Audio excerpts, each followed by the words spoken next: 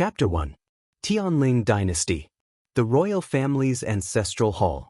Inside the solemn and serene hall, a thick smell of blood permeated the air.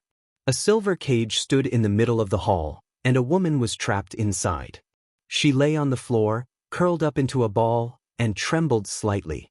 Her gorgeous palace gown was stained with blood, and the hem of her dress was strangely empty. Her legs had been chopped off. A series of footsteps sounded, and Shanghai Yu looked up with difficulty. A familiar face came into view.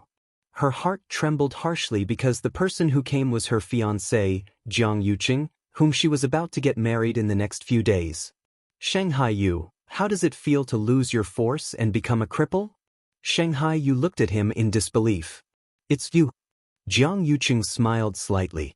I've added some powder to your snow tea every day for the past 3 years. How does it taste? Shanghai Yu was stunned for a moment before she smiled sadly. I thought that he was being nice, but I didn't know that he wanted my life from the start. Her expression gradually turned cold. Jiang Yuqing, do you know what kind of crime it is to murder a princess? Jiang Yuqing smiled and didn't say anything. Another female voice sounded in the hall. Sister, do you still think that you're the high and mighty princess at a time like this? Shanghai Yu suddenly turned around and saw a woman walking over gracefully. It was the third sister that she doted on the most, Shangguanwan.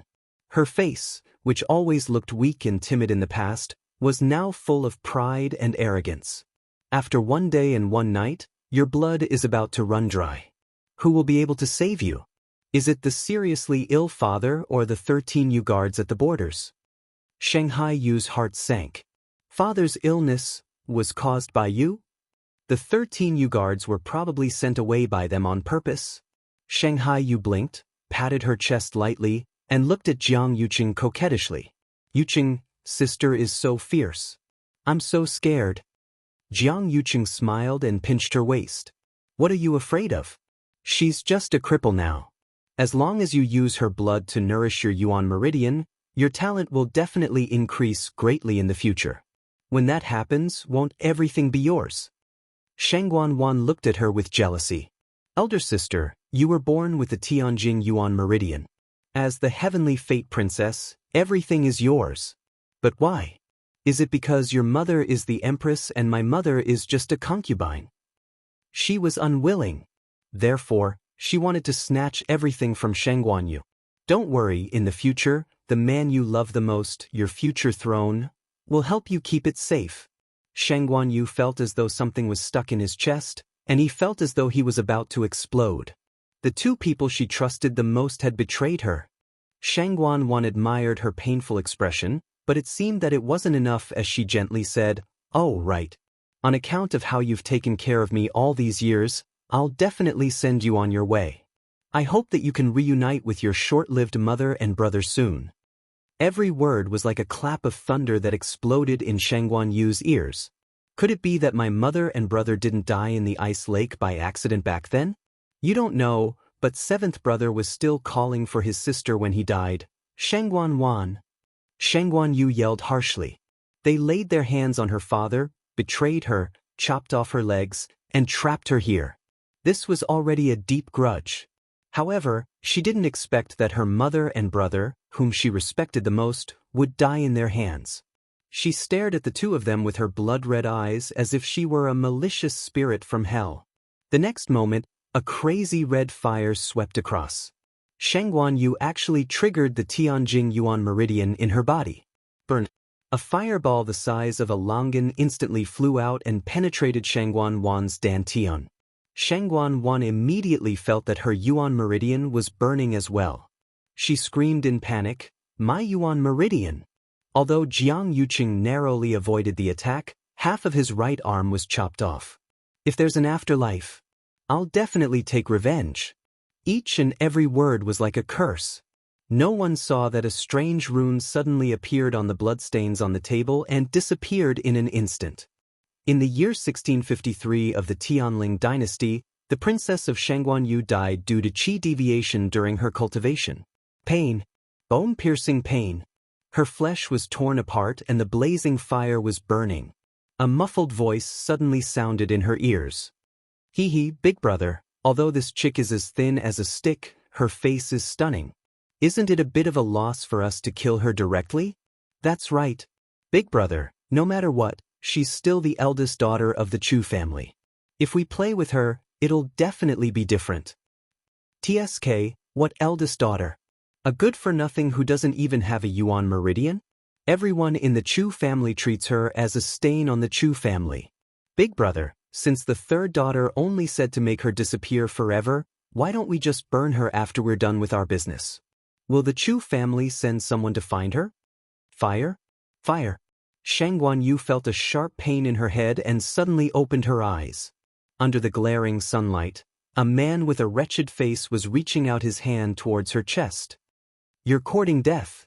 Shang Guanyu shouted and suddenly realized that her voice was completely different from before.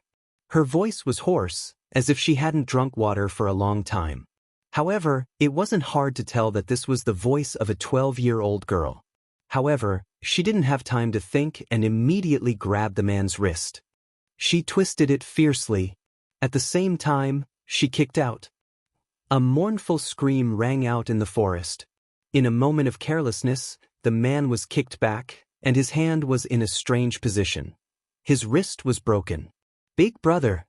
The two men behind him were shocked and hurriedly supported him. When they saw that he was injured, they were shocked and turned to look at the young girl. What happened?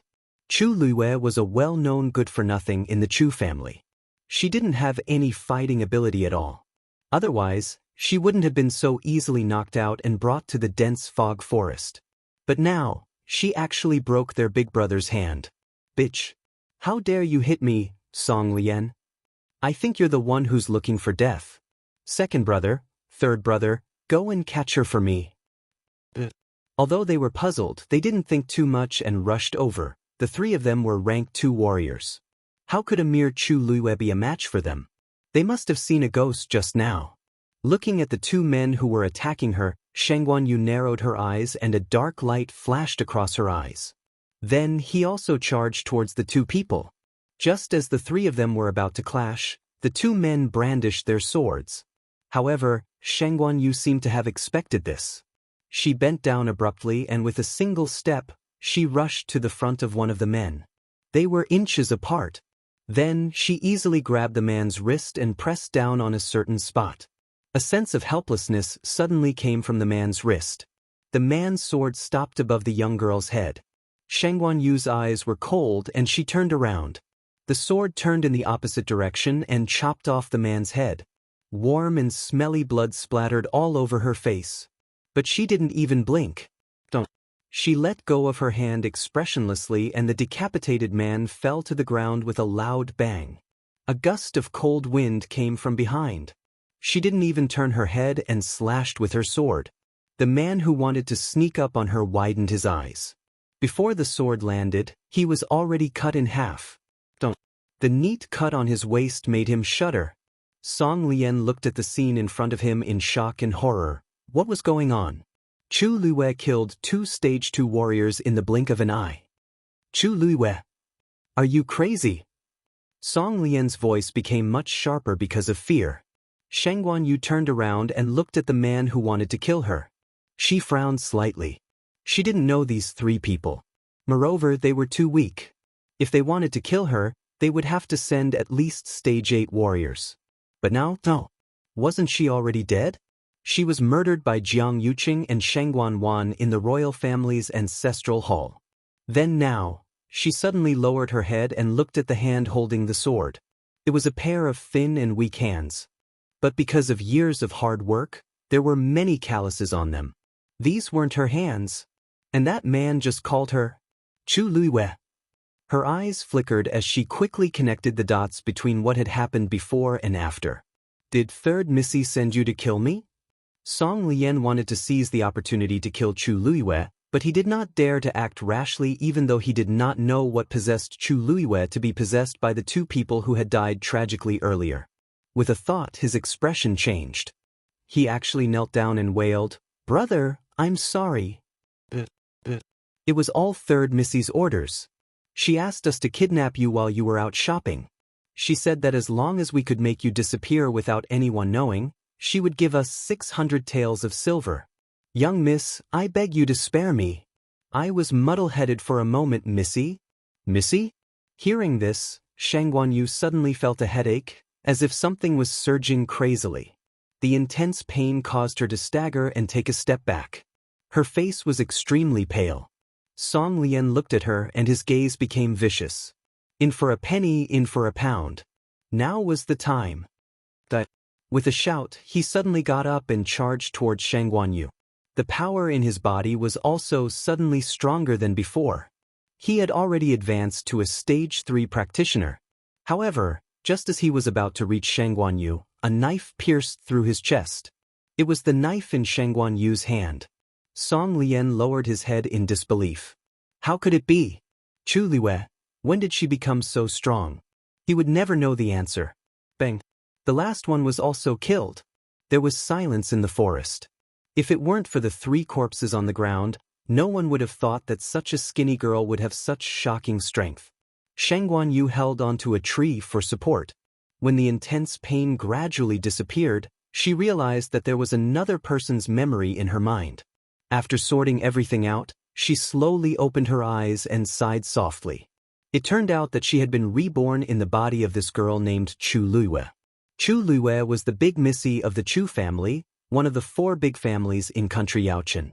Although she was called the big missy, her life was worse than that of the servants.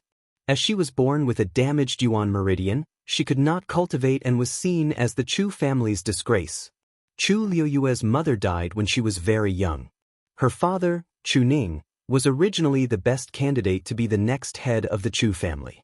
However, he was seriously injured a few years ago, and his status in the family plummeted. As such, it was not hard to imagine how much Chu Liwei had been bullied since she was young. The so-called third missy of the Chu family, who wanted to kill her, was her second uncle, Chu Yao's daughter, Chu Xianmin. The reason why she wanted to kill Chu Liwei was that Chu Liwei had a marriage agreement. She was engaged to the current crown prince of country Yaochen, Rong Jin.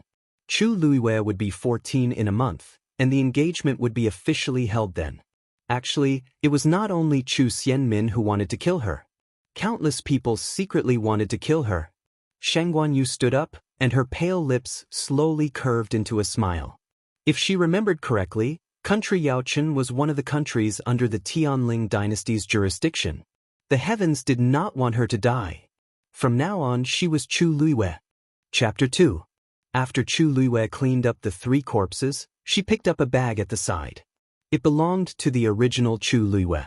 After opening it and inspecting it, Chu Liwei raised her eyebrows. There were quite a lot of banknotes in the bundle, as well as some jewels and jewels. Although to Shang Guanyu, who was once the heavenly fate princess, these things naturally did not catch her eye, but to a destitute young girl from the Chu family, it was a windfall. Is she trying to escape? Chu Liwei sneered. Not to mention that the original Chu Liwei had a soft personality and would not have the guts to do so. Even if she wanted to escape, how could she bear to leave her father, Chu Ning? The most important thing was that Chu Liwei had always been bullied by the entire Chu family. How could she have the chance to get so many banknotes and jewelry? It was obvious that someone had framed her. If Song Lian and the other 2 killed Chu Liwei, the Chu family would have to pretend to look for her for the sake of their reputation. When everyone found Chu Liu's corpse and saw these items, they would definitely think that she had taken the opportunity to steal the items and run away while she was out shopping. Death was not to be regretted for stealing. Chu Xianmin wanted to kill her and then splash a basin of dirty water on her so that she would never be able to make a comeback. Since she had borrowed Chu Liu's body, she naturally had to help her with these things. Besides, Chu Liu's identity would indeed make it easier for her to do things in the future. After checking the items, Chu Liwei looked around and could faintly hear the sound of a stream. She was now covered in blood and needed to take a shower. Coincidentally, there was a change of clothes in the bag, so it was convenient. After passing through the lush forest for about 15 minutes, Chu Liwei finally saw a blue lake in front of her. What was even more surprising was that there was a layer of white mist floating above the lake. Even standing by the lakeside, one could only see the blue lake water rippling gently.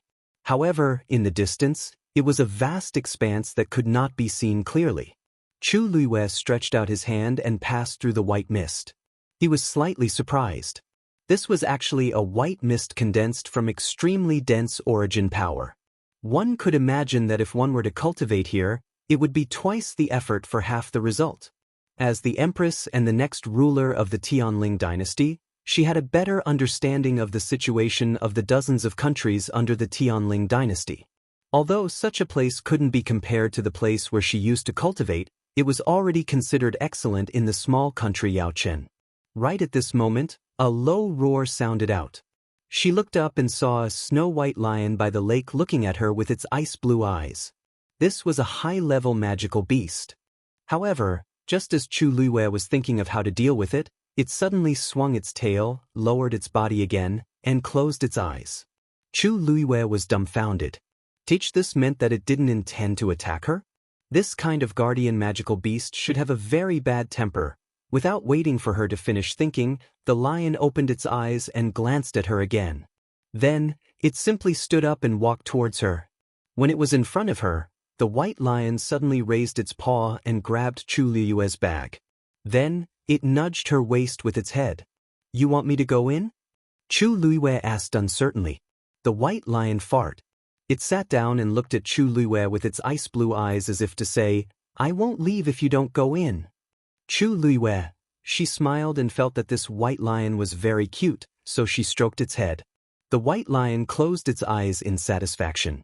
Only then did she take off her blood-stained clothes and enter the lake, allowing the warm lake water to surround her.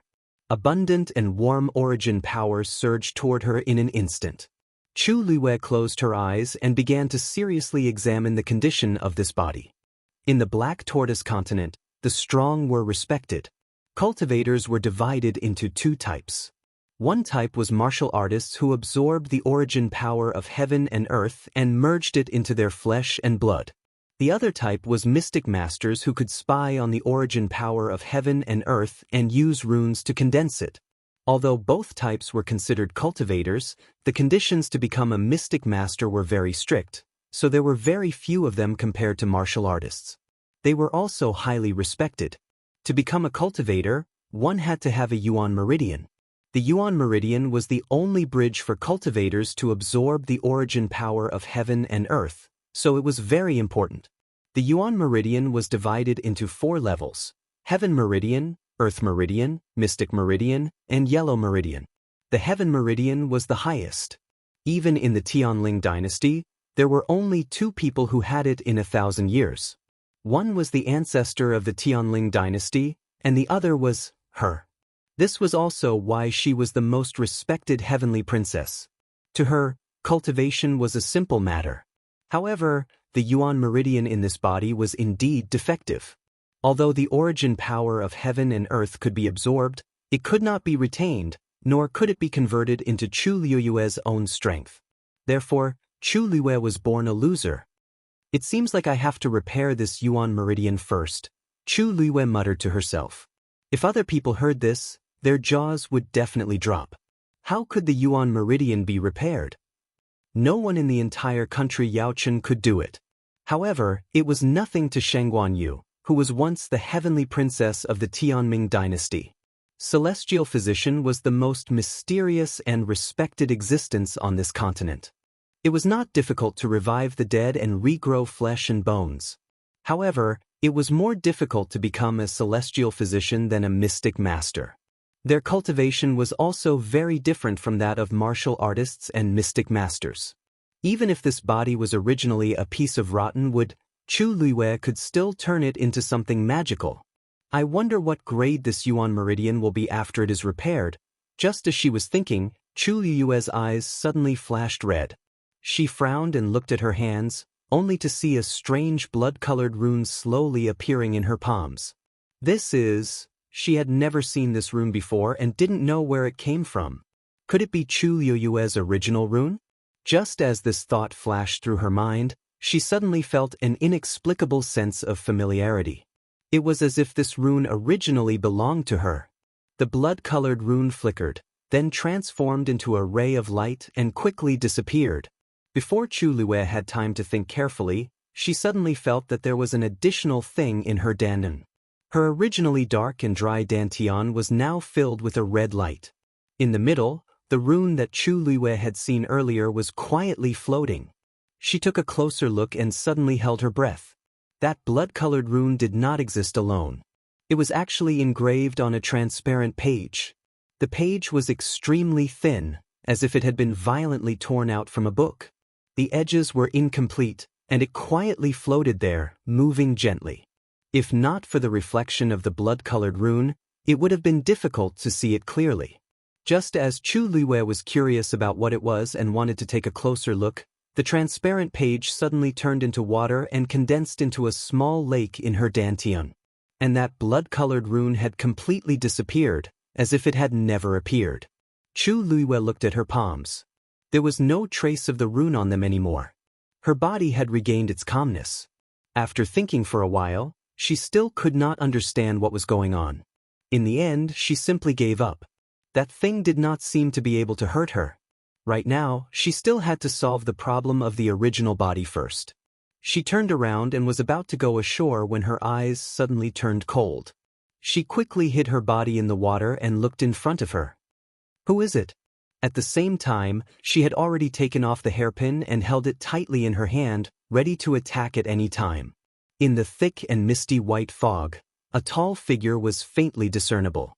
Then, a low and gentle man's voice was heard, with a hint of a smile. "Little girl, it's not very good to intrude into other people's place like this." Probably because of the mist above the lake, his voice was slightly dragged out, tainted with a hint of laziness. Chapter 3. There was actually a man hiding in this lake. Chu Luiwei's heart trembled. She had been here for so long, but she did not notice at all. Although she did not have the strength she had in her previous life, she still had the corresponding eyesight and sharpness. Otherwise, she would not have been able to deal with Song Lian and the other two by herself. This man's strength must be extremely strong. "This is your place?" she cautiously asked. The sound of water could be heard. Chu Luiwei could vaguely see a tall figure coming out of the water. Although it was separated by the white fog, she could still see the outline. Straight shoulders, broad back, and the arc of his body that faintly disappeared into the lake. Chu Luiwei clenched the hairpin tightly and continued to stare at it. She had just been reborn. She did not want to die so carelessly again. Suddenly, a low laugh could be heard. "Is it that beautiful?" Then a gust of wind blew, and the white fog dispersed. The man's figure became clearer. It seemed that he wanted to be honest with her. Chu Luiwei sneered in her heart. What kind of world had she not seen? Why would she be afraid of this? The fog is covering it. Naturally, I don't know if it's beautiful or not. Why don't I give you an answer after I see it clearly? The white fog that was originally drifting seemed to have stopped for a moment. The other party probably did not expect that such a young lady could say such words. "If you really want to see it, I'm naturally happy. I'm afraid that before you can see it clearly, your hairpin will have already pierced my chest, right?" The man did not seem to be thinking. There was a hint of laughter in his voice. Chu Luiwei did not say anything. The other party was very strong and very smart. He could see through her plan at a glance. Obviously, he was not easy to deal with. She certainly would not choose to face this kind of person head-on. She rolled her eyes and simply tied up her hair again. Calmly, she put the hairpin back into the bun. "Sorry, I didn't know this was your place. I thought there was no one here just now, so I rashly barged in. If I have disturbed you, please don't mind." The man was silent for a moment. His voice seemed to be far and near. "It's fine." Chu Luiwei was somewhat surprised. The other party actually let her go so easily? She was bewildered and didn't say anything. Although this Jade Ripple Lake is beneficial to the body, your Yuan meridian is blocked. It's best that you don't stay here for too long. As he spoke, the man stood up and walked to the shore. Yemi saw how he moved, and he was already dressed. Even though there was a white mist covering his figure and she could barely make out his figure, she could still tell that this man's figure was indeed top-notch. She no longer hesitated and quickly put on her clothes, intending to leave. This man was not to be trifled with. However, before she could take a step forward, the man's voice came from behind her. "Little girl, Although I don't intend to pursue the matter, I still need to know who broke into my place today. The tone of his voice was steady, but there was a trace of the dignity of a superior that could not be refuted. Did he want her to tell him who she was? Chu Luiwe turned around. A man was standing not far away. She held her breath slightly.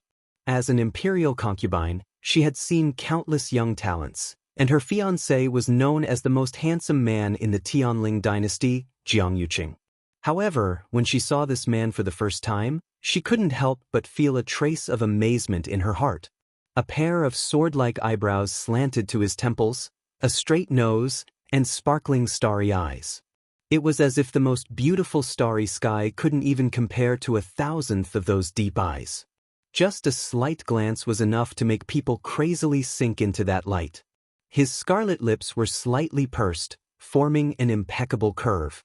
His thin lips, which originally appeared somewhat fickle, had a bit of a peach color because of the pearl in the middle of his lips. His eyes were the cleanest starry night in the world, but his lips were the most ambiguous spring color in the world. Pure and mysterious, gentle and elegant, and noble, he was like an unfathomable contradiction. Just by standing there, he seemed to attract everyone's attention and make people go crazy. Chu Luiwe sized him up and silently said a word in her heart, "Evildoer." Chu Luiwe. She had no intention of hiding her identity. After all, the other party looked like a very capable person. Lying would only add to the trouble. The man opposite her was also looking at her, but his gaze was like the moonlight. It only swept past her indifferently and finally stopped on her face.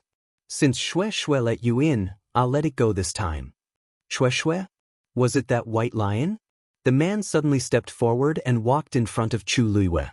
Chu Luiwe was filled with vigilance, but she still forced herself not to show hostility and looked at him quietly.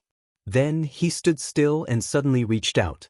His warm fingers gently brushed past her cheek. The eldest daughter of the Chu family naturally can't return in such a sorry state with bloodstains. Chu Luiwe was stunned. She looked down and saw a faint trace of blood on his finger. The two of them breathed in and out for a moment. His voice was low and stirred her eardrums. "Also, I'm Rong Xiu." Chu Luiwe wanted to say something, but he had already said, "You should leave." Chu Luiwe pursed her lips. Although she didn't know what he was planning, "Thank you." There was still a tough battle when she returned to the Chu family. Only when the girl's slender figure completely disappeared into the forest did Rong Xiu finally retract his gaze and look at the white lion. The gentle smile on his face gradually faded. "You want to curry favor with her, so you sold your master?" The white lion didn't move. "If you pretend to be dead, I'll tell her next time that you actually have another name, Flower." The white lion suddenly stood up. It was clearly called Snowflake. It wasn't called Flower. If others heard it, it would be embarrassing. The capital should be quite lively recently, so I won't hold you back. Snowflake's eyes suddenly lit up. The atmosphere in the Chu family's hall was stiff and cold. Chu Ning's face was filled with anxiety. She paced uneasily and looked outside nervously. "Her has been out for a day. It's already evening.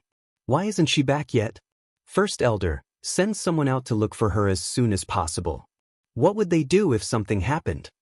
Or didn't have any strength at all? "Chu Ning, what are you worried about? It's not her first time out. How could anything happen to her? Maybe the child wants to play, so she's a little late?" The first elder, Chu Xiao, took a sip of tea and said indifferently.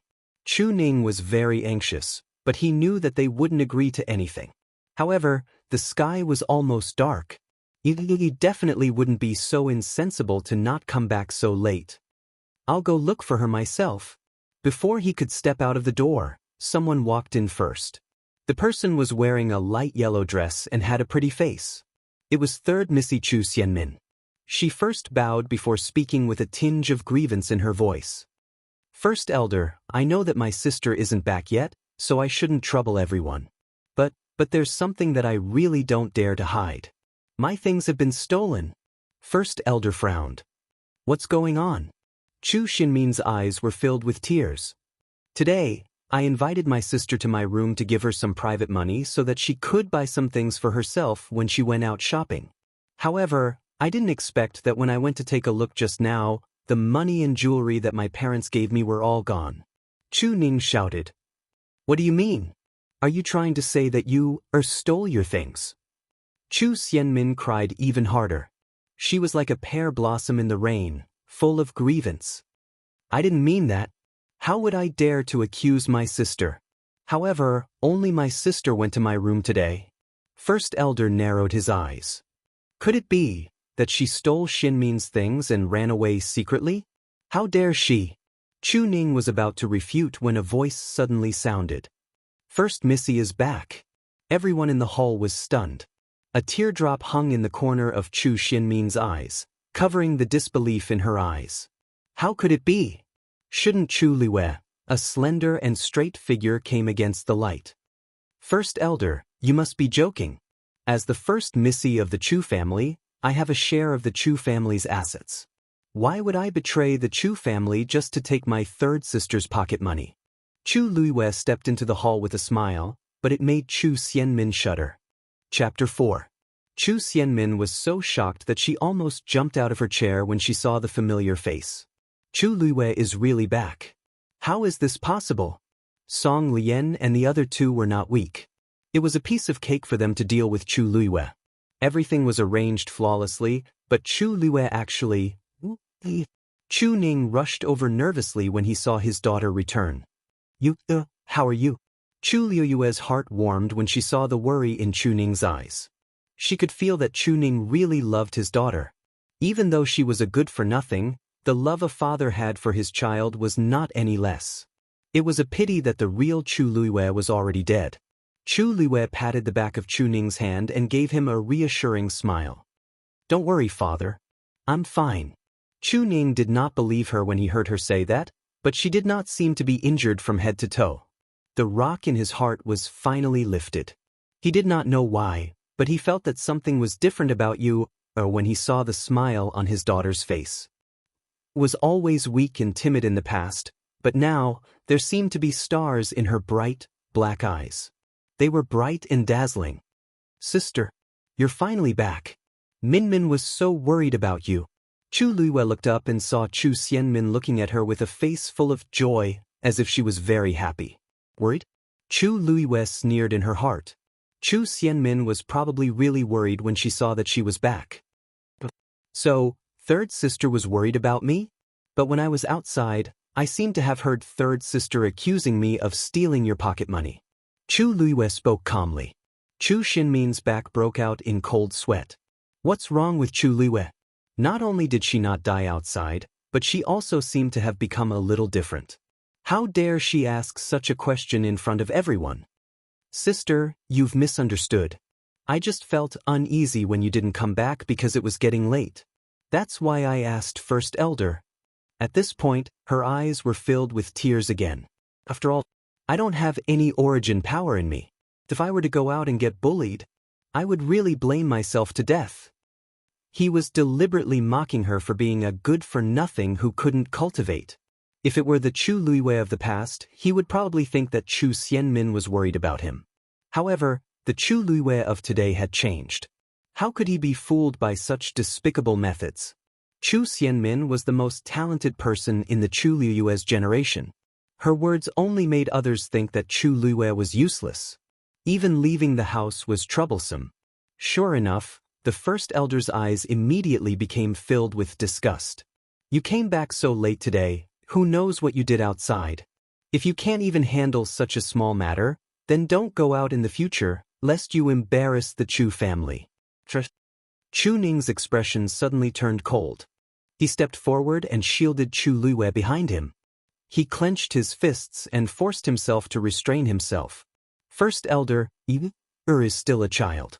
Aren't you going overboard with your words? Although he was not the same as before, he could not let others bully his daughter like this.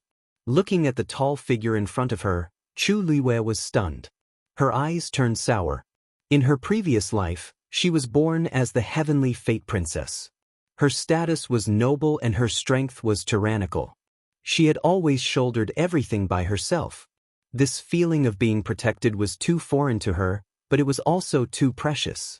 This time, no matter what, she would do her best to protect all the people who truly loved her. Father! Chu Luiwei gently pulled him and took a step forward. Chu Ning looked at her. He thought that she would be as timid as before, but he saw a pair of calm eyes. That skinny figure straightened her back and lifted her chin slightly. There was an indescribable aura around her. Don't worry, First Elder. Everything that needs to be bought is all here. It has already been sent to the warehouse. If you don't believe me, you can go and check. As for why I came back so late today, third sister should know best, right? Sister, what nonsense are you talking about? Chu Xianmin panicked when she heard this, and her tone became much colder. Could Chu Luiwei have already guessed that Song Lian and the other two were sent by me? Chu Luiwei looked at her with a half-smile and asked in surprise, Third sister, didn't you tell me? Didn't third sister give me money to buy things for you? Chu Xianmin choked. There was no such thing. However, that was exactly what she had said to First Elder and Chu Ning. She originally wanted to take the opportunity to frame Chu Luiwei, but she did not expect Chu Luiwei to go with the flow. Chu Luiwei stretched out her hand, and a pomegranate-patterned jade pendant lay quietly in her palm. Third sister, because the money you gave me was not enough, I have already left your other flower moon pomegranate jade pendant in Zhenbao Pavilion as a token. You just have to send the rest of the money tomorrow. That jade pendant was Chu Xinmin's mother's dowry. It was very precious because it looked beautiful and could nourish the body. There was no other pair in the entire imperial city. Chu Xianmin liked that jade pendant very much and often wore it. Because of this, everyone could confirm that it was indeed Chu Xianmin's. When First Elder heard this, he looked at Chu Xianmin suspiciously. Min, is what she said true? She treasured this jade pendant very much. If she did not give it away, it would be very difficult for others to get it. It would be fine if she had bought something else, but Zhenbao Pavilion was the most luxurious place in the entire imperial city. Everything inside was a top-notch treasure, and every one of them was worth a fortune. Although the Chu family was also an aristocratic family in the imperial city, it had been declining in recent years. Most of the time, it was not as glorious as it seemed. Even if he was the Chu family's first elder, he could not squander money in a place like Zhenbao Pavilion. Chu Xianmin secretly gritted her teeth. She had purposely taken it out to make everyone believe that Chu Luiwei had stolen something and escaped. She did not expect. I liked an item in Zhenbao Pavilion, but I've been busy with cultivation recently and have no time to go out. That's why I asked sister for help. In this situation, she had to admit it even if she did not want to. Although the items in Zhenbao Pavilion were expensive, she could still afford one or two of them. It would not be too late to deal with Chu Luiwei after she investigated Song Lian and the other two's situation. Hearing her mention cultivation, the first elder's expression eased a lot and he said warmly, "What's wrong with that? You are the Chu family's most outstanding seedling. Just tell me what you want." Chu Xianmin smiled sweetly. "Thank you for your kindness, First Elder." Chu Luiwei sneered in her heart. How could it be so easy to fool her? She could not completely oppose Chu Xianmin now, but it was impossible for her to silently suffer losses. Does this mean that First Elder plans to pay for the rest of the money from the public account? Chu Luiwei asked curiously. Both First Elder and Chu Xianmin were stunned and hesitated. The Chu family had strict rules. Everyone's monthly allowance was distributed according to their rank. If they openly took the money for Chu Xianmin, others would inevitably be unhappy. This is Min's matter. Min should be responsible for it herself. Chu Xianmin naturally could not ruin the reputation she had built up over the years. She immediately took over the matter. Although the items in Zhenbao Pavilion were expensive, she was usually doted on and had saved up a lot of money. Spending a few thousand taels of silver on one or two items was not a big problem. As she spoke, she smiled and looked at Chu Luiwei with a generous, gentle, and noble look. "Sister, we can just go and collect the treasures tomorrow, right?"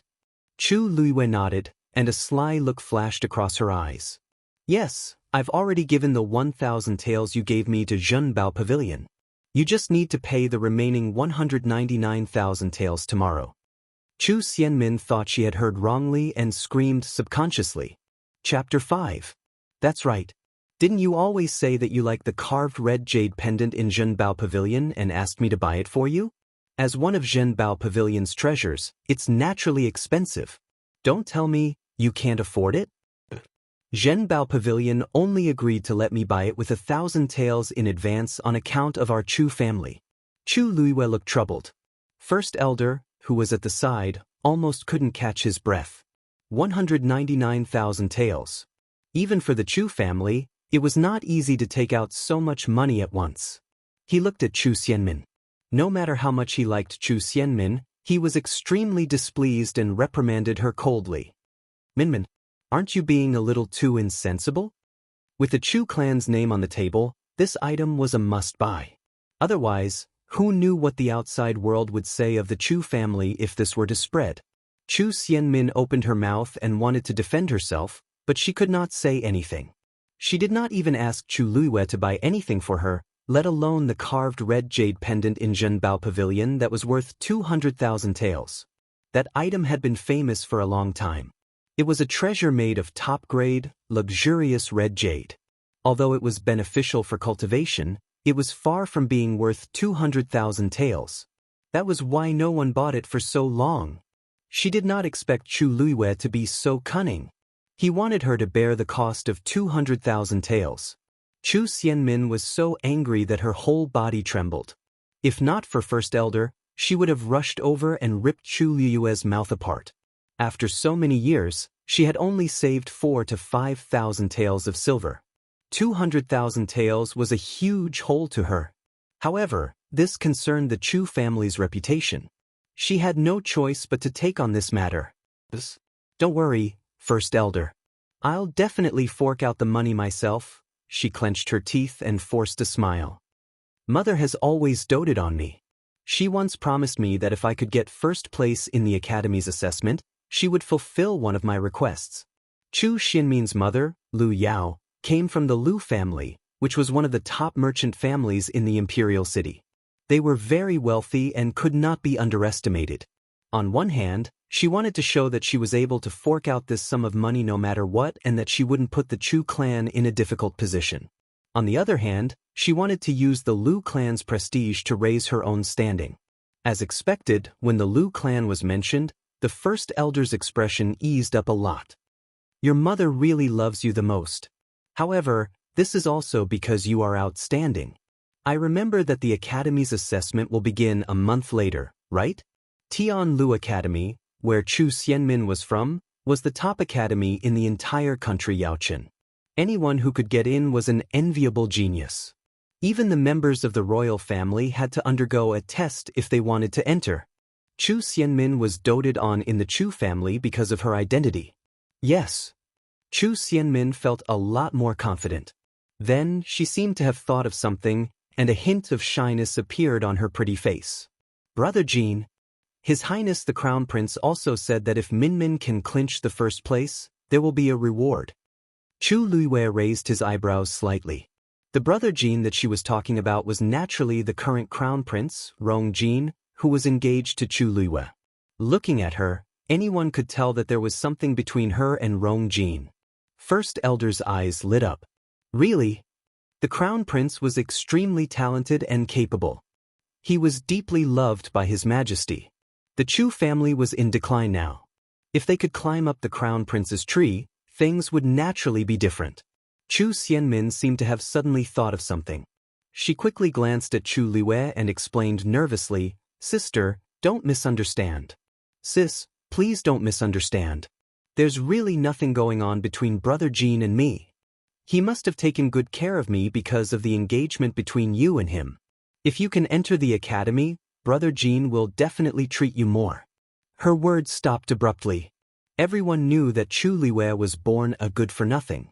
He couldn't even cultivate normally, let alone enter Tian Lu Academy.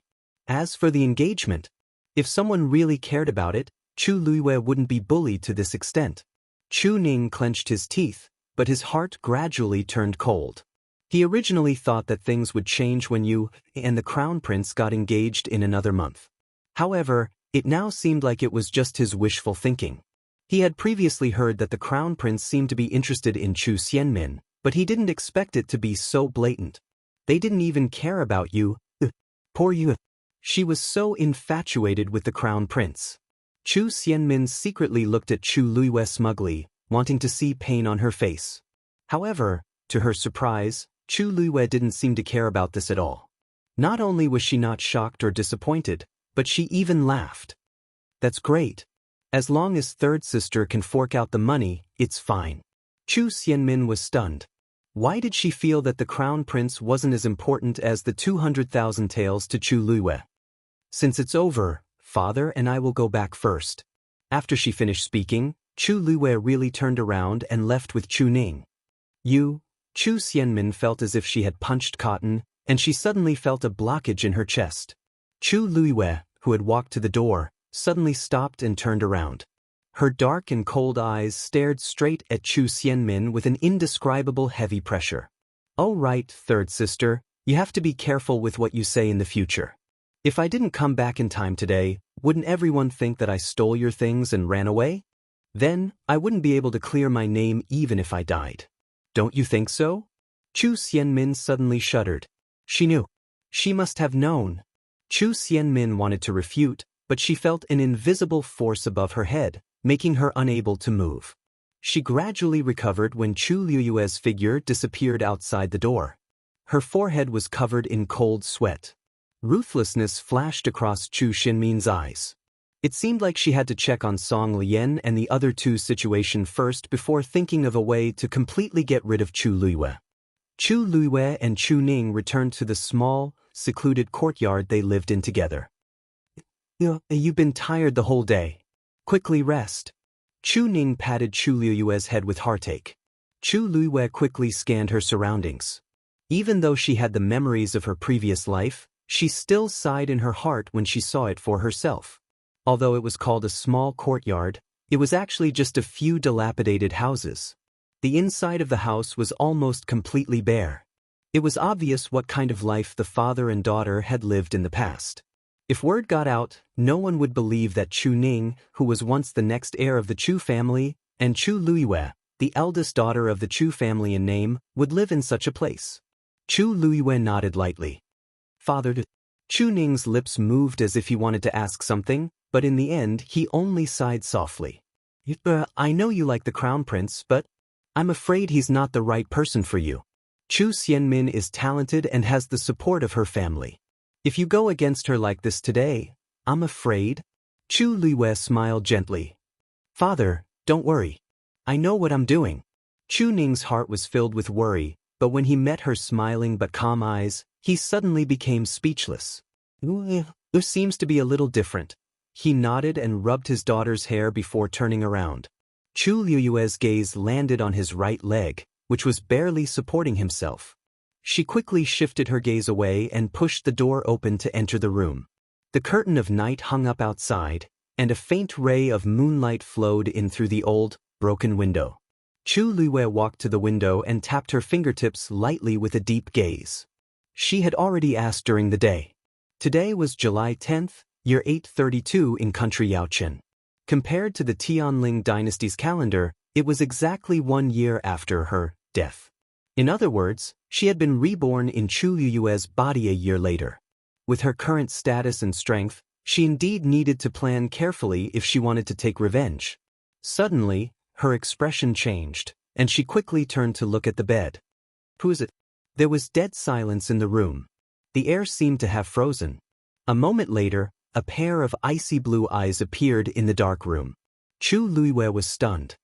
Only then did she see clearly that it was a huge white lion nesting obediently on her bed. Chapter 6. Why are you here? Chu Luiyue relaxed and her voice became much gentler. Although this white lion looked very ferocious, she could feel that it seemed to be very close to her. It even purposely restrained its strong demonic aura. The white lion got up and jumped down from the bed. It silently jumped in front of Chu Luiyue. Its body was very tall and strong. Chu Luiyue, who was already thin and weak, looked even more petite in front of it. It was as if it could easily swallow her with its mouth. Even the entire room seemed much narrower and lower. Xue Xue's icy blue eyes blinked. It lowered its huge head and swayed beside Chu Liyue's hand. Chu Liyue was stunned. For a moment, she was not sure what it wanted to do. Seeing that she did not move, Xue Xue moved closer and looked up at her eagerly. Chu Liyue's eyes twitched. Was it asking to be caressed? She tentatively reached out her hand and placed it on its head, gently caressing it. It felt incomparably soft and smooth fur. It felt very good to the touch. It could be seen that it had led a very good life to be able to become like this. Only then did Xue Xue close its eyes in satisfaction. It stretched its body and swung its tail. It let out a satisfied groan. Chu Liyue, had it made up its mind not to leave? Hey, shouldn't you go back to your master's place? What's the meaning of you staying here? However, Xue Xue did not seem to care. It closed its eyes and did not move, as if it had really fallen asleep. Chu Liyue did not know whether to laugh or cry. Although she did not know why the white lion was doing this, it was already late. If she insisted on letting it go back, it might cause some trouble. By then, it would be even more troublesome. After thinking for a moment, Chu Liyue decided not to dwell on this matter. She gently patted its head and went to bed to rest alone. When she touched the blanket, she realized that it was actually warm. A light bulb went off in her head. Did this guy come here just to warm my bed? In the next moment, she could not help but laugh. I'm thinking too much. If you must stay here, you have to make it clear that you can't let anyone else know. Xue Xue opened its eyes and swung its tail happily. Chu Liyue lay on the bed and sorted out the things she had to do the next day before gradually falling asleep. When she gradually fell asleep, the white lion, which seemed to have fallen asleep long ago, opened its eyes and looked at Chu Liyue. Chu Liyue Xue Xue seemed to have dreamed of something. Her brows and her forehead and her lips were pale. A silver ray of light seeped out of Xue Xue's body and slowly entered Chu Liyue's body. In her dreams, Chu Liyue felt as if her body was in a warm pool of water. It was rare for her to feel relaxed and comfortable. Only then did she gradually relax her tightly knitted brows and fall asleep. While Chu Liyue was sleeping peacefully, there was one person who couldn't fall asleep, Chu Xianmin. Ting Fong Garden's door was tightly shut. Chu Xianmin stared at the man kneeling in front of her and tried her best to suppress her anger. Third Missy, I've already checked carefully, but I didn't find any traces of Song Lian and the rest. Chu Lianxing's back was covered in cold sweat. How is that possible? Chu Xianmin interrupted him harshly. The plan was flawless. As long as Chu Liyue went out, we could have directly knocked her out and brought her to the forest to finish her off. Previously, you said that Song Lian was already a stage 3 warrior and that dealing with a mere Chu Liyue would not be a problem. But now, Chu Liyue is not dead, and even Song Lian and the rest are missing? Is this how you do things for me? Third Missy, logically speaking, this should be the case. I saw them bring Chu Liyue out of the city gate with my own eyes. But who knew that she was not dead? After knowing that Chu Liyue had returned alive, he felt that something was amiss and immediately went to check on Song Lian and the rest. However, no matter how hard he searched inside and outside the imperial city, the three of them seemed to have evaporated into thin air. At this point, he realized that something was wrong. She must have known that I was the one who did it, Chu Xianmin said hatefully. Thinking about how she had been frightened by Chu Liyue's gaze, she felt a wave of anger. Third Missy, so what if she knows? She's just a good-for-nothing. What can she do? Idiot! If she really didn't do anything, then why did Song Lian and the rest disappear? Chu Lianxing did not dare to say anything else. Chu Xianmin secretly gritted her teeth. She would not be at ease as long as Song Lian and the rest were not found. Who knew how Chu Liyue came back alive and how she dealt with those people? If she used this as leverage against her, continue searching. Also, send someone to secretly monitor Chu Liyue. If there are any abnormalities, report to me immediately. After Chu Lianxing left, Chu Xianmin's eyes gradually became gloomy. Chu Liyue actually dared to turn against her. Then she could not be blamed for being merciless. A good night's sleep. The next morning, when Chu Luiwei woke up, she realized that Xue Xue had already left. It was as if it was keeping watch for her at night. Chu Luiwei smiled and shook her head. This was the first night after her rebirth.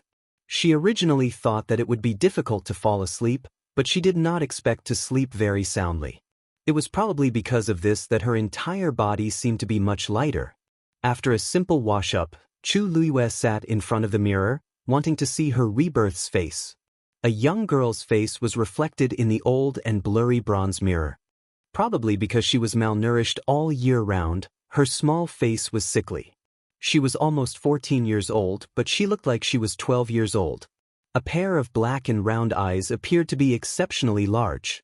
Even so, it was not difficult to see that this small face was actually very beautiful. She was still young and inexperienced now, but she would definitely be a rare beauty after a few more days of growth. Perhaps it was because she had changed, but the pair of dim and timid eyes had become calm and determined. They were as bright as the stars, and there was a vague sense of nobility between her brows. She was like a pearl covered in dust that started to emit a dazzling light after the dust was wiped away. Chu Luiwei stared at this face, and the expression in her eyes changed. After a long time, she finally let out a long sigh. This face was actually 40% to 50% similar to her in her previous life. After a while, she collected her thoughts, packed up, and left the house. The Chu family had strict rules, and the normal people who entered and left the house were checked very strictly. However, Chu Luiwei's status was low and she was often sent to do some servants' errands. Thus, when the guards saw her leaving the house, they did not question her too much. Unknowingly, this made it much easier for her to do things. After leaving the Chu family, she went straight to Zhenbao Pavilion. Just as she stepped into Zhenbao Pavilion, a middle-aged man immediately welcomed her with a face full of smiles. "Big Chu Missy, you're finally here. I've been waiting for you the whole day." This middle-aged man was the second in command of Zhenbao Pavilion, Yengu. Most people would politely address him as Second Master Yen when they saw him. Everyone knew that Zhenbao Pavilion was backed by a mysterious power and could not be offended. Thus, their attitude towards Yengu and Zhenbao Pavilion was very respectful. But now, he was especially enthusiastic towards Chu Luiwei. Chu Luiwei smiled. It seems that Second Master Yen is very satisfied with yesterday's business deal. Yengu laughed. "This is all thanks to Big Chu Missy." That item had been in the market for many years. It was not that no one liked it, but because it was too expensive and not worth the price, it was shelved. Who knew that Chu Luiwei would directly say that she could sell that item the moment she came yesterday? At first, he did not believe it, but early this morning, the Chu family and the Lu family sent money over. At this moment, he looked at Chu Luiwei as if he was looking at the god of fortune. "You said yesterday that there would be a good deal today. I wonder." Yengu rubbed his hands excitedly, his eyes shining as he looked at Chu Luiwei. Chu Luiwei tapped the table lightly with his fingertips. "Second Master Yen, I'm not here to buy anything today. I'm here to sell something." Yengu was stunned. Chu Luiwei took out a piece of paper from his sleeve and handed it over. Yengu took it and his eyes widened in shock. Chu Luiwei said leisurely, "Chapter 7. Yengu was not surprised to hear the price. Instead, he looked at Chu Luiwei in surprise and shook the thin piece of paper in his hand. "First, young Mistress Chu, do you really intend to sell this?" Chu Luiwei nodded. "I believe Second Master Yen understands this price. You won't lose out at all, right?" Yengu smiled bitterly.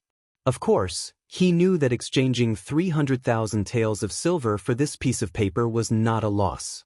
It could even be considered a huge profit. But the point was, this thing was a hot potato. "First, young Mistress Chu, you've really given me a hot potato. Because this piece of paper was actually a deed to a land.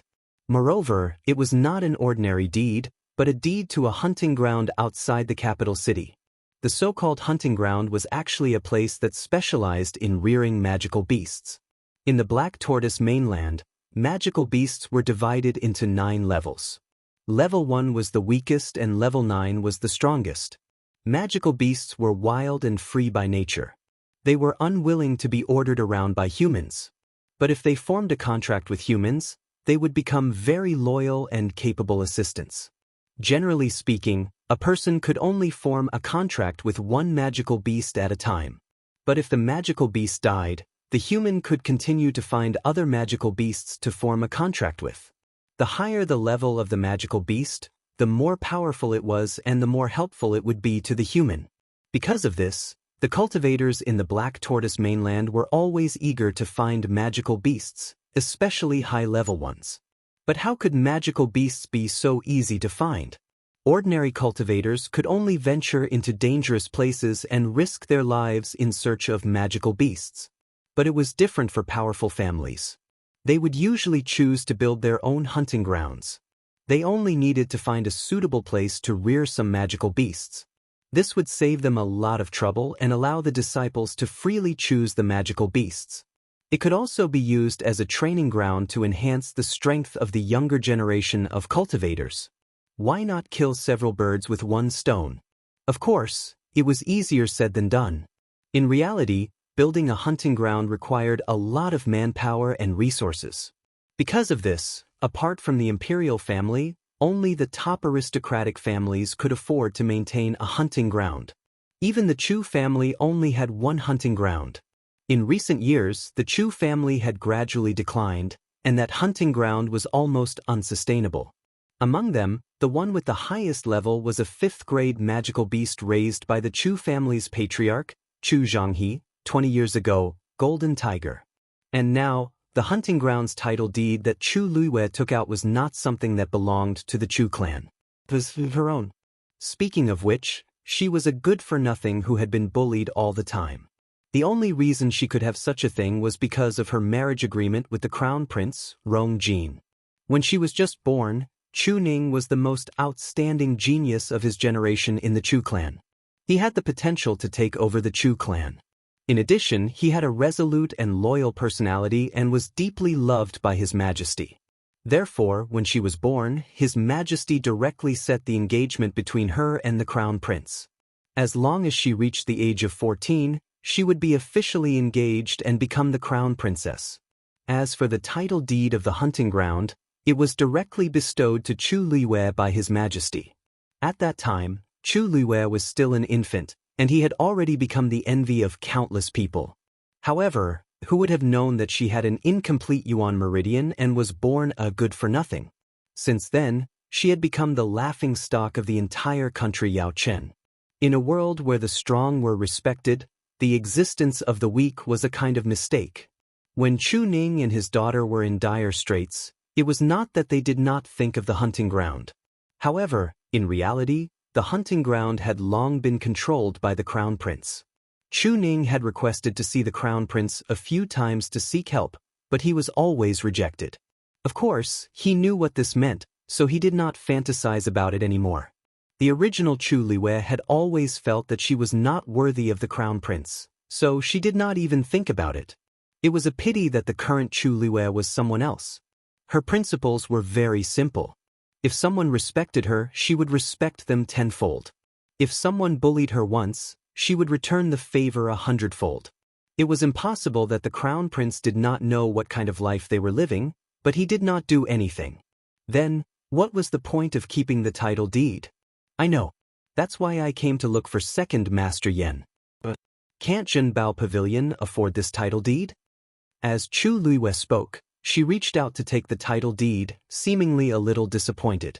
Second Master Yen hurriedly and carefully kept the title deed in his sleeve and chuckled. Look at what you're saying. I don't dare to talk about other things, but there's no business that Zhenbao Pavilion doesn't dare to do in country Yao Chen. Since you dare to send money to us, we naturally dare to accept it. Chu Luiwei was calm and composed as she sneered. My name is clearly written on the title deed. Why wouldn't I dare to accept it? Everyone knew that the title deed was given to her by the emperor, but she was just a good-for-nothing now. No matter how one looked at it, she was not qualified to be the crown prince's consort. Anyone who wanted to save face would take the initiative to return the title deed. However, how could Chu Luiwei do such a stupid thing? She would do the same to others. Before she came, she had asked around. Zhenbao Pavilion had a special status, and everyone in the imperial city treated them with respect. No one else dared to accept the title deed, so Zhenbao Pavilion was the only choice. Indeed, it was as she had expected. Zhenbao Pavilion could really take this business. Yan Gu carefully sized up the young lady in front of him again. This is really strange. It was rumored that the eldest daughter of the Chu family was born a good-for-nothing. She was weak and incompetent, and even the servants in the Chu family could bully her. However, the person in front of him was clearly different. Straightforward, resolute, generous, and composed. Although the clothes he wore were old and tattered, his entire body emitted an indescribable noble aura. His appearance was still young, but the space between his brows revealed a composure that was rarely seen in ordinary people. He had only seen this kind of aura on one person before. Great. Zhenbao Pavilion will take this business. Should I give you banknotes or? Yan Gu rubbed his hands excitedly. The hunting ground had been carefully maintained by the crown prince in recent years, and there were many fiends. It was a huge profit. Chu Luiyue shook her head. There's no hurry. I want to pick something first. Yan Gu was stunned and immediately said, What do you want? I'll get someone to get it for you immediately. Now, he would no longer treat the young lady in front of him as the lowly good-for-nothing who could be bullied by anyone. Chu Luiyue's eyes flashed.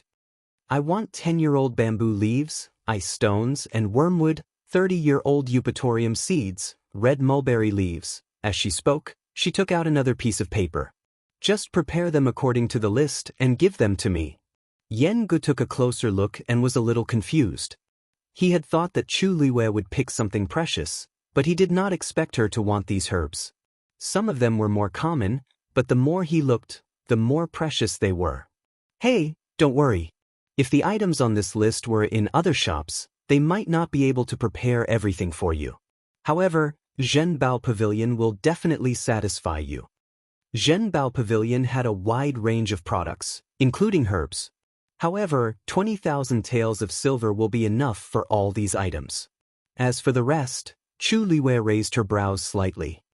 Give me 100,000 taels of silver in banknotes. Second Master Yen can keep the rest. I want you to deliver the items on this list once every 3 days. What? Yan Gu, who was used to big occasions, could not help but widen his eyes. 200,000 taels of silver. That was 10 times, a whole month's worth. Difficult? No, not at all. Zhenbao Pavilion will definitely not disappoint you. However, should I deliver these items to the Chu family? Yan Gu asked tentatively. Chu Luiyue turned around and looked in a certain direction outside the door, smiling meaningfully. Of course, I'm the first miss of the Chu family. The items I buy naturally have to be delivered through the main door. Want to spy on me? Chapter 8. The good-for-nothing Chu Luiyue from the Chu family is crazy. Almost overnight, the entire imperial city was discussing this matter. My cousin's third uncle works for the Chu family, and he saw with his own eyes that Zhenbao Pavilion's people respectfully delivered half a cart of herbs. Furthermore, they clearly said that they were delivering them to Chu Luiyue. Don't you think that's strange? That can't be, right? Everyone knows that Chu Luiyue is a good-for-nothing. How could she have anything to do with Zhenbao Pavilion? Half a cart of herbs from Zhenbao Pavilion. That must be a lot of money, right? Can she afford it? That's why I said she's crazy. Zhenbao Pavilion never does business that loses money. Where do you think she got the money from? Did the crown prince give it to her? The crown prince has never mentioned Chu Luiyue in all these years. Why would he do such a thing? Who knows where Chu Luiyue got the money? She even bought herbs. Does she think that she can rely on those herbs to turn herself from a good-for-nothing to a genius? Haha. Everyone in the imperial city was full of sarcasm, waiting to see Chu Luiyue make a fool of herself. Crown Prince Mansion. In the study, a man in a purple brocade robe was reading the booklet on the table.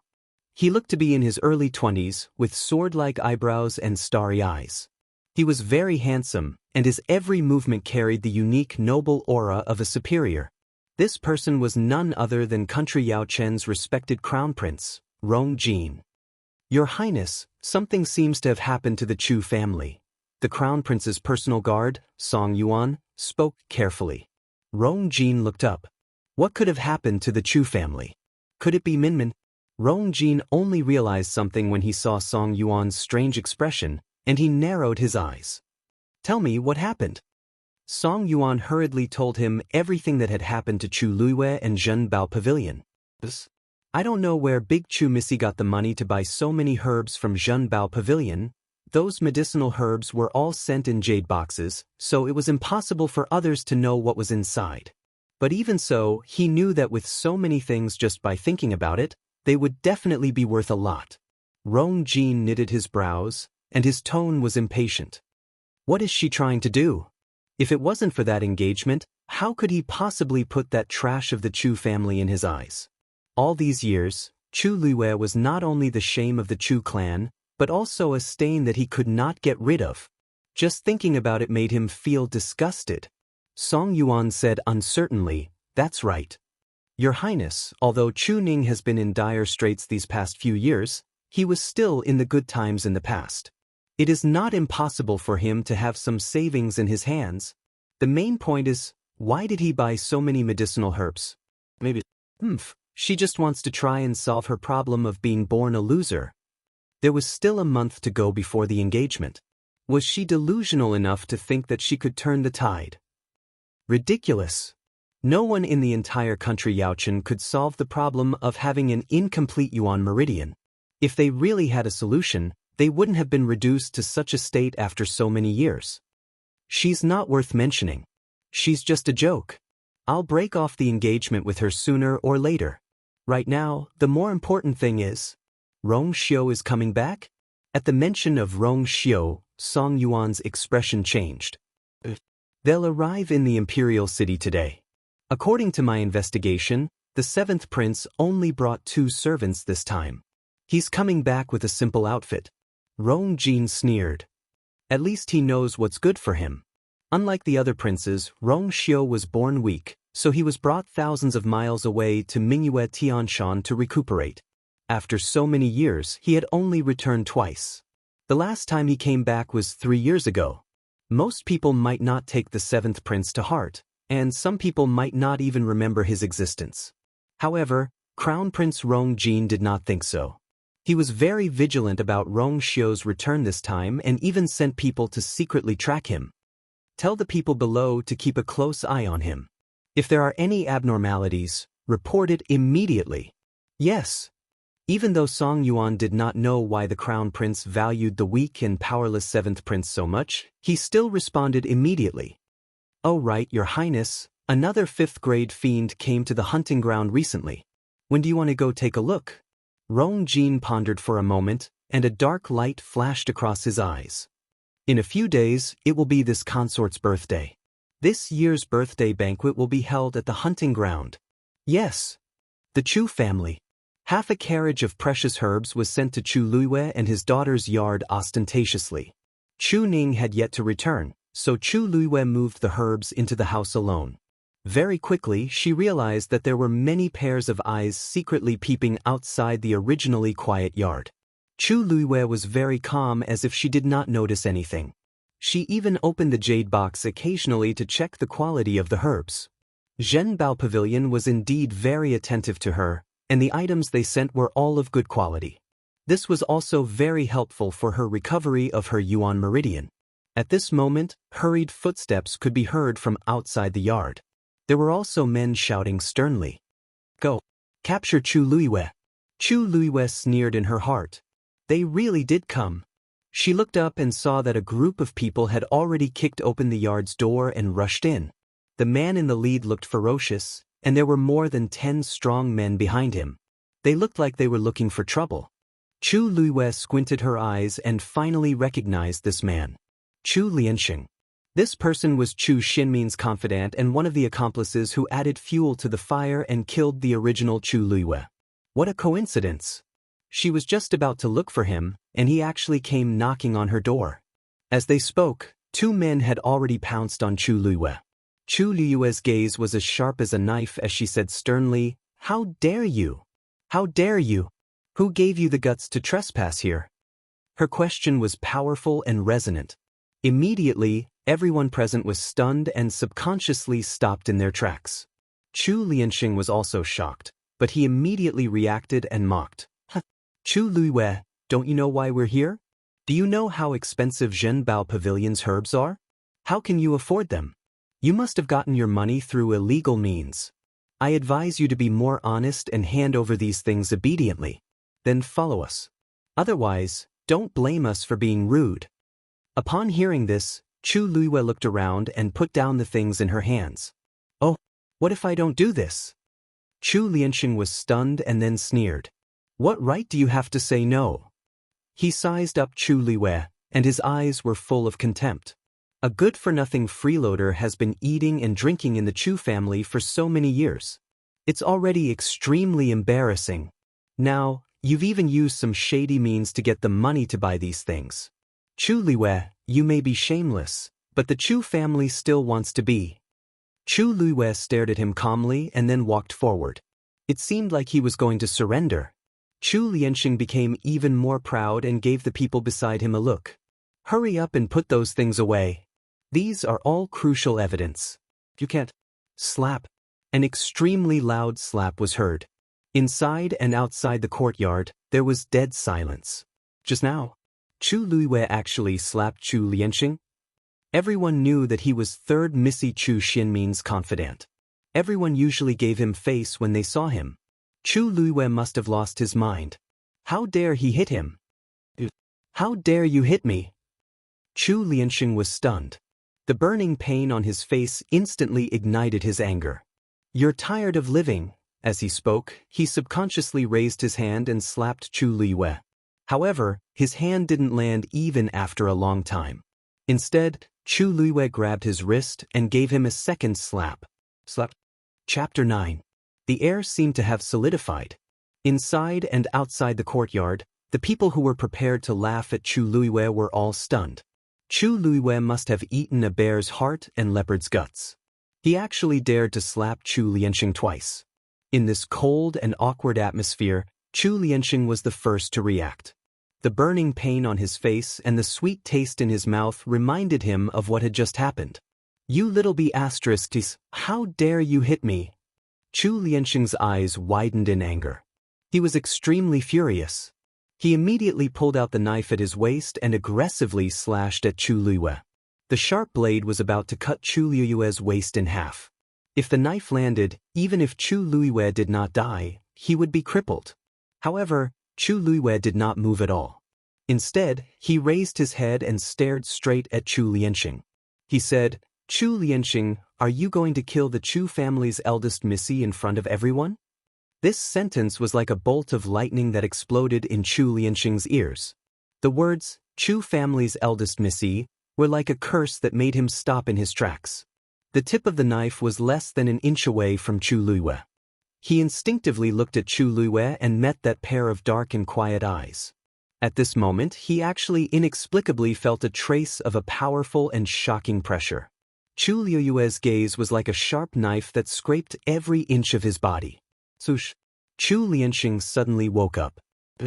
Although the young girl standing in front of him was dressed in tattered clothes and had a weak body, she was indeed the Chu family's eldest Missy. And he was just a servant who borrowed Chu Xinmin's power. This first slap is for not recognizing your status. Chu Luiwei took a step forward. Chu Lianxing subconsciously took a step back. This second slap is for not respecting your status. Chu Luiwei approached him again. Chu Lianxing's hand that was holding the knife trembled slightly. Even if I was born a good-for-nothing, the blood that flows in my veins is still the blood of the Chu clan. For so many years, I've been well-behaved and have never caused trouble. What about you guys? Each and every one of them was thinking of ways to bully and humiliate me. Have you ever thought about, where did you get the qualifications to do so? Chu Luiwei's interrogation finally made Chu Lianxing unable to rebut. Chu Luiwei, you're nothing but a complete and utter trash. It was the shame of the entire Chu clan. What right do you have to say such words? In this world, the strong were revered. You deserve what you have today. Although his words were tough, Chu Lianxing's voice was trembling. He knew that if he bullied Chu Luiwei in private, no one would pursue the matter. However, if the entire Chu clan was implicated, then it would be ugly. Chu Lianxing had always been cautious. However, this time, he was anxious because he did not know whether Song Lian and the other two were dead or alive. In addition, Chu Liyue's subsequent actions were really unsettling. That was why he had impulsively brought people here. However, he had never thought that the timid and weak Chu Luiwei would actually dare to resist. When Chu Luiwei heard this, the corners of her mouth suddenly curled up and she laughed. It's true that I'm a good-for-nothing. However, you seem to have forgotten who my grandfather is. Who is my fiancé? Chu Lianxing suddenly broke out in cold sweat. Chu Liyue's grandfather was naturally the current head of the Chu clan. As for her fiancé, he was the crown prince. Although in everyone's opinion, Chu Luiwei had no chance of marrying the crown prince, after all, the engagement was still in place. They could discuss this in private, but no one dared to say it in front of her face. Did you just call me a little bitch? Chu Liyue's smile became even gentler. Then, are you scolding grandfather and the crown prince as well? Clang. Chu Lianxing's knife suddenly fell to the ground. His legs turned to jelly and his face turned pale. He almost collapsed to the ground. Chu Luiwei naturally looked down on the so-called grandfather and fiancé of the original body. If they had shown her a little bit of pity and concern, the original body would not have fallen into such a situation. However, it was not impossible for him to use it now. I didn't. Chu Lianxing stuttered. If this matter was spread out, regardless of whether it was the Chu clan or the crown prince, even if it was just for the sake of their reputation, they would not let him off. Chu Luiwei leisurely said, Now, do you want to break your right arm to apologize, or ask my grandfather and the crown prince to uphold justice? Chu Lianxing was shocked. Chu Luiwei actually wanted him to pay such a painful price. If he broke his right arm, wouldn't it mean that his entire cultivation career would be over? He gritted his teeth and secretly glanced at the person next to him. Now, he could only stall for time and let the third miss come forward. Since you can't do it yourself, then I will do it myself. Chu Luiwei did not give him any time at all. She quickly picked up the knife that he dropped on the ground and chopped it down without hesitation. Chu Lianxing was also a stage 3 warrior. Logically speaking, he should be able to dodge Chu Liyue's knife. But he did not know why. When the knife flashed, he did not see how Chu Luiwei moved. Chu Lianxing's right arm was chopped off. Blood splattered all over the ground. Ah! Chu Lianxing let out a shrill scream as he was hit by the great pain. Everyone's heart trembled. They could not help but look at Chu Luiwei. The thin and weak girl stood there with her back straight. She held the knife in her hand and looked calm. It was as if she had just chopped off a tree branch and not a person's right arm. This made people even more fearful. Chu Luiwei, she had really changed into a different person. Even the people who were originally surrounding Chu Luiwei dismissed the thought of dealing with her when they saw this situation. What a joke! She had just mentioned the master and the crown prince. Who would dare to touch her in front of everyone?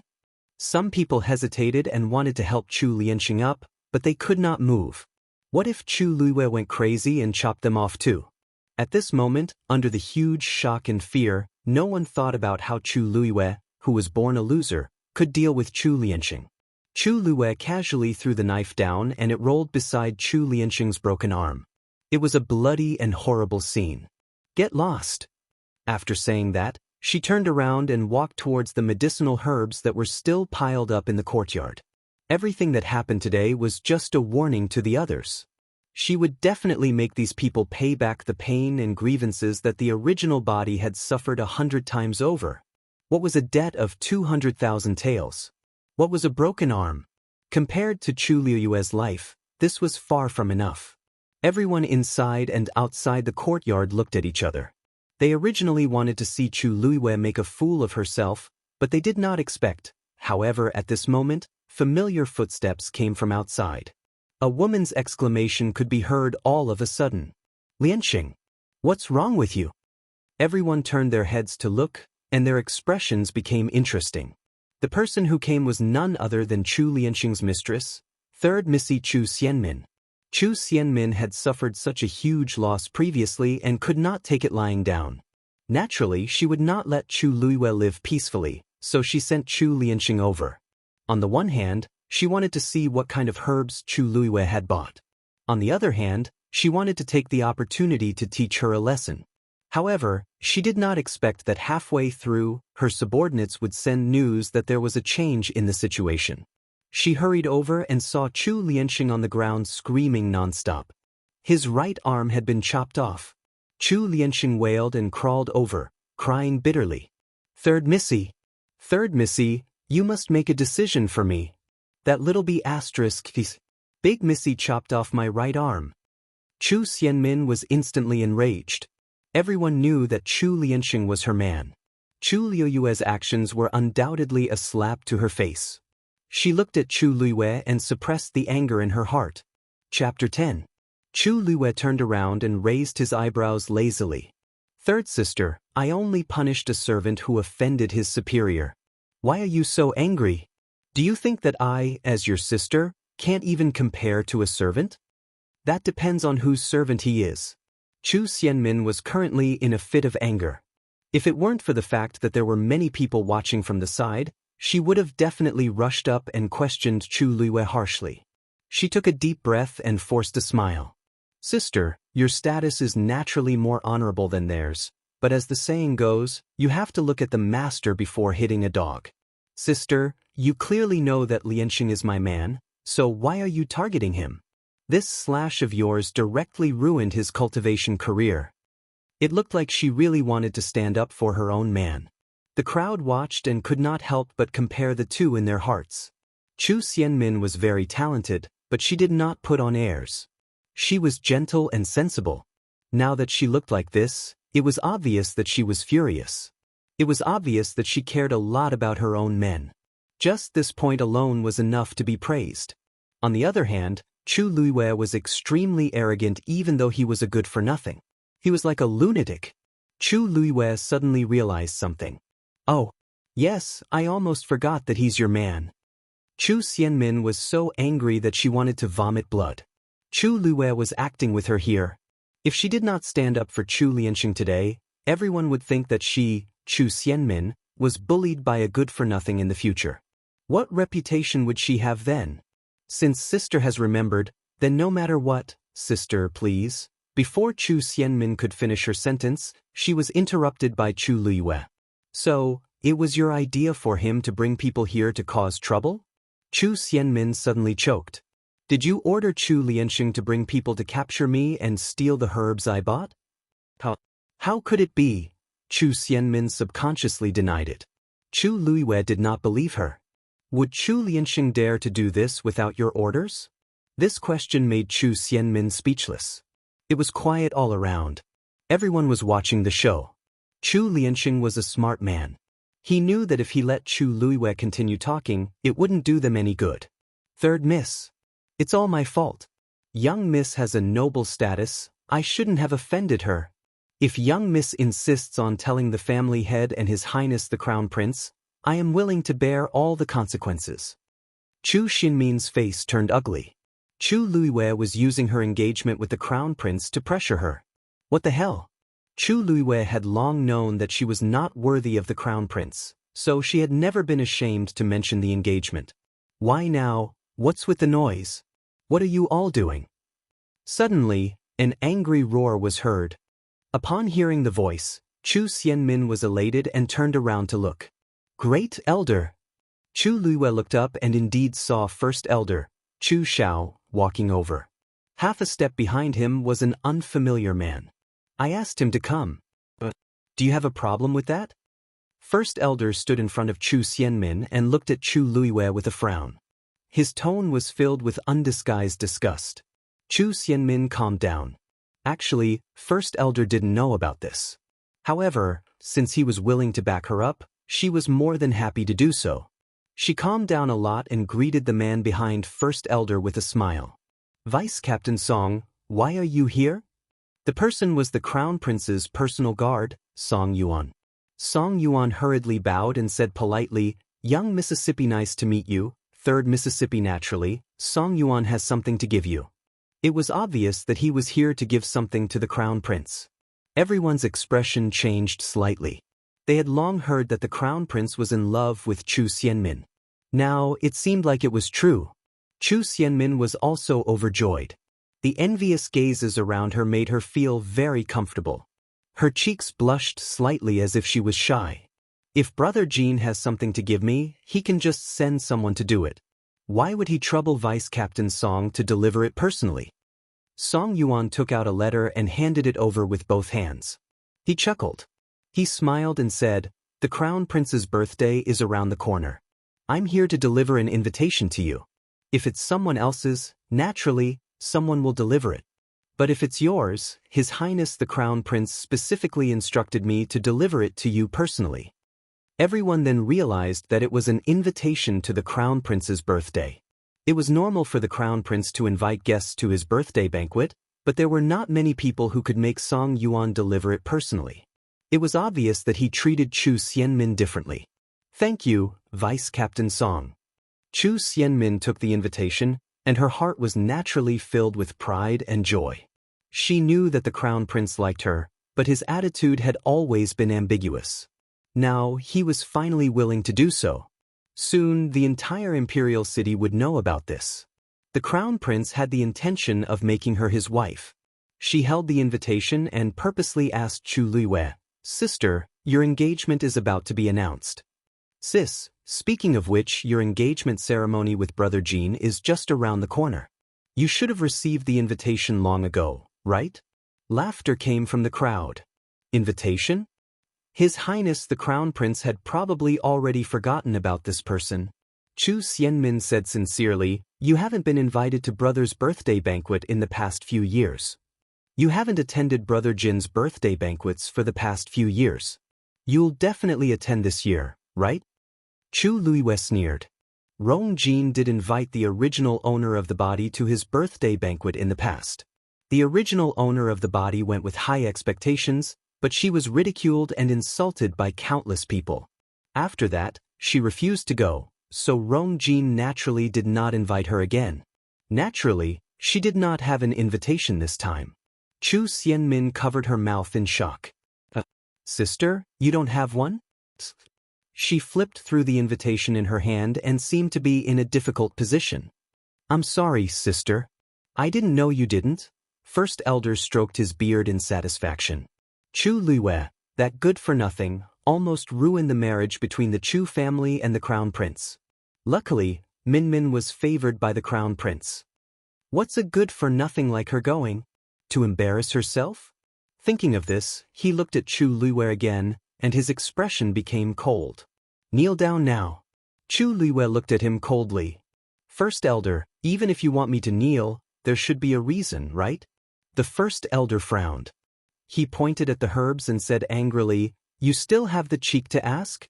Tell me, where did you get the money to buy these things?" Song Yuan glanced at Chu Luiwei. "This is the rumored good-for-nothing from the Chu family, Chu Luiwei? I've never paid attention to her before, and the Crown Prince doesn't even know what she looks like. I didn't expect her to be so restless at this juncture. What a joke." Chu Xianmin felt uneasy when she saw Song Yuan's gaze land on Chu Luiwei. Song Lian was actually Song Yuan's younger cousin. The Crown Prince might not be unaware of this matter as he acted as the middleman. Even though he had never said anything, his attitude clearly implied that she did it. However, Song Yuan probably didn't know if Song Lian was dead or alive. If he found out, Chu Luiwei was quiet for a while. Just when everyone thought she was going to admit it, she suddenly glanced at Song Yuan and spoke with a half-smile. "First Elder, where do you think I got so much money from? There aren't many people in the imperial city who would do this, right?" First Elder was about to continue scolding her, but he was suddenly stunned. "Chu Luiwei means? Did the Crown Prince give it to her?" He looked at Song Yuan with uncertainty. Song Yuan was also confused. Why would the Crown Prince give her money? However, there really doesn't seem to be any other explanation. "Third sister, you don't have to feel guilty. I won't go to the Crown Prince's birthday banquet this year." Chu Xinmin's eyes flashed with pride, but she heard Chu Luiwei say word by word. Chapter 11. B***.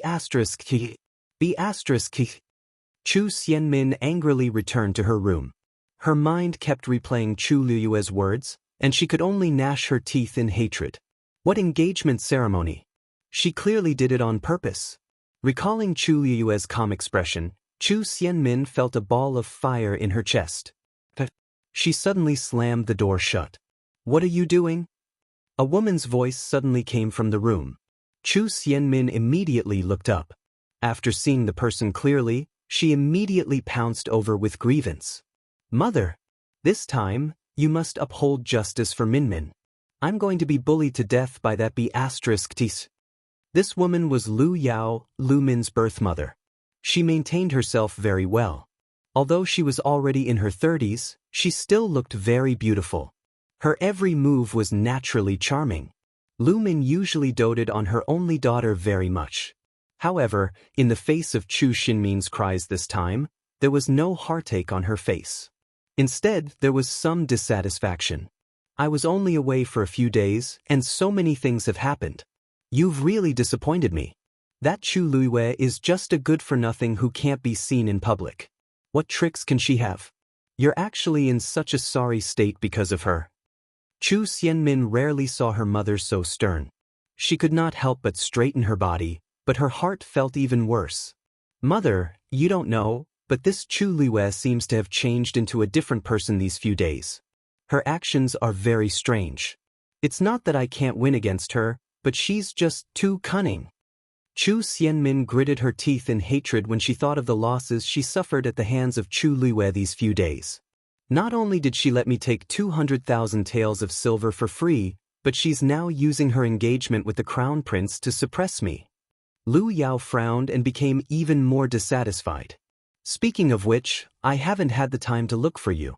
What's with the 200,000 taels? Even if the Lu family is rich, I'm no longer a part of the Lu family.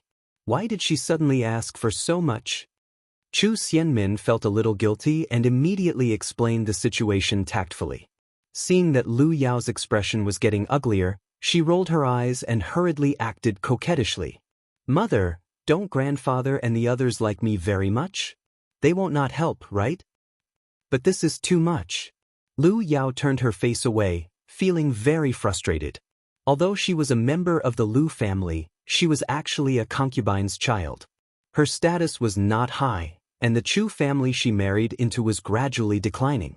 All these years, it was all thanks to Chu Xinmin's outstanding performance that the mother and daughter pair could hold their heads high in the Lu family.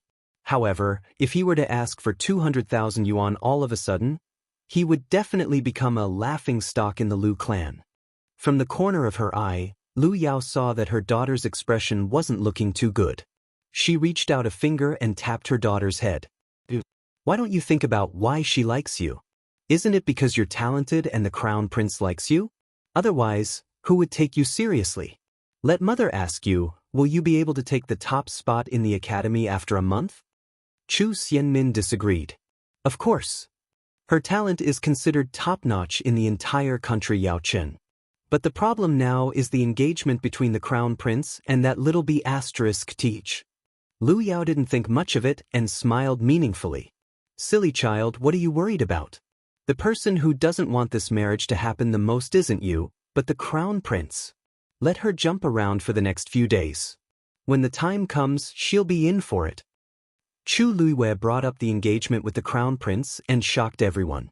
She successfully shut the mouths of First Elder and the rest, making those who wanted to see her make a fool of herself return angrily. When the courtyard quietened down again, she finally placed all the herbs in the house. Then she found a big black pot and started boiling them. If she had force, she wouldn't have to go through so much trouble. She could just use her force to form a flame to extract the herbs. Unfortunately, due to the current circumstances, she could only use the most primitive method. Although this would cause the herbs to lose their potency, she had ordered a total of 10 batches at Zhenbao Pavilion. In total, there shouldn't be a big difference. After the water boiled, she put the herbs in one by one. Soon, a fresh medicinal fragrance filled the air.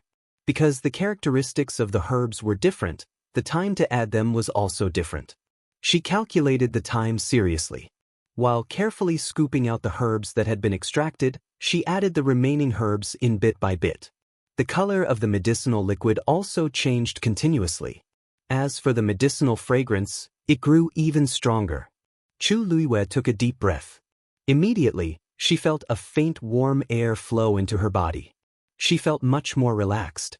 Looks like it's not bad, she muttered softly. As the heavenly princess of the Tianling dynasty and with the talent to become a celestial physician, Chu Luiyue had read almost all the medical books she could in her previous life. As long as she had enough herbs, repairing her Yuan meridian wasn't a difficult task for her. Chu Ning's anxious voice suddenly came from outside the door. Chu Luiyue walked over to open the door curiously. As expected, she saw Chu Ning walking over quickly. Because he was in too much of a hurry, he didn't care about his injured leg. He limped over and seemed to be staggering a little. "Father, why are you back so early today?" Chu Luiyue asked curiously. Ever since Chu Ning was injured, he was sent to work in one of the Chu family's shops. He usually left early and returned late. Are you okay?" Chu Luiyue suddenly understood. It seemed that Chu Ning knew what happened here. Otherwise, he wouldn't have reacted like this. She chuckled. "Father, you're too worried about you. It's only been half a day. What could have happened? Quickly come in and rest." As she spoke, she went to help him. However, Chu Ning grabbed her hand and stared at her. He wanted to say something but stopped himself. Previously, he was busy in the shop. When he heard that something happened to you, he hurriedly asked for leave and rushed back. When he entered the courtyard just now, he saw the eye-catching bloodstains in the courtyard. Seeing that his daughters seemed to be fine, Chu Ning's heart became heavier. The hand that grabbed Chu Luiyue's wrist unconsciously tightened. Why you really chopped off Chu Lianxing's arm?" Chu Luiyue's expression didn't change as he nodded calmly. "Yes. He wanted to snatch my things, so I naturally couldn't let him bully me. Chopping off his arm was just a warning to others." Chu Ning spoke with difficulty after a long time. "He's Chu Xinmin's man. Aren't you clearly going against her by doing this? She's not an easy person to get along with." Chu Luiyue was a little hurt from his grip, so he patted his hand and comforted him. "Father, why are you thinking so much? If I didn't do this, would she really treat me as her sister?" Chu Ning was speechless. Yes, because of the marriage agreement with the crown prince, Chu Xianmin was probably one of the people who wanted to get rid of you, the most. But, no buts, father. Don't worry. I know what I'm doing. As Chu Luiyue spoke, he raised his chin toward the room and smiled. "Oh yes, I recently got a folk prescription that's good for recovery. Do you want to try it?" When she was brewing the medicine for herself, she didn't forget about Chu Ning's injury. Previously, she had secretly checked his pulse. As long as he recuperated, he would completely recover in less than half a month. As she spoke, she pulled Chu Ning into the room. Chu Ning didn't move. He looked at the girl in front of him. He couldn't be more familiar with that face, but why did it feel so unfamiliar at this moment? After a while, he finally spoke with trembling lips. Chapter 12. Once he said that, the air seemed to freeze. However, in the blink of an eye, Chu Luiyue turned around and asked in surprise, "Father, what happened?" "Father, what are you talking about?" Her puzzled look really made it impossible for anyone to doubt her. However, Chu Ning was also very conflicted as he kept thinking about what had happened in the past 2 days. Ever since you went out to buy things and went missing and came back very late, everything seemed to have changed. The timid and weak you of the past was gone, replaced by a calm and composed girl. Previously, when she confronted First Elder and Chu Xianmin, he thought that she had been wronged and could not hold it in. However, the series of things that happened after that was far beyond his expectations.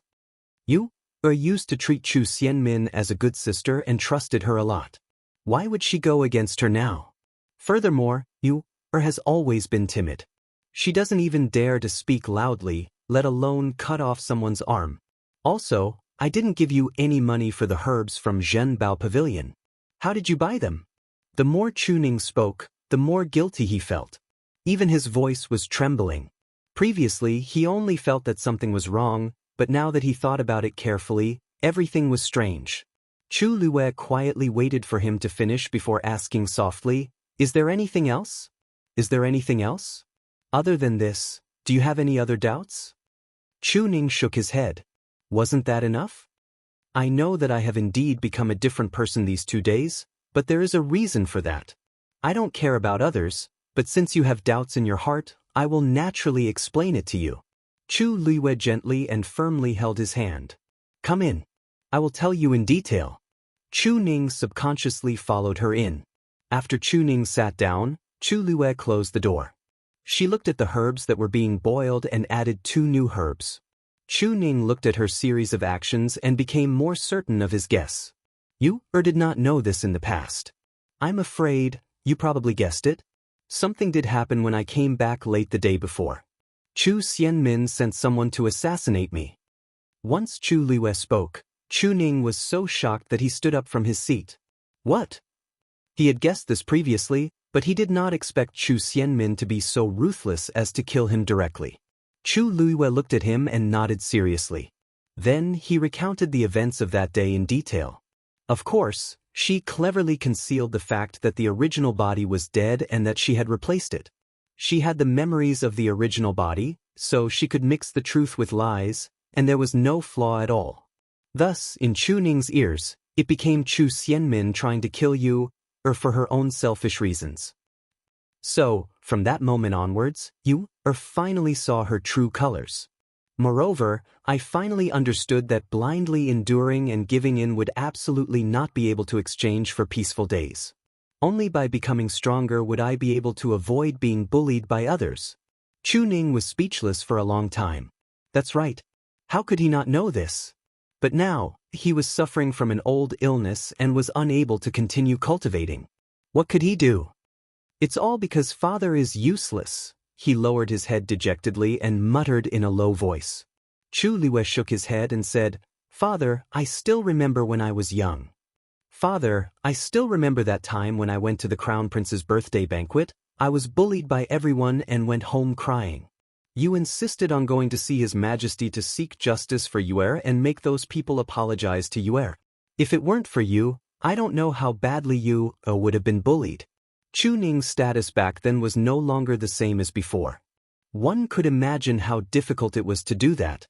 Even though those people's attitudes were very perfunctory, it was enough to prove that Chu Ning was willing to give up everything for his daughter. Chu Ning's body trembled as he slowly raised his head in disbelief. Chu Liwei gave him one last reassurance. You told you that no matter if it was in the past or in the future, you would do your best to protect you if you was wronged. Am I right? Chu Ning's eyes turned red immediately. He had indeed only told you this sentence back then. His voice was a little choked. The person in front of him was still his daughter. Chu Liu's nose was a little sore. How would a father feel when he lost his daughter? When she died back then, she didn't know if her father, whenever she saw Chu Ning, she would always think of her father. Now that she was alive as Chu Liwei, she would naturally treat Chu Ning well and not let there be another sad father in this world. Her style was very different from her original self. Now that she had made things clear, it would be easier for her to do things in the future. After encountering such a life and death crisis, it was normal for her personality to change drastically, right? After a moment, Chu Ning clenched his fists and gritted his teeth. This Chu Xianmin is too much. I must think of a way to make her pay with her blood. Chu Liu's eyes flashed slightly, and he took the opportunity to say, Father, actually, what she did this time helped me instead. I happened to stumble upon a fortuitous encounter in the forest. I picked up a medical book. Chu Ning was shocked. Medical book? You can understand it? Medical books were extremely hard to come by and were usually difficult to understand. Normal people couldn't learn it by themselves. Even if they had a specialized master to guide them, they might not be able to understand it. But you? Actually, Chu Liwei nodded. I can only understand a little now, so I wanted to try following the prescription in the book. It seems quite simple. Chu Liwei said this lie without batting an eyelid. In fact, most medical books were quite simple to her. Chu Ning sluggishly glanced at the herbs that were being boiled. Suddenly, he stood up and walked over quickly. The color of the medicine was pure, and the aroma was rich and clean. Although he didn't know much, he was quite knowledgeable. It wasn't easy to make a perfect medicine soup. The order of adding the herbs, the dosage, the method of filtering out the residue, everything was of the utmost importance. You only tried it for the first time, but she could easily make such a medicine soup. A thought suddenly appeared in his mind, and it made him excited. He looked at Chu Luiyue almost anxiously. Is this really your first time trying it? Chu Luiyue blinked. Yes. What's wrong, father? Is there something wrong? Of course not. This was simply inconceivable. This means that you might have the aptitude to become a celestial physician. Her yuan meridian was blocked, so she couldn't cultivate. However, if she could become a celestial physician, no, even if she only had a little talent, her fate would be very different. Chu Ning seemed to have gone from hell to heaven in an instant. He was extremely excited. If this was true, then no one would dare to bully you in the future. Come with me tomorrow to visit someone. There were only a few celestial physicians in country Yaochen, and he had some friendship with one of them.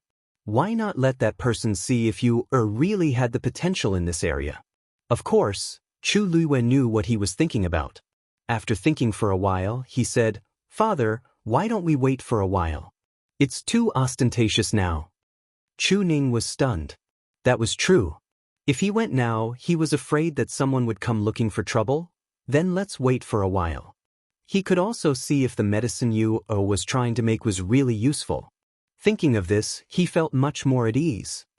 By the way, how did you escape from the hands of those people that day? Chu Luiyue was taken aback. She couldn't say that because she was powerful in her previous life, even if she didn't have force, those stage 3 warriors were no match for her at all. Her eyes turned, and a tall man's silhouette suddenly appeared in her mind. The faintly discernible smooth lines outlined an extremely simple but intoxicating picture.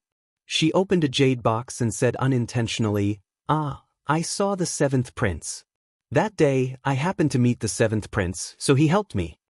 Chu Ning paused. The 7th prince? Isn't he recuperating at Mingyue Tianshan? When did he return to the imperial capital? Chapter 13. Chu Luiyue suddenly recalled that the 7th prince, Rong Xiu, had indeed left the capital early due to his poor health. He had only returned once or twice in all these years. Even in the eyes of some court officials, the 7th prince, Rong Xiu, did not have much of a presence, let alone the original owner of this body, who had been bullied all year round in the residence. In the original owner's memories, there was pitifully little information related to the 7th prince, Rong Xiu. Thus, Chu Luiyue did not realize that he was not in the capital at all.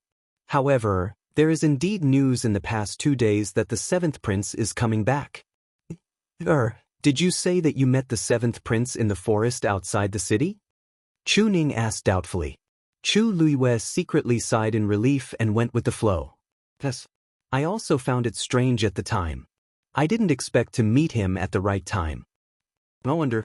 It seems that the 7th prince has indeed returned. It's just that there is no news in the capital. Chu Ning frowned in thought, but did not take this matter to heart. After all, they were descendants of the imperial family. They naturally had their reasons for doing what they said. Moreover, he was no longer in the court and had been away from these disputes for a long time. There was no point in thinking about it. He lovingly rubbed Chu Luiyue's head. This time, we really owe the 7th prince a huge favor. If there is a chance, father will definitely thank him in person. Chu Luiyue cursed in his heart. What favor? Wasn't it just taking up his jade lake for a while? But seeing the relieved expression on Chu Ning's face, she did not explain much and quickly changed the topic to the medicinal herbs that were being boiled. Father, I boiled this according to the recipe. It is said that it is good for old injuries. Try it. As Chu Luiyue spoke, she scooped a bowl of medicine and opened the jade box at the side. From it, she took out an inch-long red stem that was as thick as a thumb. She clenched it hard, and red juice dripped into the medicine. Then, Chu Luiyue handed the bowl of medicine to Chu Ning with both hands. Chu Ning lowered his head to look at the light red medicine and was somewhat uncertain. Is this really useful? Chu Luiyue naturally knew what he was worried about. No one would be at ease when an ignorant person tried to boil medicine for the first time. He did not expect it to be effective. He was afraid that even if it was not poisonous, it would still be good. She couldn't tell Chu Ning her true identity, nor could she tell him that his old injuries were nothing in her eyes. She could only let him have a try. You is earnestly following that medical book? Chu Luiwei was just about to explain when Chu Ning took the bowl from her hands. He chuckled and said, "Since you has worked hard for father, then father naturally can't let you down." As he spoke, he drained the bowl of soup in one gulp.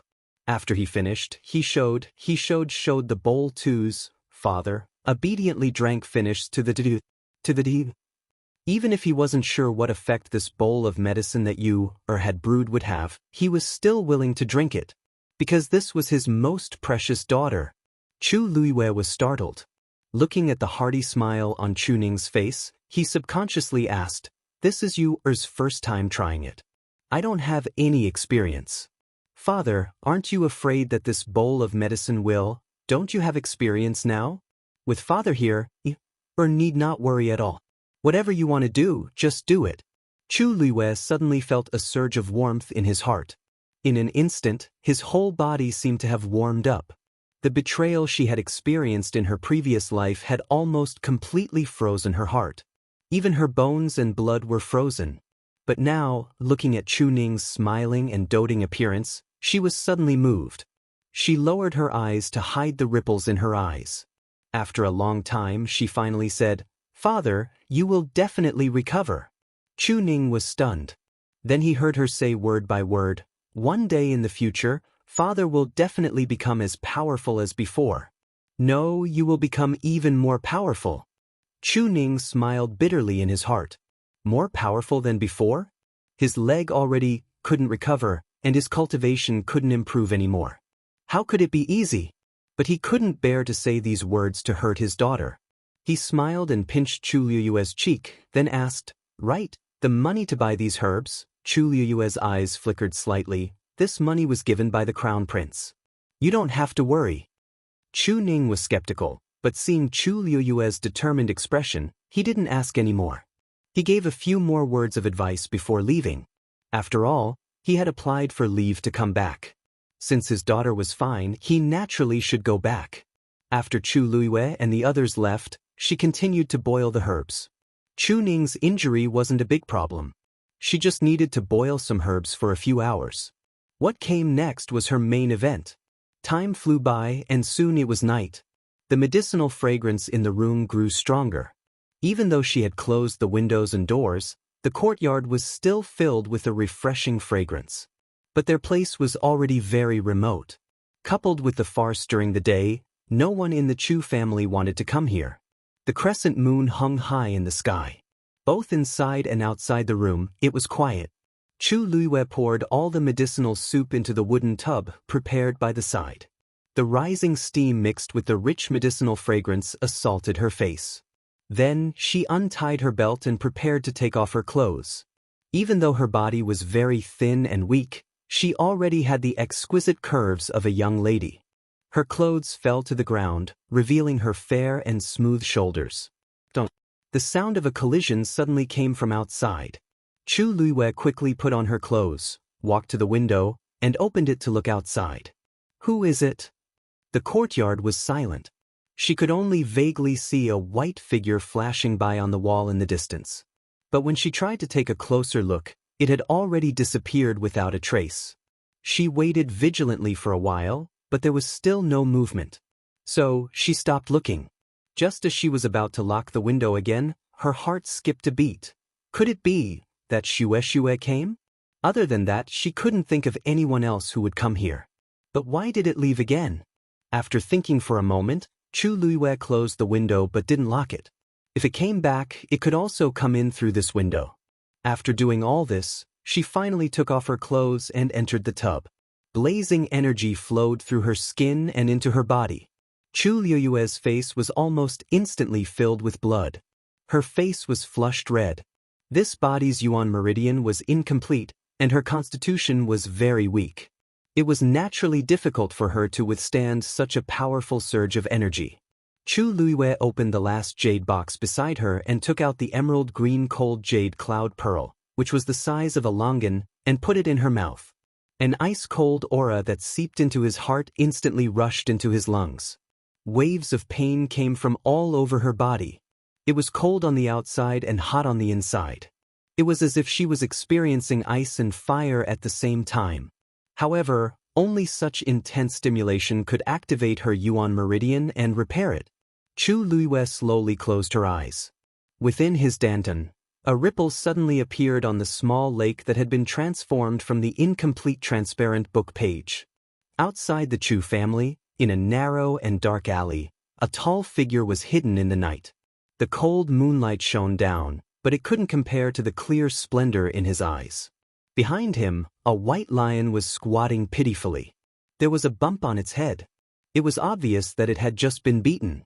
Rong Xiu stood with his hands behind his back and looked quietly at the dark and quiet courtyard. His voice was slightly cold.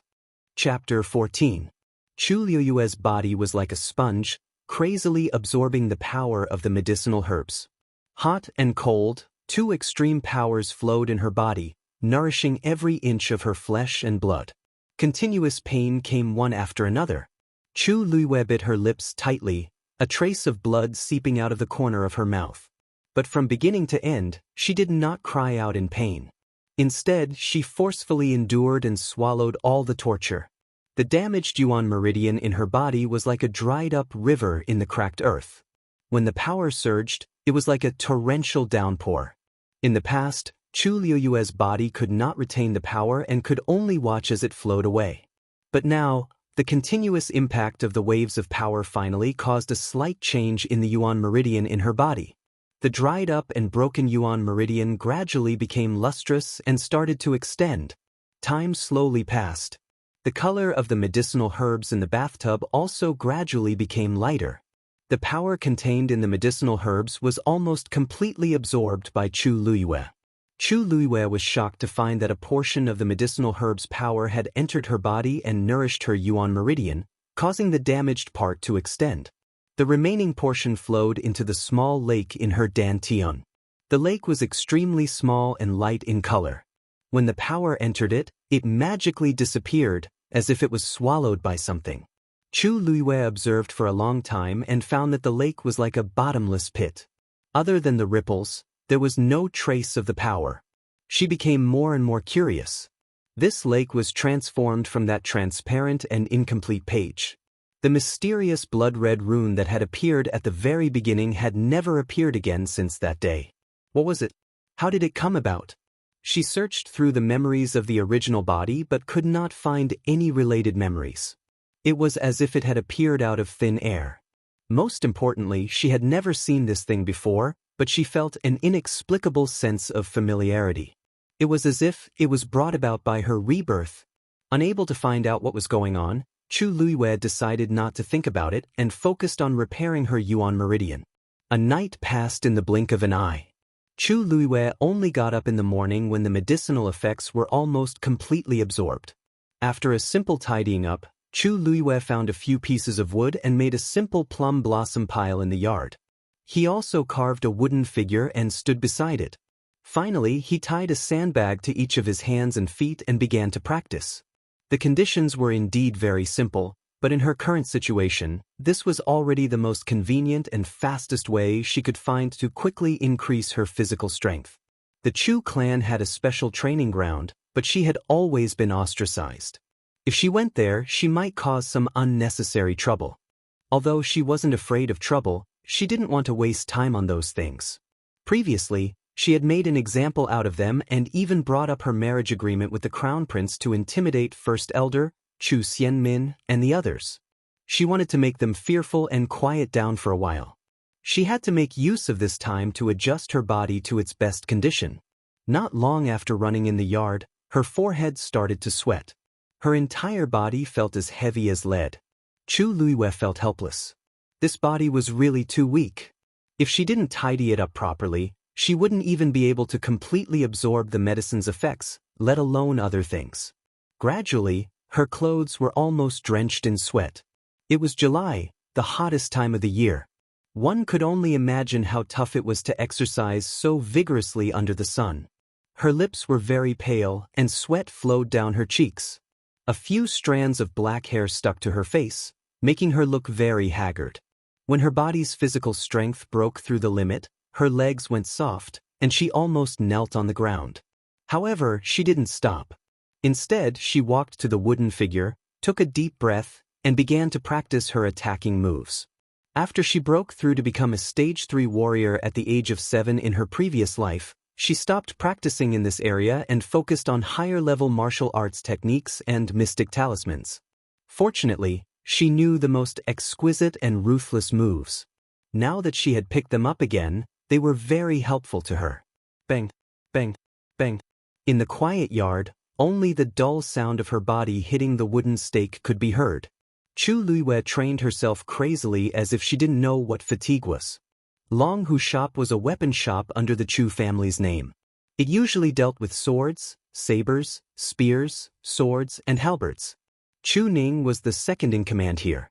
As he had some understanding of various weapons in the past, he was sent here after he was injured.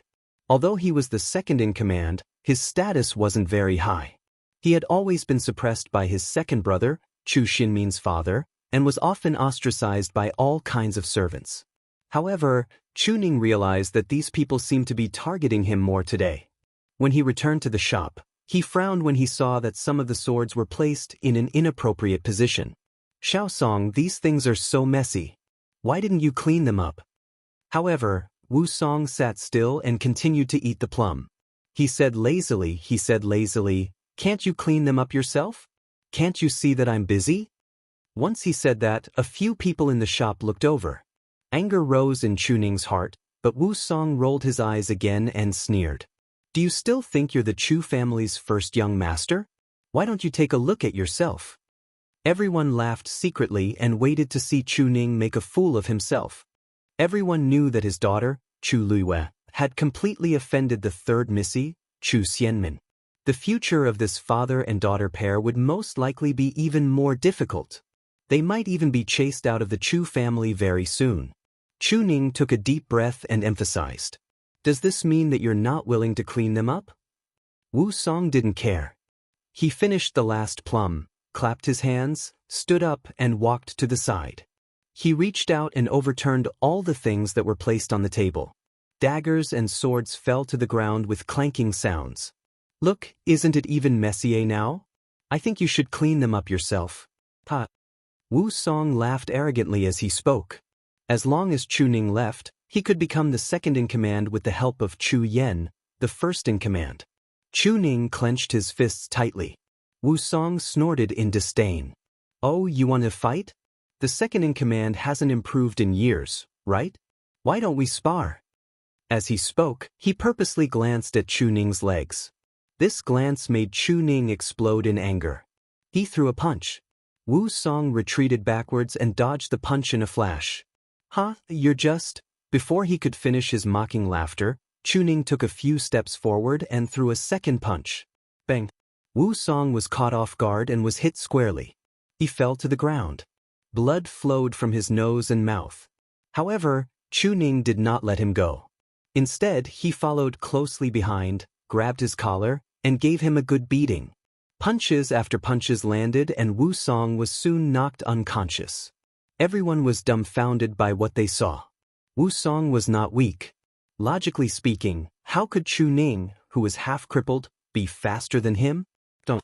Chu Ning slammed his head to the ground. He stopped when his hand was bleeding. He looked around with a sharp gaze.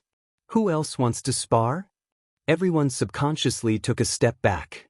The weak and easy-to-bully Chu Ning seemed to have changed. Chu Ning wiped the blood off his hand and turned around. Suddenly he paused. When he rushed over just now, it seemed that his movements were faster than before. Moreover, the force in his body seemed to flow more smoothly. He slowly lowered his head and looked at his right calf. He didn't know why, but he suddenly remembered the bowl of medicine that Yu handed to him. Chapter 15. Chu Luiwei only ended the day's training when the sun set. She didn't even need to look to know that her body was covered in bruises. However, she felt very carefree. Not only could she fully utilize the medicinal effects, but she could also rapidly improve her physical fitness. It was also beneficial for her future cultivation. When Chu Ning returned, he immediately saw the plum blossom piles and other things in the courtyard. At the side, a skinny girl was removing the sandbags from her hands and feet. Even though the sky was already dark, he could still see that she was in a sorry state. Chu Ning's heart instantly ached. Chu Luiyue looked up and smiled at him. Father! Words of comfort and persuasion were at the tip of his tongue, but he suddenly couldn't say them.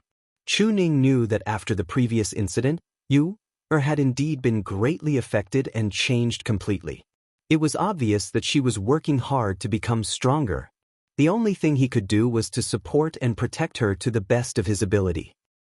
The medicine you brewed yesterday seems to be very useful. Chu Ning walked over and helped her wipe her sweat. Even though he tried his best to restrain himself, he still couldn't hide his excitement and curiosity. Chu Luiyue was pleasantly surprised. Really? Chu Ning nodded and didn't tell her what happened in the shop. He only said that he suddenly felt much better than before. It seems like Yu really has the talent to become a celestial physician. Chu Ning sighed with emotion. If he had discovered this earlier, Yu wouldn't have had to suffer so much all these years. Chu Luiyue smiled and winked. It's good that it's useful. As for this talent, it's not too late to discover it now. Chu Ning thought that she was comforting him and nodded. Yes, you recuperate well during this period of time. After some time, we'll find you a good master. Chu Luiyue smiled but didn't say anything. Master? Even if all the celestial physician in country Yaochen were added up, they might not be enough to be her master. Oh yes, your birthday is coming soon. When the time comes, what do you plan to do about your marriage agreement with the crown prince? Chu Ning asked hesitantly. Previously, because the father and daughter were in dire straits and his daughter still had some fantasies about the crown prince, he did not mention this matter. Now that everything had started anew, it was time to consider this question. After all, there was less than a month left. Chu Luiyue smiled coldly. Let's wait and see. She was not the one who panicked first. That night, Shui appeared as usual, but there was a bump on her head. Chu Luiyue asked, and Shui lowered its head, feeling wronged. Was it easy? Clearly, its master had agreed for it to come, but in the end, it was beaten. When it came yesterday, it did not know that it would see Chu Luiyue taking off her clothes. This was infuriating. Chu Luiyue looked at him for a while. The injury wasn't serious, so she didn't pay it any mind. She let him lie on the bed while she began to adjust her breathing.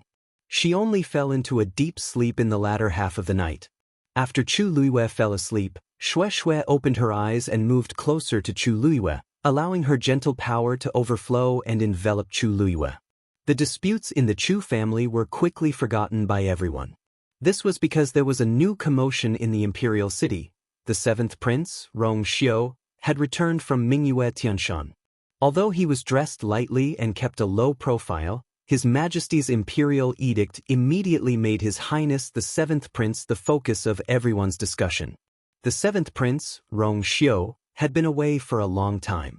Now that he had finally returned, the emperor was overjoyed and directly gave him the title of princely. He was given the princely mansion. If one thought about it carefully, they would be able to sense the multiple meanings behind this imperial edict. Firstly, this proved that the seventh prince would stay in the imperial city from now on. Secondly, this showed that the emperor valued and liked the seventh prince very much. One had to know that the emperor had 9 princes. 3 of them had died young, and 6 were left. Other than the eldest son, Rong Jin, who was made the crown prince the moment he was born, among the remaining 8 princes, only the 5th prince, Rong Qi, who was born from the same mother as the crown prince, was conferred the title of Prince Ping. From this, one could tell how big of a commotion Rong Xiu's title of princely would cause. Originally, no one had much of an impression of him and didn't pay much attention to the return of the frail 7th prince. However, now that he was conferred the title of princely as soon as he returned to the imperial city, it really made people overthink. Almost overnight, the princely mansion became a bustling place. Many people sent in invitations to see the princely, but the princely mansion rejected them all, claiming that the princely was tired from traveling and needed to rest. Chu Luiwen naturally didn't know about these undercurrents. What she cared about the most now was her own health. Zhen Bao Pavilion was indeed reliable, and the second batch of herbs was delivered on time. Chu Luiwen wasn't in a hurry to deal with these things. Instead, she chose to go out that day. This time, she didn't go out directly from the main door. Instead, she disguised herself as a young man, wearing a black robe and a bamboo hat, and flipped out from near the small door. The imperial city was bustling. Even on the streets, there was no lack of people in all sorts of strange outfits. Thus, Chu Luiwen didn't attract much attention. After leaving the Chu family, she headed west, heading straight for the Ghost Street in the western part of the city. Although it was called Ghost Street, it was actually a place where all kinds of people gathered to buy and sell things. There were crooks mixed in with the honest folk. There were all kinds of things for sale, and the prices were different. It was unknown how much money one could spend on what they could buy. Because of this, there were some people who liked to come here. Occasionally, if they were lucky, they could find some treasures. Chu Luiwen came here today with this mentality. Ghost Street was very lively. There were all kinds of stalls on both sides of the street. Chu Luiwen walked very leisurely. She seemed to be looking around carelessly, but her eyes were quickly sweeping over those things. Time passed bit by bit. After walking through half of Ghost Street, Chu Luiwen didn't find anything that caught her eye. She couldn't help but feel a little disappointed. Just as she was considering whether to go back or not, she suddenly caught a glimpse of something on a shabby stall. Her heart skipped a beat, and she walked over without batting an eyelid. It was a stone about the size of a fist. It was grayish-white in color, and there was green moss growing on it. It looked like a stone that was randomly picked up from somewhere. However, if one looked carefully, they would see two faint red streaks on the stone. That proved that there was an extremely precious red jade hidden in this stone. Just as Chu Luiwen was about to ask for the price, someone was one step ahead of her and picked up the stone. It was a man who looked to be about 20 years old. He had a fat head and big ears. He wore a brocade robe, and his whole body exuded the aura of a nouveau riche. Hey, I didn't expect my luck to be so good today. I can even find such a red stone. Old man, name a price. The owner of the stall was an old man. His hair and beard were all white. It was the middle of summer, but he was wearing a shabby cotton-padded coat. He was holding a palm leaf fan and gently fanning himself as he lazily reclined there. Hearing this voice, he opened one eye and then stretched out a finger. 100 taels? The old man shook his head. 10,000 taels. The young man suddenly exploded, and his fat body trembled. You're crazy. Giving you 100 taels for a piece of red stone is already giving you face. You even dare to extort me. Do you know who I am? Let me tell you, I am the cousin of the future crown princess. Hearing this, Chu Luiwen, who had been watching coldly from the side, finally raised her eyebrows slightly. Chapter 16. Why don't you ask around about the Lu family's fourth young master? Chu Luiwen suddenly understood. So, he was Chu Xinmin's cousin. Things haven't even started, and he's already related to her. Birds of a feather flock together. The old man snorted. Who cares who you are? 10,000 taels, not a penny less. If you can't afford it, someone else will. Lu Jitao was so angry that he laughed. He weighed the red stone in his hand and said arrogantly, "Oh, I'd like to see who will buy this." As he spoke, he looked around warningly. The people who were interested in the red stones stopped in their tracks. Not everyone could afford to offend the Lu family's fourth young master. A red stone of this size would only cost 2,000 taels at most. No one would spend 10,000 taels. Moreover, he purposely revealed his identity. Whoever bought it would be going against him. Previously, people had heard that the crown prince liked Chu Xianmin. In the past 2 days, there were even rumors that the crown prince's personal guard, Song Yuan, had personally sent the invitation to the crown prince's birthday banquet to Chu Xianmin. It seemed like the future crown princess would definitely belong to Chu Xianmin. Offending the Lu family was equivalent to offending the crown prince. The surroundings were silent. Lu Jitao said proudly, "Old man, I know this. Old man, I advise you to know your place. Other than me, no one else will buy this thing. 10,000 taels. I'll take it." A cold and clear voice suddenly sounded. At the same time, a fair hand suddenly reached out from the side and took the red stone away.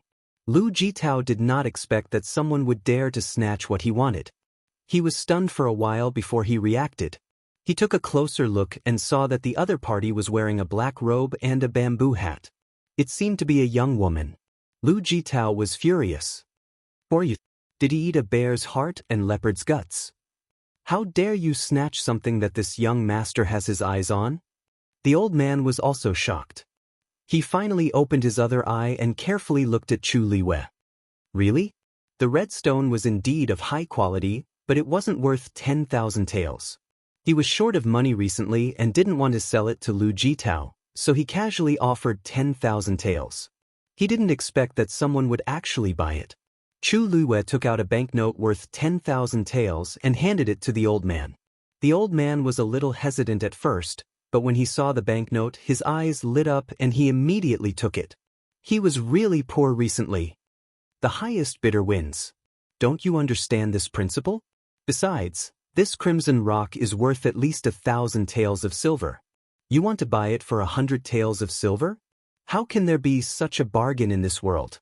As Chu Liwei spoke, she chuckled. Or could it be that the Lu clan's fortune was obtained through such means? Lu Jitao was so angry that his face turned red. He was scolding the Lu family as well. Without a second thought, he unsheathed the long sword at his waist and thrust it at Chu Liwei. This young master will do whatever he wants. Who are you to lecture him? You're courting death. The old man who had just received the banknote opened his eyes slightly and clenched his fist lightly. Just as he was about to move, he stopped in surprise and looked at Chu Liwei. She moved her feet lightly and turned her body. Somehow, she avoided Lu Jitao's sword. Lu Jitao's humiliation turned into anger when he missed his attack. He attacked Chu Liwei again. This time, Chu Liwei didn't retreat. Instead, she took a step forward and strangely bypassed his sword. She lifted her leg and kicked Lu Jitao's elbow. His arm went numb and his long sword fell.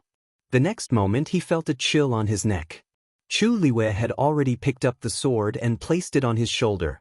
If he moved, his head might be separated from his body in the next moment.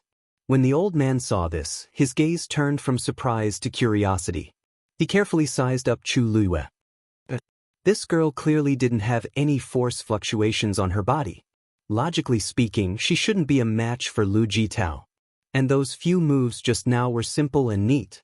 Every move was fatal. If she wanted to, Lu Jitao's life and death would be in her hands. How interesting. Lu Jitao broke out in a cold sweat and stuttered when he spoke. What are you trying to do? Peter. Chu Liwei increased her strength and Lu Jitao's neck immediately started bleeding. Noisy. Lu Jitao was so frightened that his face changed. He swallowed the rest of his words back into his stomach. He could tell that the other party was really daring and dared to do anything. Although his cultivation talent wasn't very good, the Lu family had spent a lot of money on him over the years. In any case, he had broken through to a third-stage warrior. Warriors of this level didn't have abundant force and could only master some simple martial arts techniques. But whether it was their physical strength or fighting skills, it was not something an ordinary person could compare to. The other party was obviously not a warrior, but she defeated him easily. Get lost. Chu Liwei shouted. Only then did Lu Jitao stand up trembling and retreat until he was more than 10 steps away. Finally, he forced himself to shout, You! Just you wait, just you wait. After saying that, he immediately turned and ran away without waiting for Chu Liwei to speak. Chu Liwei didn't take him seriously at all. She threw the sword down and turned to leave. Buying that red stone today was already a pleasant surprise. There was no point in staying here any longer. Moreover, Lu Jitao must have gone back to get reinforcements. She didn't want to expose her identity so quickly. The people who were surrounding Chu Liwei saw that she was about to leave and subconsciously made a path for her. Although they couldn't see the person's figure or appearance, there was an inexplicable pressure on her that made people submit subconsciously. Hey, wait. Seeing this, the old man immediately reacted. He hurriedly packed up his stall and was about to chase after Chu Liwei. However, when he looked up, he realized that Chu Liwei was no longer in sight. He was stunned for a moment and couldn't help but shake his head and scold with a smile, "What a vigilant girl!" However, it was too naive to think that she could get rid of him like this. Chu Liwei quickly sensed that someone was following her, so she quickly changed her route and walked through several streets. Not only did she not go to the Chu family, but she also went further and further away. Finally, she entered a remote and narrow dead end. After entering, the surroundings were quiet. She then turned around. "You've been following me all this way. Why don't you just say what you want to say?" After a moment, a hunched old figure appeared at the entrance of the alley. Chapter 17. He rubbed his hands in embarrassment. Hee, little girl, don't be angry. This old man didn't follow you on purpose. I just feel that the 10,000 taels is too much for my conscience. Although I'm short of money, I can't go against my conscience and bully a little girl like you, right? Chu Liwei raised her eyebrows. If you're here for this, there's really no need. In my eyes, that red stone is indeed worth 10,000 taels. Not only was it worth it was super worth it. But the old man didn't believe her at all. He waved the fan in his hand. Hey, little girl, don't be so polite. This old man has seen at least 90,000 if not 100,000 red stones. It's really not worth 10,000 taels. How about this? I'll give you something else as compensation. How about it? Chu Liwei shook her head. Not interested. The old man's face fell. This little girl is too difficult to deal with. Why are you here? It's better to be straightforward. The old man looked at Chu Liwei's indifferent expression. Her bright black eyes seemed to have seen through everything. He couldn't help but feel even more embarrassed. Actually, I just want to ask you a question. Who is your master? Although there was no fluctuation of force on her body and those few movements were very simple, he could tell at a glance that it definitely originated from one or more profound martial arts techniques. There must be a top-notch expert behind her. Otherwise, she would definitely not be able to suppress a Stage 3 warrior like Lu Jitao so easily. These years, his life had been very boring. If he could exchange pointers with her, that would be great. Chu Liwei narrowed her eyes. If I tell you what's in it for me? The old man scratched his head in distress. He didn't have much money on him, and the other party didn't seem to be short of money either. After thinking for a long time, he finally patted his head and took out a jade pendant. How about this in exchange? It's still worth some money. Chu Liwei lowered her head to take a look. Her eyes flashed slightly. It was actually a jade pendant carved with a mystic talisman. And it seemed that the grade of the mystic talisman wasn't low. The value of this thing was definitely not low. He actually gave it away so casually? Really? Of course. Seeing that Chu Liwei seemed to be somewhat moved, the old man hurriedly took a few steps forward and stuffed the jade pendant into her hand. Anyway, this old man doesn't really need it. If you like it, you can take it. Chu Liwei pondered for a moment, then simply accepted the item. Since he dared to give it to her, she naturally dared to accept it. All right, then I'll tell you the truth. I don't have a master, said Chu Liwei straightforwardly. The old man's excited and expectant expression instantly froze. What? No master? How is this possible? Don't tell me you learned all your martial arts on your own. Chu Liwei coughed. She really couldn't explain this. I really don't have a master. Of course, the old man didn't believe him. He grabbed Chu Liwei's wrist. Lass, if you don't tell the truth. Halfway through his words, he suddenly paused and looked at Chu Liwei with shock in his eyes. Chu Liwei frowned slightly and tried to break free. You're that lass from the Chu family? Chu Liwei was stunned. He didn't see her face, but he actually recognized her. But she didn't have any impression of such a person. Seeing that she didn't speak, the old man was even more incredulous. You're really Chu Liwei? Isn't your Yuan meridian? So he recognized her by taking her pulse. Chu Liwei heaved a sigh of relief and simply took off her bamboo hat. I'm indeed Chu Liwei. You are? Seeing the beautiful face in front of him, the old man was stunned for a moment. So you're already so old? That's not right, your Yuan meridian. Halfway through his words, he suddenly paused. For a moment, he really didn't know what to say. When Chu Luiwei was young, he did take her pulse and repeatedly confirmed that her yuan meridian was naturally incomplete and would never be able to cultivate in this lifetime. But just now, when he inadvertently felt her pulse, he discovered that there seemed to be a subtle change in her yuan meridian. Chu Luiwei looked at the old man's fluctuating expression and narrowed her eyes. She had only just begun to repair her yuan meridian. Normal people wouldn't be able to detect it. But this old man immediately recognized it. It was clear that he wasn't an ordinary person. It was very likely that he was a celestial physician. At the very least, he was an extremely powerful expert. Lass, tell this old man the truth. Who exactly is helping you? The old man's previously idle appearance was replaced by a much more serious expression. He let go of Chu Luiwei's hand and carefully stared into her eyes. Chu Luiwei sincerely shook her head. There really isn't anyone. If you don't believe me, you can personally ask around. Although I'm the first miss of the Chu family in name, I've been living worse than a servant all these years. I'm already lucky to be able to keep my life. What else can I do? The old man was skeptical. He hadn't paid attention to worldly affairs for many years and didn't understand many things in the capital. But Chu Luiwei was born a good-for-nothing. It wasn't difficult to guess what kind of life she had been living all these years. If someone was helping her from behind, she and Chu Ning didn't have any backing. Who could they find? Lass, what you say makes sense. But your yuan meridian is really hard to explain. The old man racked his brains but still couldn't figure out the reason for the sudden change in Chu Luiwei's yuan meridian. He couldn't help but knock his head with a fan. Chu Luiwei glanced at the sky. If you don't have any other matters, this junior will take her leave.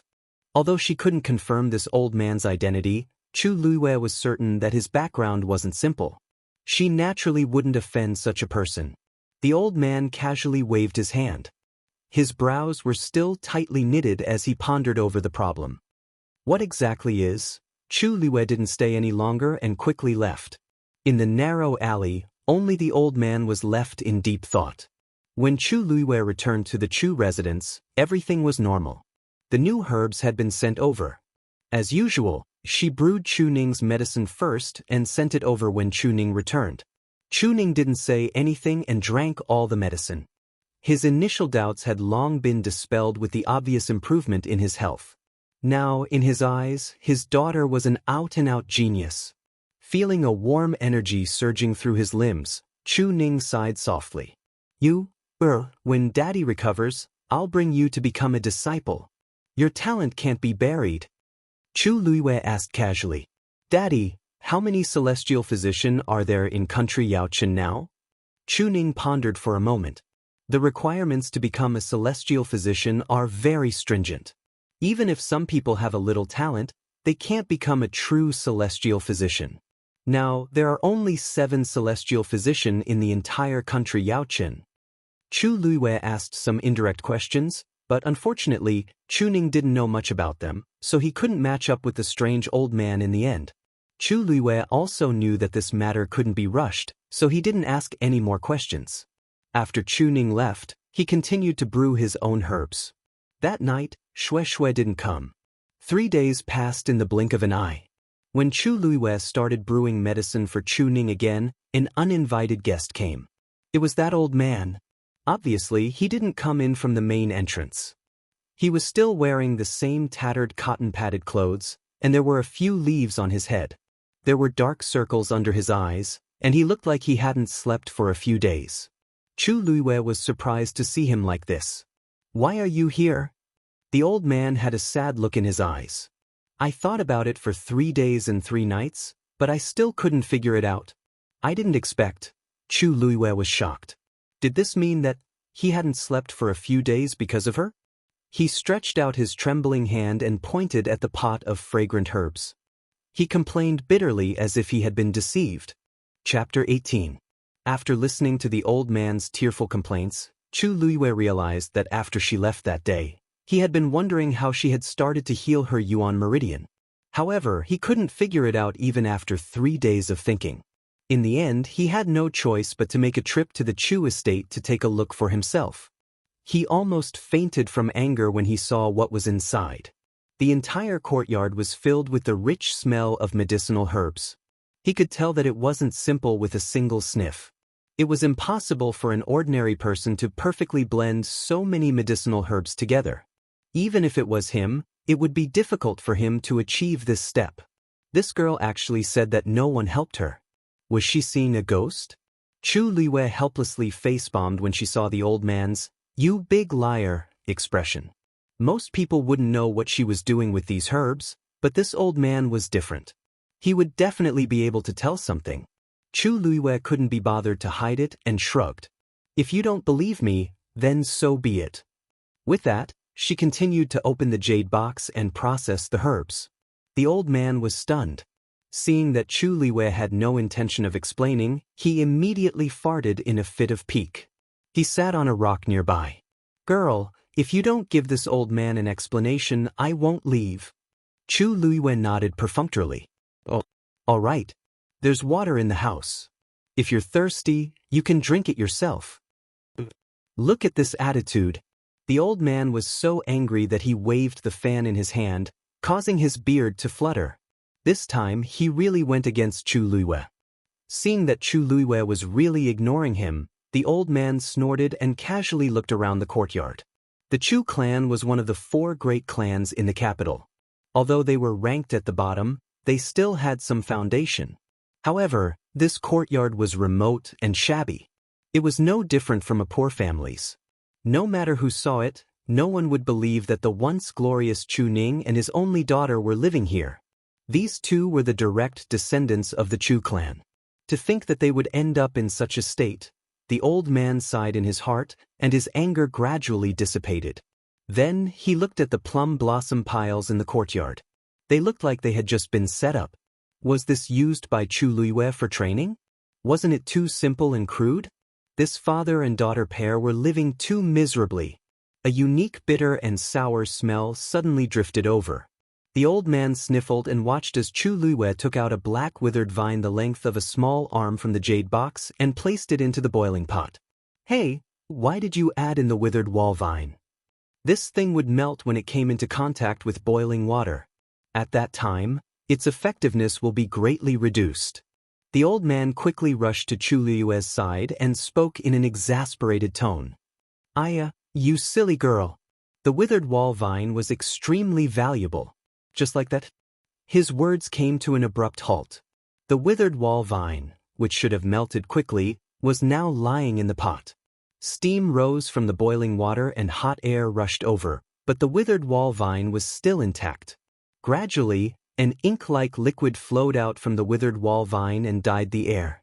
The bitter and sour smell became fragrant and sweet. This was the smell of the withered wall vine when its effectiveness was completely extracted. The old man widened his eyes and looked at the scene in disbelief. How is this possible? The withered wall vine had an extremely strong healing effect.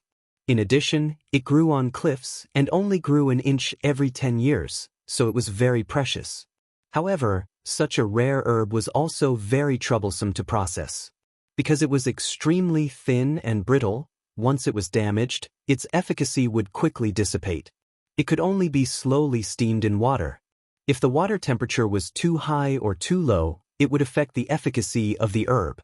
Especially boiling water, once it came into contact with it, it would quickly turn into slag. But now, the withered wall vine not only did not melt in the boiling water, but it was also stimulated to its strongest effect. How did you do it? The old man looked at Chu Liwei in confusion. Chu Liwei pointed. "Take a closer look." The old man rubbed his eyes and leaned closer. Finally, he saw that the withered wall vine seemed to be covered with a layer of silver-white ice crystals. Silver ice grass? This was an extremely common herb. Because it was silver-white and had a cold attribute, it was usually used to relieve pain. Grind the silver ice grass into powder and add it to the boiling water 15 minutes in advance. When the withered wall vine is added to the boiling water, it will quickly condense on the withered wall vine. In this way, the withered wall vine will not melt. Chu Liwei explained. Everything had its weakness. Although the silver ice grass was common, it was extremely useful in this situation. The old man was stunned for a while before he suddenly slapped his thigh.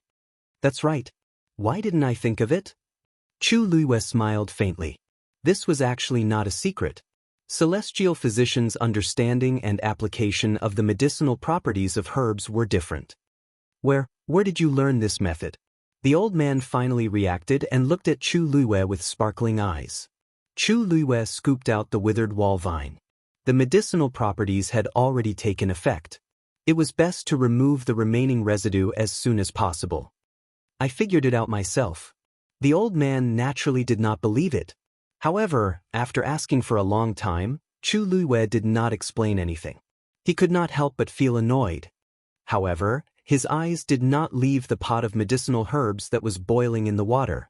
Chu Luiyue did not hide it and openly allowed the old man to look at it. This medicine was brewed for Chu Ning. The prescription was very common and there was nothing wrong with showing it to him. This was because the technique and control of the medicine was more important. Some people did not have the talent. Even if they memorized the prescription and tried diligently, they would still not be able to become a celestial physician. The courtyard quietened down. The old man watched Chu Luiyue brew the medicine from the side and his expression gradually changed.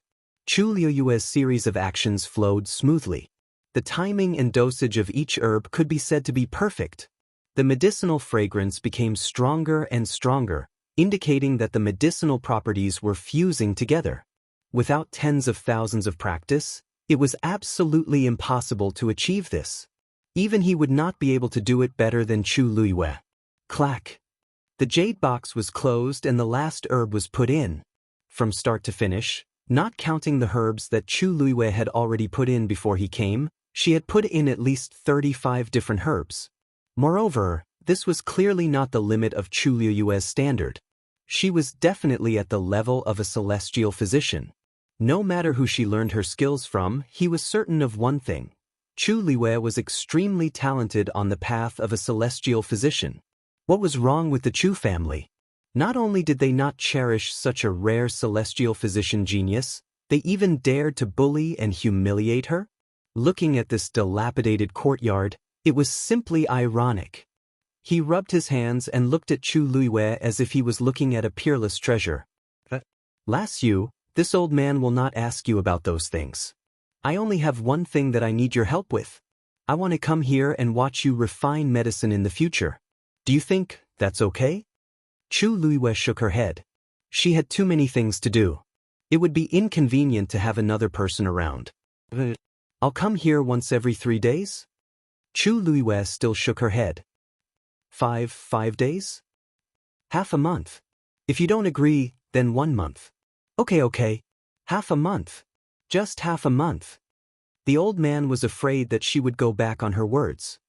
He nodded his head repeatedly and his face was already full of smiles. Chu Luiyue suddenly tilted her head and asked thoughtfully, Chapter 19. Ah. The old man was stumped by the question and scratched his head in distress. This was indeed a problem. He had snuck in today, but he couldn't possibly do this every time in the future, right? Although the Chu family's defenses were of no use to him, since he had decided to learn something from Chu Luiyue, he naturally couldn't be so casual. Besides, there were many rules and regulations in the celestial physician profession. One had to know that many celestial physicians placed great importance on their own methods and processes of refining medicine. Unless they were teaching their personal disciples, they rarely allowed outsiders to observe them. Chu Luiyue had already promised to visit him once every half a month, which was already very generous. As for this identity, how about, I become your disciple? The old man said excitedly, but he immediately frowned and looked hesitant. But this old man had a master before. Although he has already passed away, it's a little difficult for me to acknowledge someone else as my master.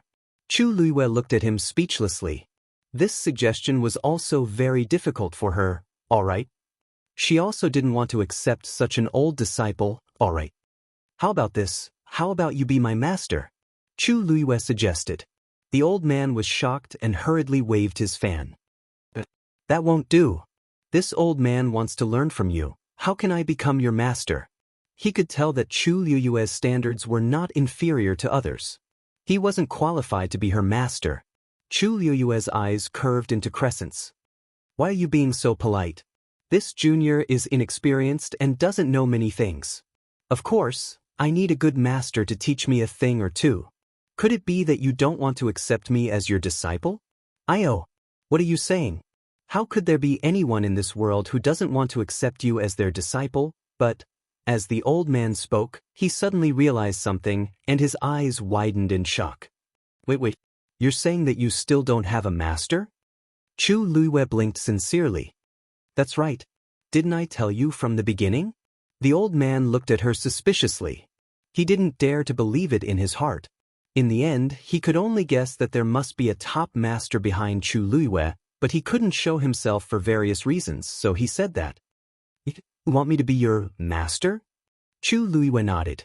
Chu Ning might have believed her earlier words, but if it were anyone else, they would definitely be filled with doubts. She needed a master as a reason for her sudden change. In the future, if anyone asked, she just had to say that she had been secretly taught by a master and had been biding her time. The old man was silent for a long time. He was not stupid. He knew exactly what Chu Liyue was planning. Being able to have such thoughts and methods was enough to prove that she was absolutely not as useless as the outside world said. On the contrary, she had top-notch talent and outstanding intelligence. A 14-year-old girl like her? God knows how many secrets she is hiding. Once she agrees, she will definitely be involved in a lot of trouble. Chu Liyue did not rush him. She looked calm. The old man's expression changed. His eyes moved back and forth between Chu Liyue's face and the medicine soup. He had already made up his mind to not get involved in these messy matters, but he really wanted to see Chu Liyue refine medicine. All right, I promise you. The old man gritted his teeth and finally made up his mind. From now on, I will secretly watch you refine medicine. On the surface, I will be your master. Chu Liyue was not surprised by this answer. Hearing this, her eyebrows relaxed. Then she crossed her hands and bent her knees slightly. Disciple Chu Liyue greets master. She actually performed a formal apprenticeship ceremony. The old man was stunned. Looking at Chu Liyue's still somewhat young face, he couldn't suppress the joy in his heart. This was his first disciple. In the past, he always felt that taking in disciples was troublesome. He didn't expect that by chance, he would take in such a genius disciple. Could. He suddenly felt much closer to Chu Liyue in his heart. He hurriedly let Chu Liyue stand up. We, master and disciple, don't care about those formalities. If you have any problems in the future, just ask me. Chu Liyue smiled with curved eyebrows. Thank you, master. Hearing the crisp master, the old man's heart was filled with tenderness. My surname is Yi. If you want to find me in the future, go directly to the Autumn Wind Garden in the west of the city. Chu Liyue quickly searched her mind, but did not find anyone surnamed Yi, let alone the Autumn Wind Garden. But this was normal. She had been trapped in the Chu family for many years and did not know much about the outside world. Now was not the time to ask these questions. She simply did not dwell on it. When it was time to find out in the future, she would naturally know. After that, Master Yi and Chu Liyue talked for a long time about refining medicine. It was not until sunset that they reluctantly left. Of course, Chu Ning knew nothing about all this. Chu Liyue also pretended that nothing had happened and quietly nursed his body. More than 20 days passed quickly. Early in the morning, Zhen Bao Pavilion sent the last batch of herbs over. After Chu Liyue counted the herbs, he began to methodically refine the medicine. Unlike before, Chu Ning was also at home this time. From time to time, he would look at Chu Liyue's room, feeling proud and nervous. After enduring for a few hours, Chu Liyue finally stopped and scooped out the medicine soup. Father, this is the last time. After drinking it, you can try to cultivate again. Chu Liyue brought over the medicinal soup that she had brewed. Chu Ning quickly went forward to take it, looking somewhat excited. During this period of time, his body had obviously improved. Not only did his crippled leg become as strong as before, even his perception of force seemed to be much stronger than before. He even faintly felt that he seemed to be even better than when he was at his peak. After being defeated for so many years, It was impossible to say that he did not want to make a comeback. He did not expect that the one who gave him this hope was actually his own daughter. Chu Ning drank it without hesitation. The blazing energy flowed down and then gathered in his danton. He crossed his legs and crossed his arms in front of him. He closed his eyes and began to guide this energy. The surrounding force of heaven and earth seemed to be guided by something and began to gather towards Chu Ning. This was the sign of a breakthrough. Chu Luiwei curled his lips in satisfaction. Chu Ning's talent was indeed not bad. It was an unexpected surprise that he could take this opportunity to attempt a breakthrough. She quietly left and returned to her room. After this period of recuperation, the Yuan meridian in her body had almost recovered. She only needed one last step to completely recover. She began the last batch of medicine refinement. When the medicine soup was finished, the sky was completely dark. She took off her clothes and entered the bathtub. The rich medicinal fragrance lingered. White mist rose, almost obscuring her figure. She held her breath and concentrated, sinking her qi into her dantian. Strands of energy entered Chu Luiyue's limbs and bones. The Yuan meridian that was originally damaged and withered had now become lustrous and supple. Under the nourishment of the abundant energy, the Yuan meridian continued to expand and grow. At the same time, the small lake in Chu Luiyue's dantian started to ripple again. A faint red water droplet floated up from the middle of the lake. Then, it transformed into countless tiny particles that could not be seen and merged into Chu Luiyue's Yuan meridian. Buzz. Chapter 20. Chu Luiyue's body trembled.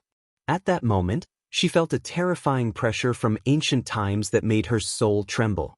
She didn't have time to be shocked. Instead, she felt a burning sensation in her body. The water droplet dispersed into millions of particles and landed on her Yuan meridian. It was like sparks falling and instantly igniting a huge fire. Her entire body felt like it was wrapped in a blazing flame. Chu Luiyue's heart trembled violently. She subconsciously curled up her body, clenched her fists, and gritted her teeth. Her mouth and nose were filled with the thick smell of blood. At that moment, it was as if she had returned to that nightmarish day. The pain was even more painful than that time. Chu Luiyue's body turned red. Her face was flushed with blood, and her entire body was like a piece of burning coal. She kept sweating all over, but before it could drip down, it was evaporated by her blazing body. At that moment, she almost subconsciously felt a sense of despair. Betrayal. Burning. But in the next moment, she fiercely bit the tip of her tongue. The sharp pain woke her up. She desperately told herself that she wasn't in the ancestral hall of the Tianling dynasty. This wasn't the night she died. If she wanted revenge, she had to get through it. At this moment, every second was incomparably torturous. At the same time, Chu Luiyue's damaged Yuan meridian was finally connected.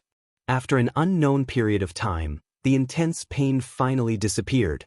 Chu Luiyue slowly opened her eyes and saw that the originally clear medicinal soup in the bathtub had become much murkier. She immediately checked her Yuan meridian. She couldn't help but gasp. Daijing Yuan meridian? The damaged Yuan meridian had been completely repaired. Its entire body was lustrous and clear with a faint red color. She never expected that this body's Yuan meridian would reach the level of a Daijing Yuan meridian after it was repaired. Even in the entire history of the Tianling dynasty, there were only 2 people with Tianjing Yuan meridian. Although the Daijing Yuan meridian was 1 level lower, it was still considered a rare existence. This body was born with a damaged Yuan meridian. She thought that after she recovered, it would be good enough if she could reach the mystic meridian Yuan meridian. This was a huge surprise.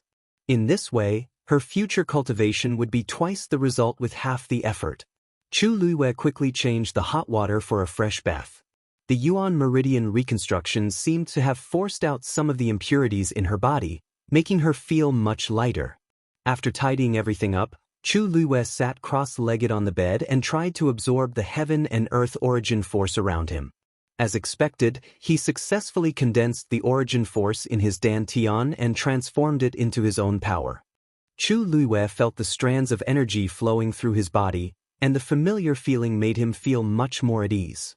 From now on, she can once again embark on the path of cultivation. However, she still had a question in her heart. What exactly was the lake formed by the transparent pages in his dantian? It seemed that the water droplet had caused a slight change in her yuan meridian. Also, at that moment, she felt a vast and terrifying pressure. What exactly was it? Tock tock tock. There was a sudden knock on the door. Are you awake? It was Chu Ning's voice. Chu Luiwe took a look and realized that a night had passed. She took a deep breath and walked over to open the door. Chu Ning was standing at the door, and the dispirited and depressed look on his face had changed to one of high spirits. Today, it was obvious that he was a completely different person from before. Chu Luiwe tilted her head and smiled. Father has broken through? Chu Ning was stunned and immediately ruffled her hair. I really can't hide anything from you. 10 years ago, when he was just one step away from becoming a rank 5 warrior, he suffered a serious injury and did not make any progress. Because of his physical disability, he could not even use half of the power of a rank 4 warrior. He did not expect that 10 years later, he could actually recover and even break through to become a rank 5 warrior. One must know that in the entire Chu family, only the patriarch and 2 elders had reached this level of strength. I said before, Father will definitely be better than before. Chu Ning's talent was not bad, and after careful recuperation, it was normal for him to break through to rank 5. She had a sweet smile on her face, but there was no surprise in her eyes. Chu Ning pondered for a moment and guessed that she might have thought of this long ago. Chu Ning carefully sized her up and suddenly realized something, and his eyes widened in shock. Your yuan meridian? He actually felt the fluctuations of origin power from her body. Chu Luiwe blinked. Father, what day is it today? Chu Ning's expression changed. August 8th. The day after tomorrow is Yu's coming-of-age ceremony. It was also the day of her engagement with the Crown Prince. Until now, the Crown Prince had not said anything, and it was obvious that he did not prepare for the engagement. Chu Ning thought that Chu Luiwe felt wronged and hurriedly said, Don't worry, Father will go to the palace to meet His Majesty today and request to cancel your engagement with the Crown Prince. The Crown Prince is not a good match for you, so this is considered a relief. He was now a rank 5 warrior and could speak to His Majesty. However, Chu Luiwe chuckled. Cancel my engagement with the Crown Prince and let Chu Xianmin reap what she sowed? Isn't that letting the 2 of them off too easily? She had yet to settle the score with them for all the grievances that she had suffered all these years. Chu Ning was a little confused. What do you plan to do? Chu Luiwe said softly. Has her own plans. I have my own plans. Outside the imperial city, there was a continuous mountain range. Under the sunlight, the lush forest was mottled with light and shadow. A grand birthday banquet was being held at the foot of a mountain somewhere. Precious white jade tables were placed on both sides, and all kinds of delicacies and nectar were placed on them. More than half of the imperial city's aristocratic families with extraordinary status were here. They toasted each other, and it was very lively. However, from time to time, their gazes would shift to the seat of honor. There was a purple gold jade chair there, and a young man in a purple-red brocade robe was smiling as he listened to the conversations of the people at the banquet. It was the Crown Prince, Rong Jin. Chu Xianmin sat on his right side, looking quiet and beautiful. To be placed in this position meant that the Crown Prince had the intention of making her the Crown Princess. The Crown Prince is really in a good mood. He chose to hold his birthday banquet in such a beautiful place. It's indeed extraordinary. Brother you don't know this. The scenery is nice, but more importantly, this mountain is the Crown Prince's hunting ground. The Crown Prince values this hunting ground very much, and he rarely opens it to the public. Today, we can finally broaden our horizons. Really? Once this was said, the crowd couldn't help but look at the Crown Prince. Rong Jin smiled and nodded. That's right. Whoever can tame the fiend can take it away. Hearing this, the crowd gasped in unison.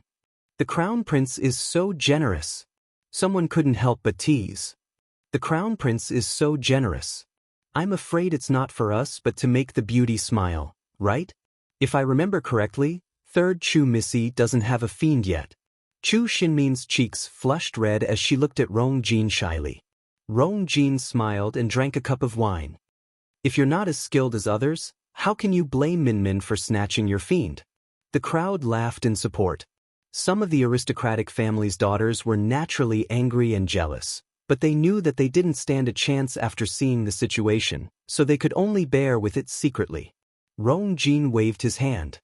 Chapter 21. At Rong Jin's command, Song Yuan, who was standing behind him, clapped his hands and signaled his subordinates to inform the hunting ground. Everyone revealed a faint look of excitement. Rumor had it that the crown prince had been taking care of the hunting ground for many years. The types and levels of the fiends inside were definitely not something an ordinary hunting ground could compare to. If they were lucky, they might even be able to contract a rare fiend. Chu Xinmin's hands were crossed in front of her abdomen. Her posture was very dignified and elegant, but her eyes flashed with uncontrollable excitement. She did not expect the crown prince to go this far for her. He had actually prepared such a big gift for her on his birthday. Even though she had not gone in to take a look, she knew how much the crown prince valued the hunting ground. The fiends inside would definitely not disappoint. Even though the Chu family had their own hunting ground, they did not have any good fiends. She did not like them at all. She was originally very talented. If she could contract a good fiend, it would undoubtedly be icing on the cake. Minmin, it all depends on your ability whether you can get the biggest prize this time. Rong Jin moved closer and smiled. Chu Xianmin nodded shyly. I know Brother Jin's good intentions. I'll do my best. Rong Jin laughed. He liked Chu Xinmin's intelligence. She knew what to say and what to do at the right time. Seeing that he was in a good mood, Chu Xinmin's heart skipped a beat. Then, the smile on her face faded. She looked troubled and said softly, It's a pity. Sister can't come this time. Rong Jin's expression froze and became cold. The surrounding people naturally heard this and immediately looked over. Interesting. The sister that Chu Xianmin mentioned was none other than the Chu family's eldest missy, Chu Liwe. Everyone knew that she was engaged to the crown prince. However, the crown prince did not like her because she was born useless. The crown prince had not invited her to his birthday banquet for many years. If Chu Xianmin did not bring it up, who would remember her? Rong Jin's tone was cold. She's slow-witted. She'll only spoil everyone's mood if she comes. Chu Xianmin seemed to have just realized that her words were inappropriate and hurriedly apologized. Brother Jin, don't be angry. I was just thinking that sister doesn't have much to do at home. That's why I thought it would be a good thing if she could come out and have some fun. Nothing to do? What could a good-for-nothing do? Everyone secretly exchanged glances with a hint of mockery. The crown prince was too unlucky. Out of so many noble ladies, he just had to pick a good-for-nothing as his fiancée. How shameful! Minmin, you're worrying too much. Brother Jin and sister's engagement ceremony is just around the corner. Sister is too busy to care about these things. Chu Xianmin lowered her voice even more, and she lowered her head slightly. Her voice was filled with hidden grievance and bitterness. Minmin is not qualified to say these things, Rong Jin sneered in his heart. Previously, when Song Yuan returned, he had already explained to him in detail what had happened that day. Chu Luiwei actually dared to dream of an engagement? What a dream! Tonight, there would be a banquet specially prepared for him in the palace. At that time, he would naturally explain this matter to his imperial father and make a clean break with that trash. Thinking of this, he said indifferently, What's the point of mentioning those irrelevant people? Nobody can say for sure what will happen in the future. You just have to do your job well. Chu Xianmin was elated. The crown prince meant that he would not have anything to do with Chu Luiwei. Previously, when Chu Luiwei calmly mentioned the engagement, she thought that the crown prince really had some thoughts about Chu Luiwei. Now, it seemed like Chu Luiwei was just putting on an act. Sensing the envious gazes of many people around her, Chu Xianmin nodded obediently. She lowered her eyes slightly to hide the smugness in her eyes. Naturally, the people around her were smart and immediately spoke up when they saw the situation. His Highness is so generous today. We can't miss this opportunity. That's right. I won't go easy on you guys later. Come on. I haven't sparred in a while. I'll find you guys later. The crowd laughed and teased, and it was very lively. Rongjin smiled and said, All right. Looking at the time, they should have released the little ones by now. It's a good time to enter the mountain now. As he spoke, he took the lead and walked forward. Chu Xianmin followed behind him. The crowd also fought to catch up, afraid of being left behind. After passing through a forest, the crowd's eyes suddenly opened up. They saw a tall and steep mountain standing tall. The lush forest made the entire mountain appear green, and the wind blew past, causing the pine trees to sway. At the foot of the mountain, there was an extremely tall black iron fence. There were people guarding it at every set distance.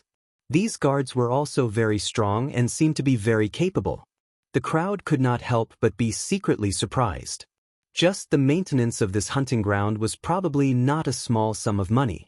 In the entire imperial capital, there were probably not many people who could do such a thing. Since the crown prince valued this place so much, there must be some high-grade fiends inside. However, Song Yuan, who was following behind Rongjin, felt his heart skip a beat when he saw this scene. There were clearly not so many people when he was taking care of this hunting ground previously. The page boy that was sent previously was currently standing in front of the hunting ground and arguing loudly with the guard in charge of guarding it. Who exactly are you people? How dare you secretly occupy the crown prince's hunting ground? You must have eaten a bear's heart and leopard's guts. How many lives do you have to offend the crown prince? However, the guard's expression did not change. You said that this is the crown prince's hunting ground. Do you have evidence? The page boy was so angry that he laughed. Everyone in the imperial city knows that this is the crown prince's territory. Why are you pretending to be confused? I'm telling you that the crown prince will be here soon. If you still don't, what's going on? Why are you arguing? Song Yuan saw that the situation was amiss and quickly walked over to scold him. The page boy immediately turned around and saw that Song Yuan was already behind him. The crown prince and his people were behind him too. He immediately panicked. If he did not complete the task that the crown prince gave him well, he might even lose his life. Others might not know, but the people who served in the East Palace knew this person's temper the best. He hurriedly knelt on the ground. Sir, we don't know where these people came from, but they have occupied the hunting ground and are not allowing anyone to enter. Song Yuan was shocked. Someone actually dares to mess with the crown prince? Are they tired of living? He looked at the two people and angrily shouted, Are you crazy? Are you crazy? No, who are you? They are clearly not our people. He suddenly thought of something and quickly looked at the other guards in the distance. As expected, they were all unfamiliar faces. Song Yuan sucked in a breath of cold air. Someone actually forcefully occupied our hunting ground right under our noses? But why was there no news at all? Whose people are you? How dare you occupy the crown prince's hunting ground? This angry roar was very loud, and Rongjin and the rest behind heard it clearly. Instantly, there was dead silence. The smile on Rongjin's face gradually froze. What's going on? When the two guards saw him, they cupped their fists and bowed, but their words were not polite at all. Greetings, Your Highness. Our master said that we thank you for taking care of this hunting ground all these years. We won't let you down in the future. Rongjin almost suspected that he had heard wrongly. This is my hunting ground. When did the master change? Why don't I know about it? One of the guards looked up and asked. Chapter 22. Rongjin froze on the spot. After a while, he finally realized what the guard meant. His usually expressionless face revealed a rare look of disbelief. Is he asking me for the title deed? Just as he was about to scold the guard, a blurry memory suddenly flashed across his mind. I really don't have the hunting ground's title deed. Even though father gave it to me, it was actually a betrothal gift to Chu Luiwei. The title deed is with Chu Luiwei. Your Highness, the hunting ground belongs to whoever's name is written on the title deed, right? If I'm not wrong, this hunting ground never belonged to you, right? Even though the guard looked ordinary, he was neither servile nor overbearing in front of the crown prince. He even sounded a little stubborn. Rong Jin instantly felt his chest turn upside down. It was as if a ball of cotton was stuck in his chest, and he felt extremely aggrieved and embarrassed. This was because he could not refute the other party's words. The crowd behind Rong Jin was also stunned when they saw the situation. What's going on? How did the Crown Prince's hunting ground become someone else's for no reason? They even dared to ask the Crown Prince for the title deed. Where did these people come from? Someone else suddenly recalled an old incident from a few years ago. If he remembered correctly, the title deed should be with Chu Luiyue. However, she was just a good-for-nothing. How could she find so many people to go against the Crown Prince? Some people silently looked at Chu Xianmin. Chu Xianmin was also stunned for a while. It was only when all sorts of gazes landed on her, intentionally or unintentionally, that she suddenly remembered that Chu Luiyue was involved in this. Rong Jin clenched his fists in his sleeves and tried his best to suppress the anger in his heart. He coldly asked, "Did Chu Luiyue send you here?" The guard shook his head. "We have nothing to do with Big Chu Missy." Rong Jin sneered in his heart. Nothing to do with her? He's already calling her Big Chu Missy. How many people in the Imperial City would call that good for nothing that way? He would never believe that Chu Luiyue was not behind this. "Do you mean that this hunting ground belongs to you now?" The guard respectfully said, "It belongs to our master." "How dare you?" Song Yuan took a step forward with a fierce expression. "This is a hunting ground bestowed by His Majesty. His Highness the Crown Prince has carefully maintained it for many years. How did it become your master's property in the blink of an eye? I think you guys are just looking for a beating." As he spoke, he circulated the force in his body, turned his palm into a fist, and fiercely smashed it towards one of them. Dragon Tiger Fist. Song Yuan was only 27 or 28 years old, but he had already broken through to become a stage 4 warrior. This punch was wrapped in a vigorous force, and the force was tyrannical. Vaguely, the wind from the punch was like a tiger's roar. At this moment, one of the guards stepped forward and threw out a punch with a calm expression. He had actually chosen to fight head-on. Bang! A dull thud rang out in the quiet forest. The powerful force caused the leaves that were piled up on the ground to fly up with a whoosh. Song Yuan originally didn't care about the other party at all, but the moment he collided with the other party's fist, he felt a tyrannical force rushing towards him. He even faintly felt that the other party's strength seemed to be even stronger than his. Sure enough, in the next moment, his body retreated uncontrollably. Thud, thud, thud. He was actually forced to take 3 steps back. He finally stabilized his body with much difficulty. Just as he wanted to curse, he felt a surge in his chest, and his mouth was suddenly filled with the thick smell of blood. Song Yuan forcefully suppressed his anger and swallowed the blood with much difficulty. At that moment, the air seemed to have frozen. The two of them exchanged blows. Song Yuan was forced to retreat, but the guard was as steady as a rock. Looking at Song Yuan's pale face, anyone could tell that he wasn't the other party's match. He was a stage 4 warrior. How could he be defeated so easily? Rong Jin's face was as gloomy as water. First, the hunting ground was snatched away in front of so many people. Then his personal guard was taught a lesson. He had lost all his face. That guard took a step back and politely cupped his hands toward Rong Jin. "Your Highness, Master has ordered us to guard the hunting ground properly, so we didn't dare to slack off. Please forgive us, Your Highness." It sounded like he was asking for forgiveness, but in actual fact, he was tearing off the Crown Prince's face and ruthlessly trampling on it. In the entire country Yaochen, other than the current emperor, the Crown Prince had the highest status. Even if he didn't have the title deed, how many people would dare to do so? Rong Jin solemnly asked. "Who exactly is your master?" The guard lowered his head slightly. "We're from Zhenbao Pavilion." "The Chu family." Chu Luiyue glanced at the sky and finally stopped his training. He then took off the sandbags on his hands and feet and softly muttered, "It's almost time."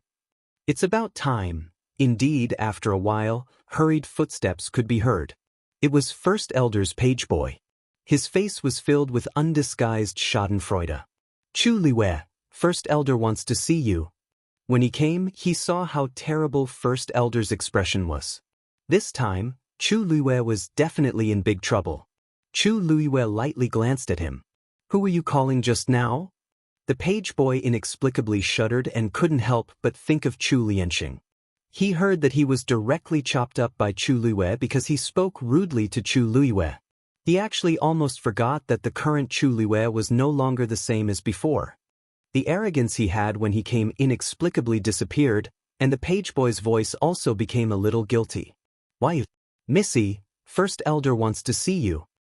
Only then did Chu Luiyue walk over leisurely.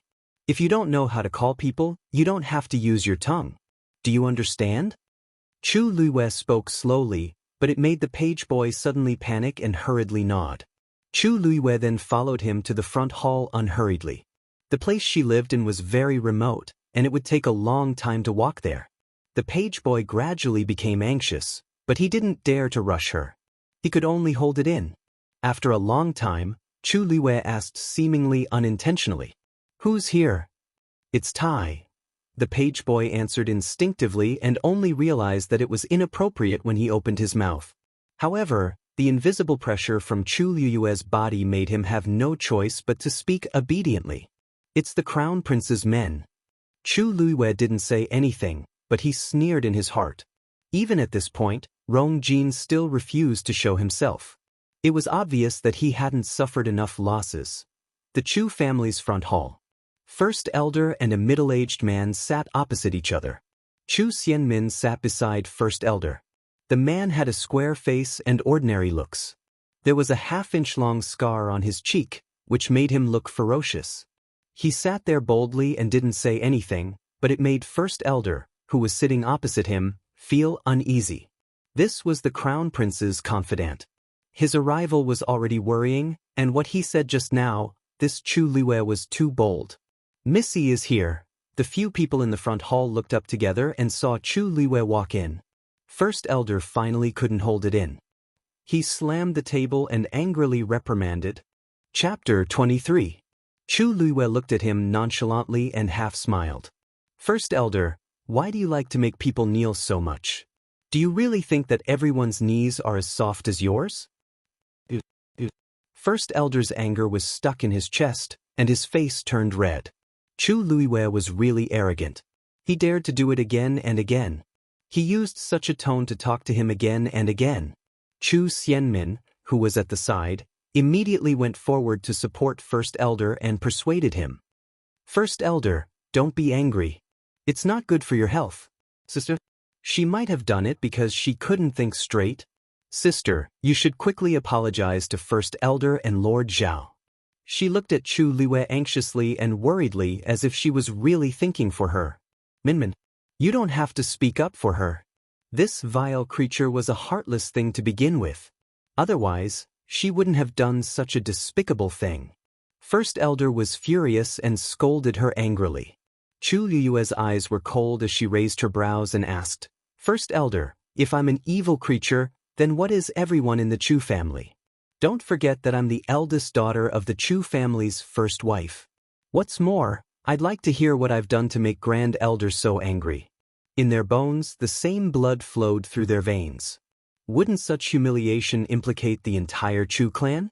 First Elder was at a loss for words and trembled in anger. "You still have the cheek to say that? You actually sold the Crown Prince's hunting ground to Zhenbao Pavilion without permission. Now, half of the Imperial City knows about it. The hunting ground that the Crown Prince sent people to take care of for many years became someone else's overnight. They even directly rejected the Crown Prince and his people at the door on the day of the Crown Prince's birthday banquet. This was a huge loss of face. This concerned the Crown Prince's reputation, so no one dared to say anything on the surface.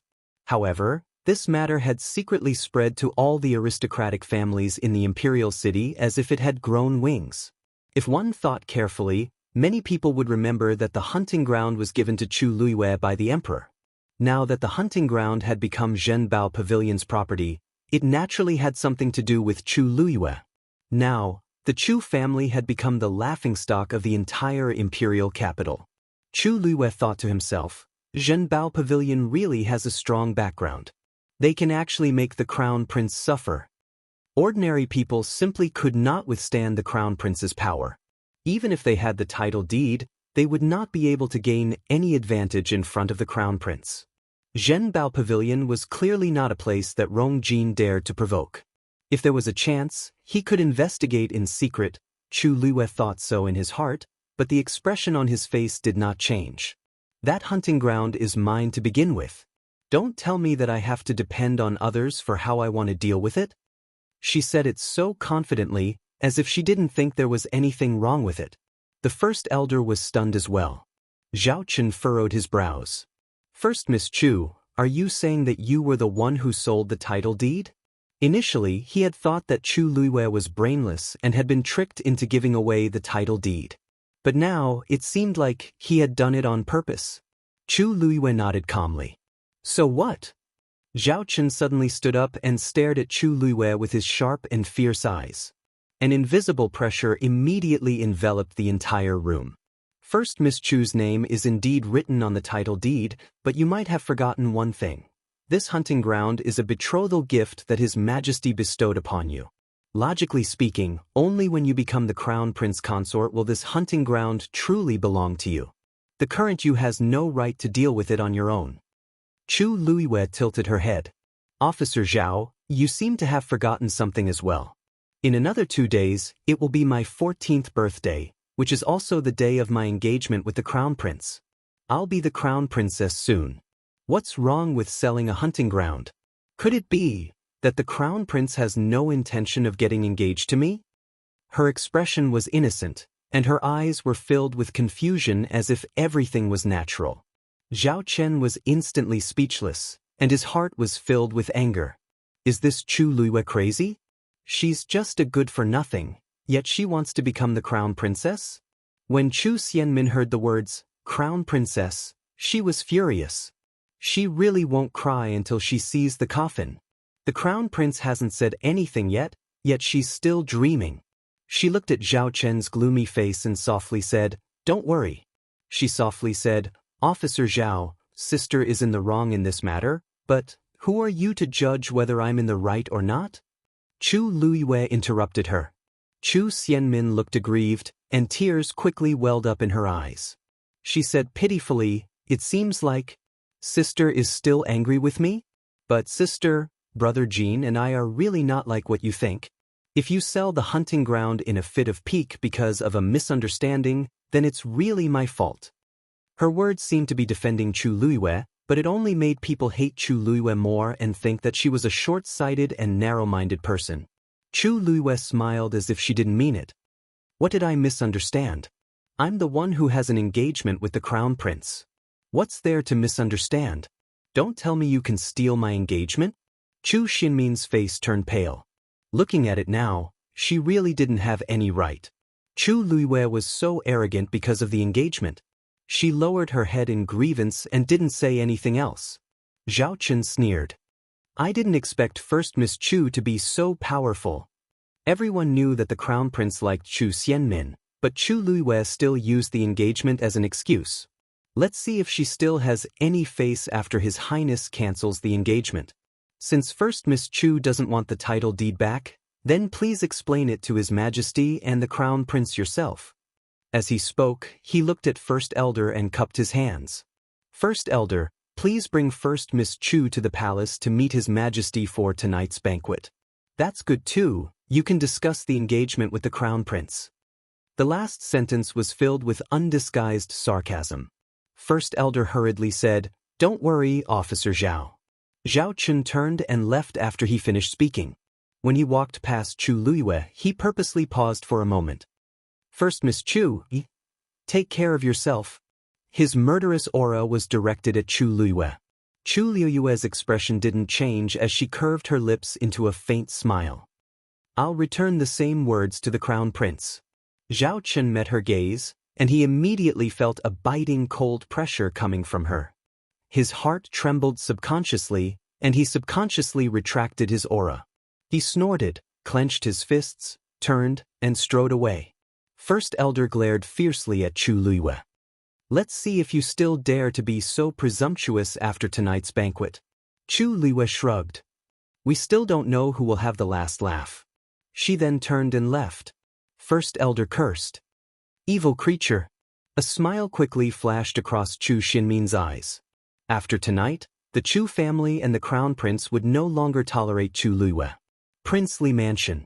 The eunuch who delivered the invitation waited respectfully outside the study with his back slightly bent. He was covered in sweat from the heat of summer, but he didn't dare to move and show disrespect. Although the person inside had just returned to the capital, his title of princely was enough to prove that he held a high place in the emperor's heart. The door opened. A young guard in a green robe walked out.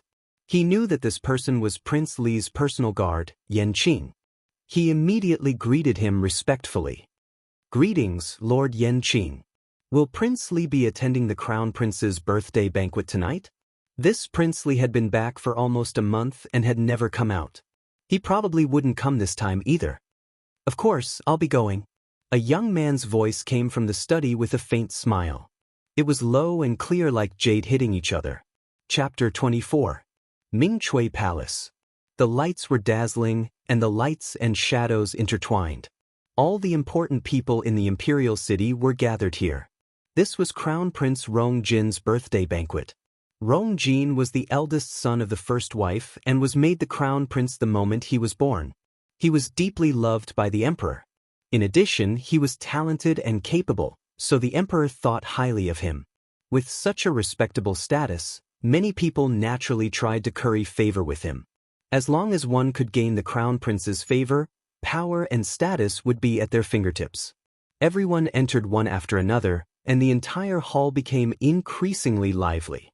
As the emperor, the empress, and the crown prince had yet to arrive, the crowd was not so reserved. However, amidst the laughter and chatter, there was also a strange atmosphere. Many people looked at the entrance as if they were waiting for someone to arrive. Hey, have you heard? The crown prince was humiliated today. What? There's such a thing? Why don't I know about it? Brother Yen, this matter has already spread, and you still don't know? Today, the crown prince said he was going to the hunting ground. The crowd whispered to each other, and their faces were filled with excitement and gossip. They were obviously discussing this matter. After all, Rong Jin had invited many people over, and all of them had extraordinary statuses. It was impossible to seal the news even if they wanted to. One spread to two to three, and now everyone knew. Isn't that person from the Chu family a good-for-nothing? Why is she so bold to sell the hunting ground?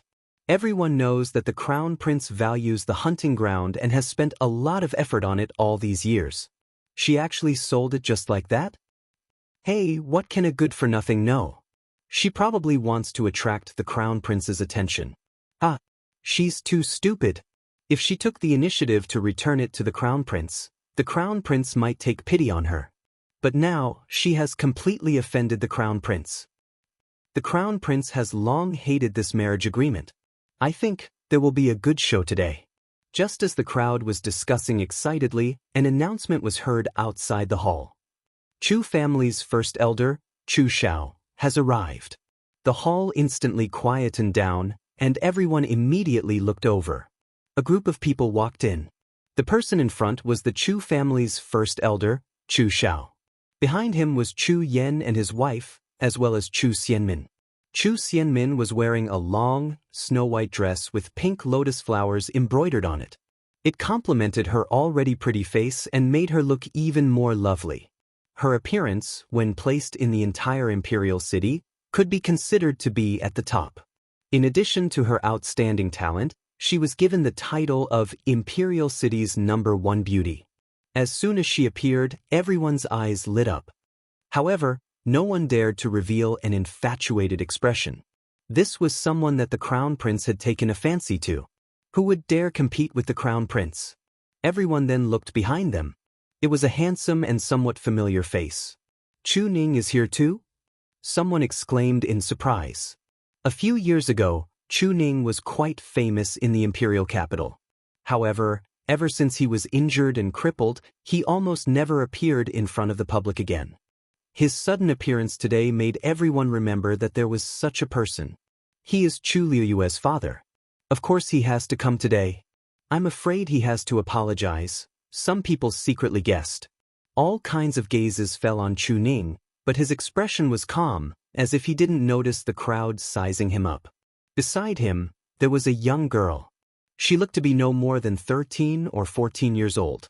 She was dressed in red and had a slender figure, but her back was straight. With just a glance, everyone was already certain that this young girl was Chu Luiyue. Almost everyone's gaze fell on her.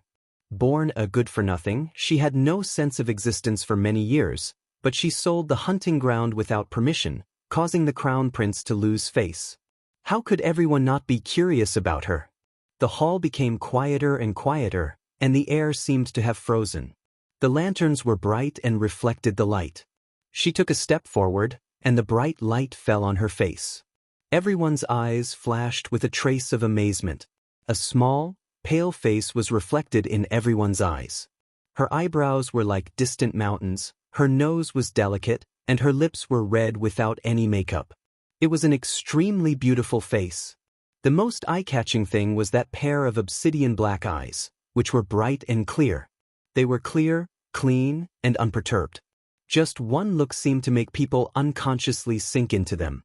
Her eyebrows were still a little immature. It was not hard to imagine how beautiful she would become in a few years' time. The atmosphere in the hall suddenly became a little strange. Nobody expected that the good-for-nothing Chu family would have such a face that people could not look away from. Chu Xianmin noticed this and was furious. Her hands and her sleeves clenched into fists, and her meticulously manicured nails dug into her palms painfully. In the past month, Chu Luiyue seemed to have seen something. Not only did her temperament change, but she also looked completely different. Her face, which originally had a bad complexion and yellowish skin, had inexplicably become white and supple. The timidity in her eyes was gone, and it was replaced by an indescribable calmness. Her facial features did not change much, but she looked much prettier than before. Before she came, she was a little worried that Chu Luiyue would steal the limelight, and it turned out to be the case. Lu Yao saw that his daughter's expression was a little off and immediately pulled her without batting an eyelid. So what if Chu Luiyue became prettier? A good-for-nothing has no right to be the crown princess. Chu Xianmin took a deep breath and suppressed the jealousy in her heart. I must get rid of her today. The crowd only regained their senses when the Chu family took their seats and began to exchange pleasantries. The hall regained its liveliness from before. Everyone seemed to be having a good time. Their focus was naturally Chu Luiyue. I didn't expect that good-for-nothing from the Chu family to be so beautiful. Why haven't I heard of her before? Oh, don't tell me, you have feelings for her, huh? The crown prince won't really marry her. So what if we think about it? After all, beauties are hard to come by. Some of the young aristocrats roared with laughter. Chu Ning's face was cold. He was about to stand up, but Chu Luiyue gently pressed his hand down. He turned around and saw her shaking her head. Today's highlight was Rong Jin. As for these people, she really did not need to worry about them. Chu Ning saw that she looked calm and did not insist. He knew that his daughter was different from the past, and she must have her own ideas.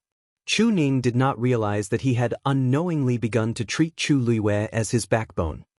The crown prince has arrived. With this announcement, the hall fell silent again. Chu Luiyue looked over and saw a reddish-purple figure appear in front of her. It was a face that could be considered handsome, but his eyes were a little sinister, which made people feel disgusted just by looking at him. She squinted her eyes. The crown prince, Rong Jin. The other party seemed to have noticed her gaze and quickly looked over. The two of them looked at each other. Shock flashed across Rong Jin's eyes. He had never seen such a beautiful girl before. Even Chu Xianmin looked much duller in comparison. But the next moment, he noticed that the girl was sitting in the Chu family seat. He immediately understood. Chapter 25. The romantic thoughts in Rong Jin's heart instantly vanished. She was the one who ruined his reputation for years because of her useless body. She even sold the hunting ground on her own accord, causing him to lose face in front of the imperial city's aristocratic families. If he didn't get back at her tenfold, his position as the crown prince would be wasted. Rong Jin forcefully suppressed the anger in his heart and walked forward. The crowd was shocked to find that he was actually walking toward Chu Luiwe. He walked to the front and looked down at Chu Luiwe with a calm expression. However, everyone could feel the turbulent waves hidden under the seemingly calm surface. Countless pairs of eyes stared at the two of them. First Elder and the others immediately stood up and bowed. "Greetings, Your Highness." Rongjin ignored them and looked at Chu Luiwe as he enunciated each word clearly. "You're Chu Luiwe?" Chu Luiwe met his gaze and said frankly, "Yes." Rongjin slowly clenched his fists in his sleeves. He originally thought that Chu Luiwe would panic, but the girl in front of him looked calm and didn't show any signs of uneasiness. Where did she get her confidence from? "You're young but you're quite bold. I thought you wouldn't dare to come today." Chu Luiwe blinked. "Why wouldn't I dare to come? Didn't you send someone to the Chu family to tell me that I had to come?" Rongjin choked and then sneered. "You're indeed sharp-tongued." Chu Luiwe smiled and responded, "Thank you for your compliment, Your Highness." Rongjin looked at her deeply and turned to walk back to his seat. First Elder turned back and looked at her with disgust. "You don't know, First Elder, if you want to embarrass yourself in this kind of situation, you can scold me," said Chu Luiwe nonchalantly before she sat down peacefully. The First Elder suddenly realized that this was not the Chu clan, but the Ming Chui Palace. Everyone was waiting to see them make a fool of themselves. If they were to make a scene at this time, it would be too ugly. After feeling sullen for a while, the First Elder finally swung his sleeve and swallowed his words.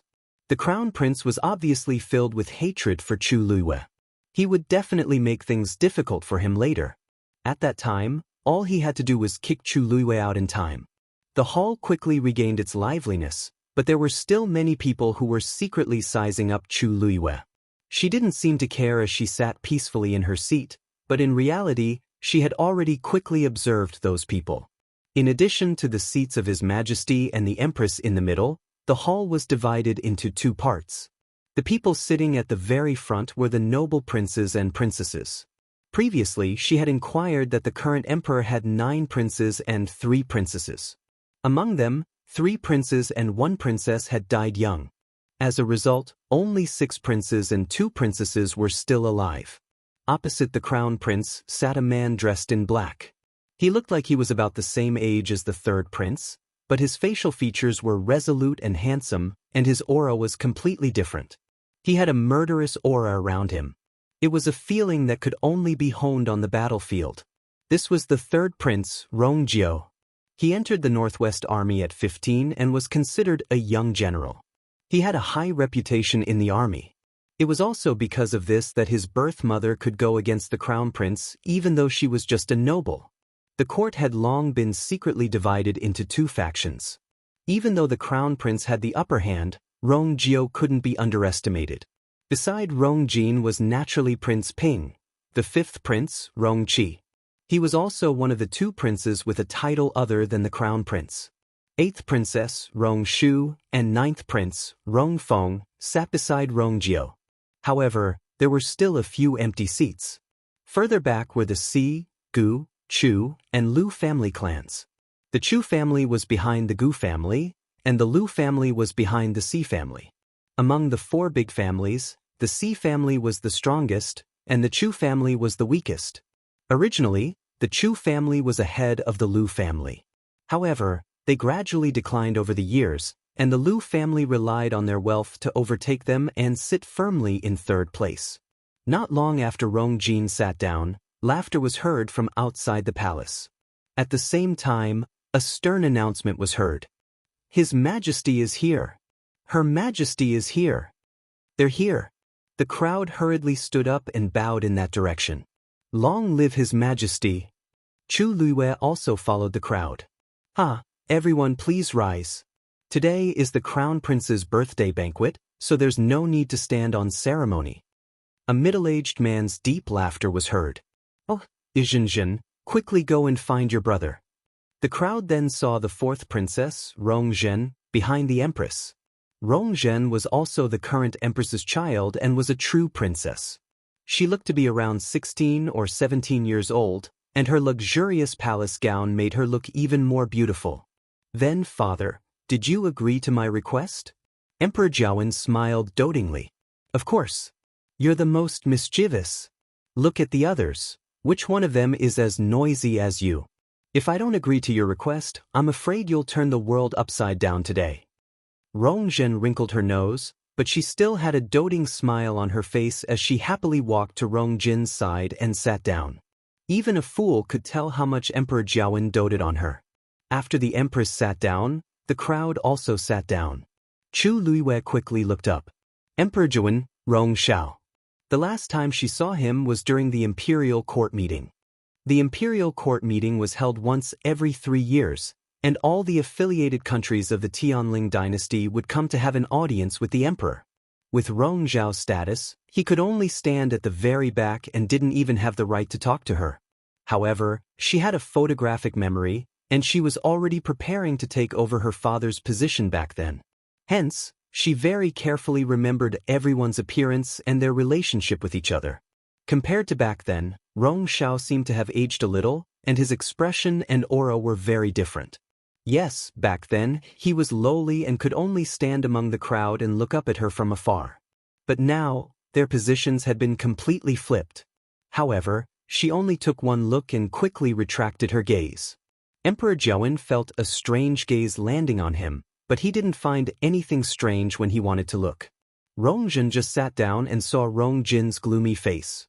She suddenly thought of something and looked toward the Chu family. As Chu Liyue's seat was in the second row, she only saw a slender figure. Is that her?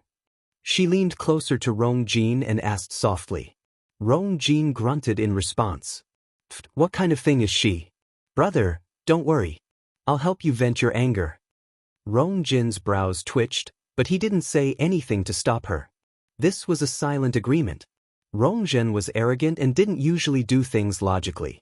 However, father and mother doted on her a lot, so they wouldn't do anything even if she caused trouble. As the crown prince, it was really embarrassing for him to get into a fight with a girl over a hunting ground. It was best if Rongjin stepped in. As they spoke, Rongjin had already spoken. I think this must be the famous Big Missy of the Chu family, right? Everyone quietened down and immediately realized that Rongjin was going to find trouble with Chu Luiwei. Chu Luiwei looked up. Rongjin smiled evilly and said, I've been in the Chu family for a long time. All these years, this princess hasn't seen you much. I feel like we've known each other for a long time, so I plan to give Big Missy Chu a gift. As she spoke, she clapped her hands. Chapter 26. A huge cage was moved over. It was covered with a black cloth, so no one could guess what was inside. Chu Liwei smelled a faint fishy smell and narrowed her eyes. Rongjin went forward and pulled off the black cloth. Shwa! A gigantic golden python was coiled up in the middle of it. Its body was as thick as a person's thigh, and it had layers of pale golden scales that glowed coldly. Its blood-red vertical pupils were like 2 sharp daggers, cruel and indifferent. It was a third-grade fiend, a golden python. When it suddenly saw the light, it suddenly became vigilant. It raised its huge python head and spat out its tongue. It made a hissing sound that made one's hair stand on end. The people in the main hall were all shocked when they saw this huge creature. Emperor Jiawen, who was sitting on top, was also very surprised. He then followed Rongjin's line of sight. An unfamiliar girl's face appeared in front of him. His heart skipped a beat. He knew that this was the Chu family's eldest Missy, Chu Ning's daughter, Chu Luiwei, who was engaged to Rongjin. Zhen, what are you doing? Asked Emperor Jiawen. This is your brother's birthday banquet. It's not a place for you to fool around. He remembered that Chu Luiwei was born with a damaged yuan meridian, so she would never be able to cultivate. How could she deal with a third-grade golden python? He didn't care about Chu Luiwei, but she was engaged to Rongjin. It would be difficult to resolve the situation if things turned ugly. Besides, there were so many people watching. If he indulged Rongjin, the crowd might think that the royal family was heartless and neglected Chu Luiwei because she was a good-for-nothing. However, Rongjin smiled. Father, this is the first time I met eldest Missy Chu. I like her, so I wanted to give her this golden python that I obtained with much difficulty. This was personally hunted by his daughter. I wanted to keep it as a pet, but since it's fated to be with eldest Missy Chu, I'm willing to part with it. She then looked at Chu Luiyue. I guess eldest Missy Chu hasn't contracted a fiend yet, right? A few snickers came from the crowd. What kind of magical beast could a good-for-nothing contract? Many people looked at Chu Luiyue with mocking eyes, as if they were waiting for a good show. Rongzhen pulled a long face, seemingly unhappy. What's wrong? Could it be that first Miss Chu doesn't like the golden python that this princess gave her? She was the most favored princess of the imperial court. Who dared to say that they didn't like her gifts? Chu Luiyue stood up. Lu Yu is very grateful for fourth princess's kindness. How could he not appreciate it? Rongzhen then smiled again and gestured at Chu Luiyue as if summoning a lowly servant. Since you are so grateful to this princess, why don't you come and accept this gift? Chu Luiyue paused for a moment, then walked forward. She first bowed to Emperor Zhouwen before looking at Rongzhen and bowing again. Every movement was very standard, even better than the etiquette of the instructors and nannies in the palace. This series of movements was done so smoothly that it was pleasing to the eye. Most importantly, she seemed to exude a sense of nobility from her bones. This aura was even more outstanding than that of the real princess, Rongzhen, who was standing beside her. Even though she was wearing old clothes with frayed edges and had no makeup on her pale face, she was more eye-catching than Rongzhen, who was dressed in a gorgeous palace gown. She was like a bright pearl that would attract everyone's attention no matter where she was. Some people couldn't help but start whispering. Didn't they say that Chu Luiyue was born a good-for-nothing and was thrown into the pile of servants from a young age? Why is she so well-mannered? This is a little strange. The Chu family doesn't even care about her. Why would they teach her all this? Did they teach her before she entered the palace? The person who said this gradually lowered his voice. They were all from aristocratic families, so they knew that these rules couldn't be learned in a day. That noble and elegant aura couldn't be cultivated overnight. How is this possible? Even Chu Xianmin doesn't have such a calm and noble aura, right? Not to mention Chu Xianmin, even the fourth princess. Was she defeated? No one dared to say this out loud, but they knew that everyone was thinking the same thing when they looked at each other. Rongzhen naturally noticed this as well, and she couldn't help but be enraged. What is this Chu Luiyue pretending to be? She didn't believe that a good-for-nothing would be able to stir up any waves. Big Chu Missy, although this golden python is for you, there's a condition. Rongzhen's red lips curled up as she pointed at the golden python. This golden python was just caught, and it's wild and untamed. If you want to be its master, you have to defeat it. So, why don't you fight it? The air froze. No one expected Rongzhen to make such a request. Chu Luiyue was a good-for-nothing. Fighting a third-grade golden python was a dead end. Without waiting for Chu Luiyue to speak, Emperor Zhouwen frowned. Zhen, don't mess around. The smile on Rongzhen's face slowly disappeared. She said coldly, Father, I'm not messing around. There's a reason for me to do this. Do you know that she secretly sold Brother Crown Prince's hunting ground? Emperor Zhouwen was stunned. What? Brother Crown Prince put in a lot of effort for that hunting ground, but in the end, it was all for naught. Brother Crown Prince is magnanimous and didn't hold it against her, but as his sister, I can't stand it. This golden python is just a third-grade fiend, and Brother Crown Prince has lost a lot of money. She looked at Chu Luiyue and raised her voice. Do you admit to this or not? Emperor Zhouwen then remembered that he did give Chu Luiyue a hunting ground back then. She actually sold it? No matter what, that was something he personally gave her. How could she sell it so casually? This made Emperor Zhouwen unhappy with Chu Luiyue. However, if he really agreed to Rongzhen's suggestion, it would be a problem whether Chu Luiyue could survive today. Your Majesty, I'd rather atone for my daughter's sins. At this moment, Chu Ning suddenly stepped forward and knelt down on one knee. Emperor Zhouwen's expression softened when he saw him. After thinking for a moment, he finally nodded. That's fine. Even though Chu Ning wasn't the same as before, it shouldn't be too dangerous to deal with a third-grade golden python.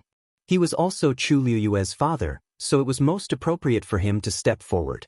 On the one hand, it would save the crown prince and the royal family's face, and on the other hand, it wouldn't really hurt the father and daughter's lives. At this moment, Chu Luiyue suddenly stepped forward. I'm willing to try. Rong Zhen was angry that she lost a chance to teach Chu Luiyue a lesson, but she didn't expect her to take the initiative to step forward. What did you say? Say it again. Chu Luiyue raised her chin, and her pure black eyes sparkled as if they were filled with stars. Chapter 27.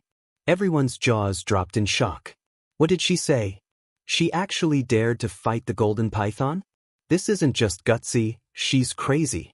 Not to mention her, even a stage 3 warrior might not be able to subdue a third-grade golden python single-handedly. She really doesn't want her life. Chu Ning was also shocked and hurriedly pulled Chu Luiyue's sleeve. This golden python is ferocious, and it's more powerful than a typical third-grade fiend. You, Chu Luiyue smiled and glanced at him. Father, don't worry. Just 4 words miraculously calmed Chu Ning's uneasy and worried heart. She seemed to have a magical power that could make others unknowingly believe her words. If she said don't worry, then nothing would happen. Chu Ning's lips moved. He had already guessed that his daughter's Yuan meridian had been repaired, and she might have even started cultivating. However, how could she be a match for a third-grade fiend in such a short time? After repeatedly struggling in his heart, Chu Ning finally swallowed his words and nodded solemnly. Father believes you. Chu Luiyue's heart warmed. This feeling of being unconditionally trusted was the most reassuring. Rong Zhen naturally wouldn't let go of this opportunity and immediately raised her voice. You agreed to this yourself. No matter what the outcome is, it has nothing to do with me. Chu Luiyue mocked her in his heart. This kind of shameless behavior in public was indeed not something an ordinary person could do. Emperor Zhou hesitated for a moment and exchanged glances with the Empress. The Empress shook her head lightly and said in an extremely soft voice, Your Majesty, this matter concerns the royal family's reputation after all. Can't you just teach her a lesson publicly and order someone to protect her? Emperor Zhou deeply agreed and specially sent a few guards by the side to immediately save Chu Luiyue once they discovered that something was wrong. Even so, the crowd still didn't think highly of it.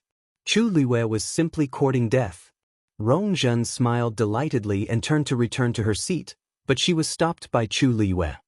Fourth princess, please wait. Rong Zhen turned around impatiently. Anything else? Luiyue is very touched that the fourth princess gave me such a big gift, so I've prepared a gift in return for you later. Please kindly accept it, fourth princess. Rong Zhen sneered. You're just, fine, you just have to deliver it to me later. What kind of good things could a good-for-nothing from a fallen aristocratic family give out? How laughable! She walked to Rong Jin's side and proudly blinked her eyes. Rong Jin's lips curved up slightly, and he gave her an affirmative look before quickly hiding his expression. Only Chu Luiyue and the golden python trapped in the huge black cage were left in the center of the hall. Chu Luiyue slowly walked in front of the golden python. One man and one beast, facing each other. You overestimate yourself. Chu Xianmin felt relieved when she saw this scene. She didn't need to do anything. There were plenty of people who could take care of Chu Luiyue. Everyone unconsciously quieted down. The golden python had a ferocious temperament. In addition, Rong Zhen didn't really rely on her own strength to subdue it. Instead, she used a group attack to capture it. In addition, Rong Zhen had deliberately starved it for the past few days. This golden python was already on the verge of exploding. It was even more dangerous than an ordinary golden python. Rong Zhen originally only wanted to teach this golden python a lesson and tease it. However, she happened to hear about what happened at Rong Jin's place today. Knowing that Chu Luiyue would most likely come tonight, she specially ordered someone to bring it over. She wanted to teach Chu Luiyue a lesson. Chu Luiyue took one look and already guessed that the other party was purposely messing with him. The golden python felt Chu Luiyue's aura and became even more agitated. Its eyes were filled with hostility. Chu Luiyue cupped his hands at the guard beside him. Please lend me a sword. The guard was stunned and instinctively looked at Emperor Zhou. Emperor Zhou nodded. Just give it to her. Only then did the guard remove the sword from his waist and pass it to Chu Luiyue. Thank you. Chu Luiyue took the sword and quickly brandished it. The blade was too heavy and not sharp enough. The material wasn't good enough either. However, it was enough. It seems like he has some skills, he's just putting on a show. His Yuan meridian is incomplete, and he can't even absorb force. What can he do? That's true. He probably wants a sword to give himself some courage. Chu Luiwei ignored them and took half a step back. He held the sword tightly with both hands and raised it high. Then he harshly slashed it down. Clang. In the blink of an eye, the chains on the cage broke with a loud sound. Everyone was stunned. What is he trying to do? Before they could figure it out, Chu Luiwei had already lifted the sword, and the cage's door instantly opened. The golden python realized that the cage that locked it up had opened, and it immediately rushed out. Its huge head rushed toward Chu Luiwei without hesitation. It opened its mouth and revealed its sharp fangs. Once bitten, even if one didn't die, they would be injured. Its body was huge, and in comparison, Chu Luiwei looked especially thin and weak. It was as if the golden python would swallow her whole. At this moment, Chu Luiwei didn't retreat. Instead, he stepped forward and used the momentum to jump forward. At the same time, he quickly stabbed his sword. It went straight for the golden python's abdomen. The scales on its body were very hard, and it was difficult to pierce through them with normal swords. Only its abdomen, which was slightly softer, could be used as a breakthrough point. The golden python also noticed Chu Luiwei's intention. It immediately swung its tail and harshly slapped Chu Luiwei. Its physical strength was very strong. If this hit landed, Chu Luiwei would probably die on the spot. However, Chu Luiwei's feet moved quickly, and for some reason he narrowly avoided the attack. He circled to the golden python's side. She didn't hesitate to stab at its body. The long sword slashed across the hard scales, making an ear-piercing sound. However, it only left a faint white scratch on the surface. There wasn't even a trace of blood. Rongjin sneered. "Brother, this Chu Luiwei is really stupid. He actually thinks that he can, what?" Before she could finish her mocking words, she saw the situation change. Chu Luiwei's attack completely angered the golden python. It crazily swung its tail, trying to entangle Chu Luiwei. However, Chu Luiwei suddenly let go of the sword hilt and jumped onto its body. With the help of this rebound, Chu Luiwei actually rushed directly onto the golden python's head. She held the golden python's neck with one hand, and with the other, she quickly took off the only hairpin on her head and ruthlessly stabbed it into the golden python's eyes. Its greatest weakness was its eyes. Splat. Blood splattered everywhere. The golden python let out a painful and angry hiss. However, Chu Luiwei didn't hesitate and directly plucked out its eyeball. The golden python violently shook its body, but it couldn't do anything to Chu Luiwei. In the blink of an eye, the second eyeball was also plucked out. The golden python's body gradually went limp. Only then did Chu Luiwei jump down, pick up the sword on the ground, and directly stab it into the bloody hole. A ruthless slash. The entire golden python was cut open and killed by her just like that. Ah! This bloody scene caused some of the delicate noblewomen to scream. However, Chu Luiwei's expression didn't change. She directly reached her hand into the hole and pulled out a green pearl. It was the golden python's pearl of essence. Then, Chu Luiwei walked towards the frozen Rongjin, extended her bloody hand, and handed over the pearl of essence. Chapter 28. Rongjin raised her head stiffly and looked at Chu Luiwei. Her face and hands were covered in blood, but her expression was calm and composed. The golden python's corpse was right behind her, but she could still smile. It was as if she was a demon from hell. Rongjin suddenly shuddered. At this moment, she suddenly had a thought. This Chu Luiwei is not as easy to bully as she seems. Chu Luiwei extended her hand. "Fourth princess, the golden python's pearl of essence is good for nourishing the body." The pearl of essence was still covered in sticky red blood, and the sweet, fishy smell was almost nauseating. Rongjin's face was pale, but she had to accept Chu Luiwei's gift in front of so many people. Just as she was in a dilemma, Rongjin suddenly spoke. "Men, take good care of first Miss Chu's gift."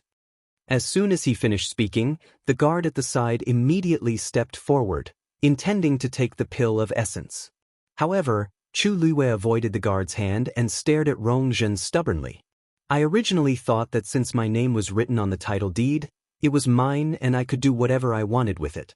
However, I didn't expect the fourth princess to fly into a rage. Take this as my apology to your majesty and his highness the crown prince. Unfortunately, the fourth princess doesn't seem to like this gift. Or do you think it's not enough? Rong Zhen's heart skipped a beat.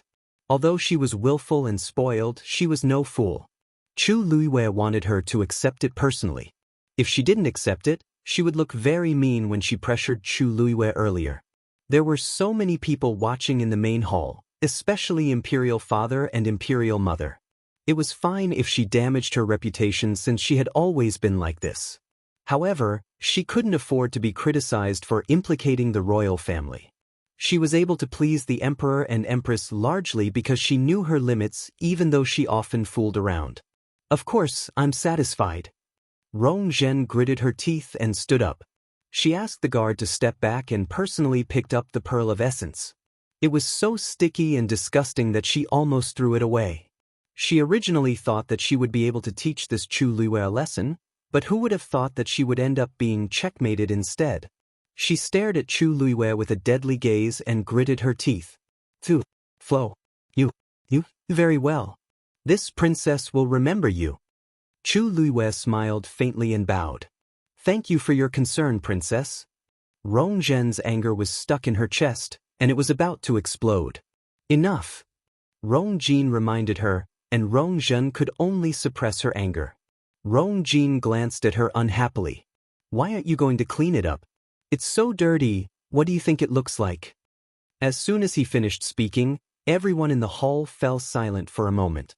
The crown prince seemed to be talking about the fourth princess, but he was actually mocking Chu Luiwei. The fourth princess's hands were only stained with a little blood, but Chu Luiwei had just fought with the golden python, and now his hands were almost completely covered in blood. Wasn't this filthy, referring to her? Whispered laughter came from all over the hall. Everyone's gazes fell on her with mockery and ridicule. In this brightly lit Ming Chui palace, everyone was bright and beautiful, clean and luxurious. She was the only one covered in blood. Because she had pulled out the hairpin, her hair was a little messy and scattered. She looked so disheveled. This was the scene that Rong Xiu saw when he came in. A thin girl was standing in the middle of the hall. Beside her was a huge, damaged black cage and the mangled corpse of a golden python. The ground was covered in blood. The side of her face and hands were covered in scarlet blood. Her body was thin, but her back was straight like a pine tree on a cliff. No matter how strong the wind was, it would not bend. His gentle and clear eyes instantly turned dark and cold. But it was only for a moment before he regained his usual gentle expression. Prince Li has arrived. This voice broke the atmosphere in the hall. Everyone's eyes widened in shock. Prince Li? The seventh prince? Why did he come? He had been staying in the Prince Li's residence with the excuse of being sick for a month after returning to the imperial capital. He had never attended any banquets. How come today? Chu Luiwei's heart jumped and he unconsciously looked back. A somewhat familiar figure appeared at the door of the hall. The octagonal glass palace lanterns hanging outside the door sprinkled a soft and warm light, reflecting his tall and slender figure. Chu Luiwei was stunned. It was midsummer, but he was still wearing the white fox cloak. He walked into the hall, and his face gradually became clear. Although it was not the first time that Chu Luiwei saw this face, he still could not help but be dazzled. His sword-like eyebrows slanted to his temples, his nose was high, and his phoenix eyes were deep. The lights were bright, but they were not as dazzling as the thousands of stars in his eyes. It seemed that with just one look, people would be willing to fall in love with him. Under the cloak, he was wearing a snow-white brocade robe with golden patterns embroidered on the cuffs and hem. As he walked, he looked like flowing moonlight. When he appeared, a sentence flashed in everyone's mind. There was a bandit gentleman who was like cutting, practicing, and polishing. He was really elegant, noble, and as gentle as jade. Some noble ladies blushed and stared at Rong Xiu with sparkling eyes. So this is Prince Li? I didn't expect him to be so good-looking. The last time he came back to the imperial capital was 3 years ago. I didn't expect him to be so handsome when he came back. I'm afraid no one in the imperial capital can compare with him. Humph, he's just a sick man. What's there to look at? At most, he's just an idle prince. Everyone in the hall whispered. Chu Luiwei looked more carefully and raised his eyebrows slightly. It was no wonder that those people said so. Rong Xiu's lips were a little pale, and he did look a little weak. At this moment, Rong Xiu suddenly turned his eyes to her. Their eyes met. Chu Luiwei narrowed her eyes. The next moment, Rong Xiu walked directly to her and stopped in front of her. Everyone looked at her strangely. Chu Luiwei was stunned. What was he going to do? Was he going to settle accounts with her because she broke into the Jade Wave Lake last time? Just as she was thinking about this, Rong Xiu suddenly reached out and handed her a snow-white handkerchief. Chu Luiwei suddenly understood what he meant. He was asking her to wipe the blood on her face. The scene when they first met suddenly appeared in her mind. He reached out and gently wiped the blood on her face with his fingers. He said, Miss Chu, you can't go back in such a sorry state with blood on your face. The situation this time was so similar. Chu Luiwei took the handkerchief and bowed. Thank you, Prince Li. Chapter 29. Everyone had different expressions. His Highness Prince Li is. Rong Xiu had already looked at Emperor Jiawen and bowed. Please forgive me for being late, father. Then he couldn't help but cough twice, looking like he had been sick for a long time. Emperor Jiawen shook his head as if he didn't agree. Your body has been weak since you were young. Now that you've just returned to the imperial city, you should take care of yourself. Why force yourself to come? Rong Xiu smiled and glanced at Rong Jin. How can I not come to my brother's birthday banquet? Rong Jin scoffed in his heart, but he still smiled. Seventh brother, you're too polite. It's just a birthday banquet today. It's my fault if it affects your body. Quick, sit down. Rong Xiu readily accepted the advice and sat down beside the third prince. Then, he took off the cloak on his body and coughed a few times. It seemed like this torment had already made him very uncomfortable. The crowd looked at each other. This Prince Li really doesn't seem to be in good health. Some of the noble ladies looked disappointed. No matter how good-looking he is, he doesn't have much of a future with such a weak body. It's a pity that his face and aura are wasted. However, Rong Xiu didn't seem to care about all this. After sitting down, he greeted the few people beside him and quietened down. He looked like a gentle and modest gentleman. Rongjin didn't have much of an impression of her seventh brother, but when she saw him hand Chu Luiwei a handkerchief, she was instantly disgusted with him. She chuckled as her gaze moved between Rong Xiu and Chu Luiwei. Seventh brother, you seem to take care of Big Chu Missy a lot. Could it be that you guys already know each other?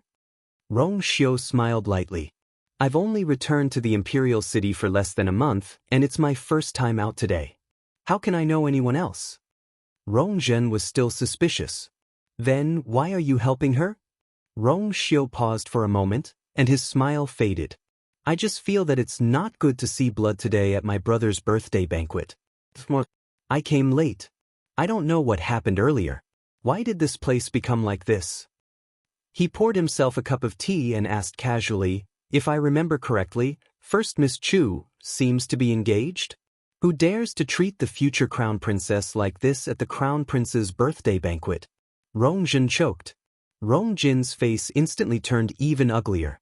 Weren't these words accusing him of allowing others to bully Chu Luiwei? Seeing that the situation was not right, the Empress immediately said warmly, Prince Li, you misunderstood.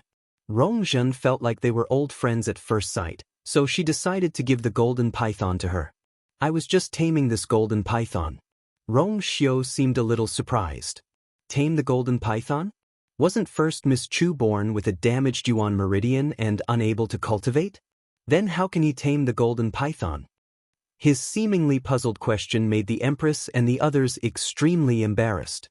Rong Jin frowned. He felt that Rong Xiu was purposely putting him on the spot. However, looking at his stunned expression, it seemed that he really did ask this question subconsciously. Besides, Rong Xiu probably didn't know about the hunting ground. For a moment, Rong Jin couldn't tell what he was thinking, so he didn't respond. Rong Zhen couldn't help but argue. She was the one who made a mistake first. She sold the title deed to brother crown prince's hunting ground to someone else. Such behavior is too much. Rong Xiu kept quiet for a while and rubbed the teacup. He rubbed his teacup and asked, since it's the crown prince's title deed, how could she sell it? There was dead silence in the main hall. Of course, everyone knew that Chu Liuyue's name was on the title deed. However, as long as she had a brain, she should know that the crown prince valued this hunting ground very much. She sold it and made the crown prince pay a huge sum of money. The crown prince was furious. It was obvious that he wanted to deal with her today. Otherwise, how could a good-for-nothing from the Chu family be qualified to attend such a palace banquet? Everyone was well aware of this, and even the empress had tacitly agreed. However, for someone of Prince Li's status to say it out loud, it made the crown prince look especially ugly. Chu Luiwei used the white handkerchief to slowly wipe the blood off her hands and curved her lips. Since he wanted to help her, she wouldn't let go of this opportunity. Your Highness, you don't know. Even though this title deed is in my name, the crown prince and I aren't officially engaged yet. It's indeed my fault for selling the title deed like this. However, the fourth princess has already promised that as long as I tame this golden python, this matter will be written off. Fourth princess, right? Rongzhen widened her eyes. When did I say that? Don't make irresponsible remarks. Chu Luiwei looked at Emperor Jiawen in confusion. Your Majesty, isn't that what you meant? Emperor Jiawen didn't expect Chu Luiwei to be so direct and was instantly embarrassed. He coughed and waved his hand. It's just a hunting ground. Since Lu Yu has already tamed the golden python according to the agreement, let's just forget about it. Zhen, don't mention it again in the future. This wasn't just a warning to Rongzhen, it was also a warning to everyone present. Rongzhen was angry, but she could only agree reluctantly when she saw Emperor Jiawen's serious gaze. Thank you, Your Majesty. However, Chu Luiwei didn't intend to let it go just like that. She sighed softly and showed a forbearing expression. Your Majesty, Lu Yu knows that you personally bestowed this title deed back then, so he naturally treasures it. If he wasn't forced into a corner, Lu Yu would never sell this title deed. Emperor Jiawen was stunned. Is there something else going on? Chu Luiwei took a deep breath. Your Majesty, you don't know. Because I was born with a damaged essence meridian, and my father was seriously injured a few years ago, we didn't have a good life. Helpless, we could only sell the title deed to raise some money to maintain our lives. Chu Luiwei, what nonsense are you talking about? First Elder immediately stood up and hollered angrily. Was she trying to drag the entire Chu clan into this? Emperor Jiawen glanced at First Elder unhappily. Let her speak. First Elder was angry, but he didn't dare to casually interrupt. My father and I once asked the Crown Prince for help, but we couldn't even see him. Before selling the title deed, I wanted to discuss it with the Crown Prince, but I was rejected at the door. So, Rongjin's face turned pale. This Chu Luiwei really knows how to make things up. Lu Yu really had no choice but to do this. Your Majesty, please understand. Chu Liuyue's words were half true, but the others in the hall were inclined to believe her. Almost everyone in the imperial city knew a little about the kind of life Chu Luiwei and her father were living. It was even more likely that the Crown Prince had refused to let her in. The Crown Prince hated her to the core, so wasn't it normal for him to do this? Looking at it this way, Chu Luiwei didn't do anything wrong. Emperor Jiawen looked at Rongjin sternly. Crown Prince, even though you put in a lot of effort into the hunting ground, if it weren't for the fact that you didn't care about Lu Yu for so many years, I think she wouldn't have done this. If I remember correctly, her birthday is 2 days after yours. At that time, your engagement. Rongjin's heart skipped a beat. Emperor Jiawen might very well let me fulfill the engagement with Chu Luiwei to save the royal family's face. This definitely won't do. Thinking of this, Rongjin suddenly stood up. Father, I have a favor to ask of you. He pointed at Chu Luiwei. Chapter 30. Rongjin originally planned to use Chu Liuyue's private sale of the hunting ground to make Emperor Jiawen hate Chu Luiwei and dissolve their marriage agreement. However, he didn't expect things to turn out like this. Chu Luiwei had his reasons for selling the title deed, and it was the result of him being bullied by the Chu family and himself. There was no way to explain this, so it was a waste of time to dwell on it. Besides, things had already reached a stalemate, and tonight's series of events were detrimental to the royal family's reputation. He knew that his father definitely didn't want to see this. Thus, he had to cut the Gordian knot. He had to directly propose to dissolve the marriage agreement with Chu Luiyue and draw a clear line between them. Even if others would criticize him, it was better than making his father unhappy with him. Emperor Jiawen's face darkened, and he didn't say anything. The hall was so quiet that one could hear a pin drop. Rong Jin decided to go all the way and continued. Father, I don't have any feelings for the Chu family's big missy. Even if we were to be together according to the marriage agreement, we wouldn't be happy. Why don't we dissolve the marriage agreement? This is a good thing for both of us. Chu Luiyue looked down and hid the contempt in his eyes. This man really doesn't have any sense of responsibility, and he's so cunning. He clearly thinks that I'm a good-for-nothing and isn't worthy of being the crown prince, but he made it sound so righteous.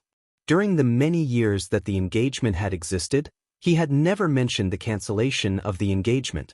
Instead, he only brought it up now. Chu Luiyue naturally guessed why. He was the crown prince, but Chu Luiyue was born a good-for-nothing. If he had raised this request earlier, he would definitely be mocked for being snobbish. Chu Luiyue's life in the Chu family was very tough, but he didn't care and let things slide. Perhaps he had long felt that Chu Luiyue wouldn't even live to become of marriageable age at 14. If she had died a long time ago, then he would have easily solved a huge problem. However, he didn't expect her to retaliate. Faced with today's situation, he had to bring up the marriage agreement. Emperor Jiawen's eyes were half closed, and the crowd could guess his thoughts. Have you thought it through? Said Emperor Jiawen after a while. Rong Xiu suddenly advised in a gentle voice. Crown Prince, First Miss Chu is actually quite a nice person. Didn't she just tame the golden python? Although she doesn't have any origin power in her body, it seems that she does have some strength. Rong Jin's face darkened. In fact, he was very shocked when Chu Luiyue killed the golden python, but after careful observation he didn't detect any fluctuations of origin power from Chu Luiyue.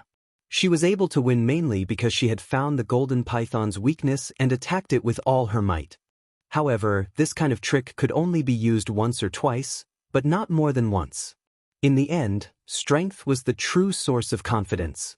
Could it be that Chu Luiyue could suddenly recover after being missing a Yuan meridian for more than 10 years?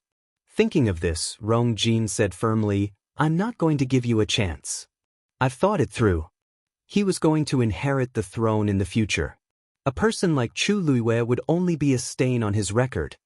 Of course, I'm willing to make up for the harm I've caused First Miss Chu. As he spoke, Rong Jin looked at Chu Luiyue. If you have any conditions, feel free to state them. I'll do my best to satisfy them. Is he planning to kick me out and set up a benevolent and righteous monument for himself? How could there be such a good thing in the world? Chu Luiyue lifted her chin, glanced at Rong Jin, and pursed her lips. Your Highness, actually, I used to admire you. Rong Xiu, who had just raised his teacup, paused. Then, he calmly put down the teacup and glanced at the girl in front of him. Chu Luiyue suddenly felt a chill at the back of her head. Rong Jin frowned as he listened. Is Chu Luiyue unwilling to break off the engagement? That's right. No matter how stupid she is, she knows how precious the position of crown princess is.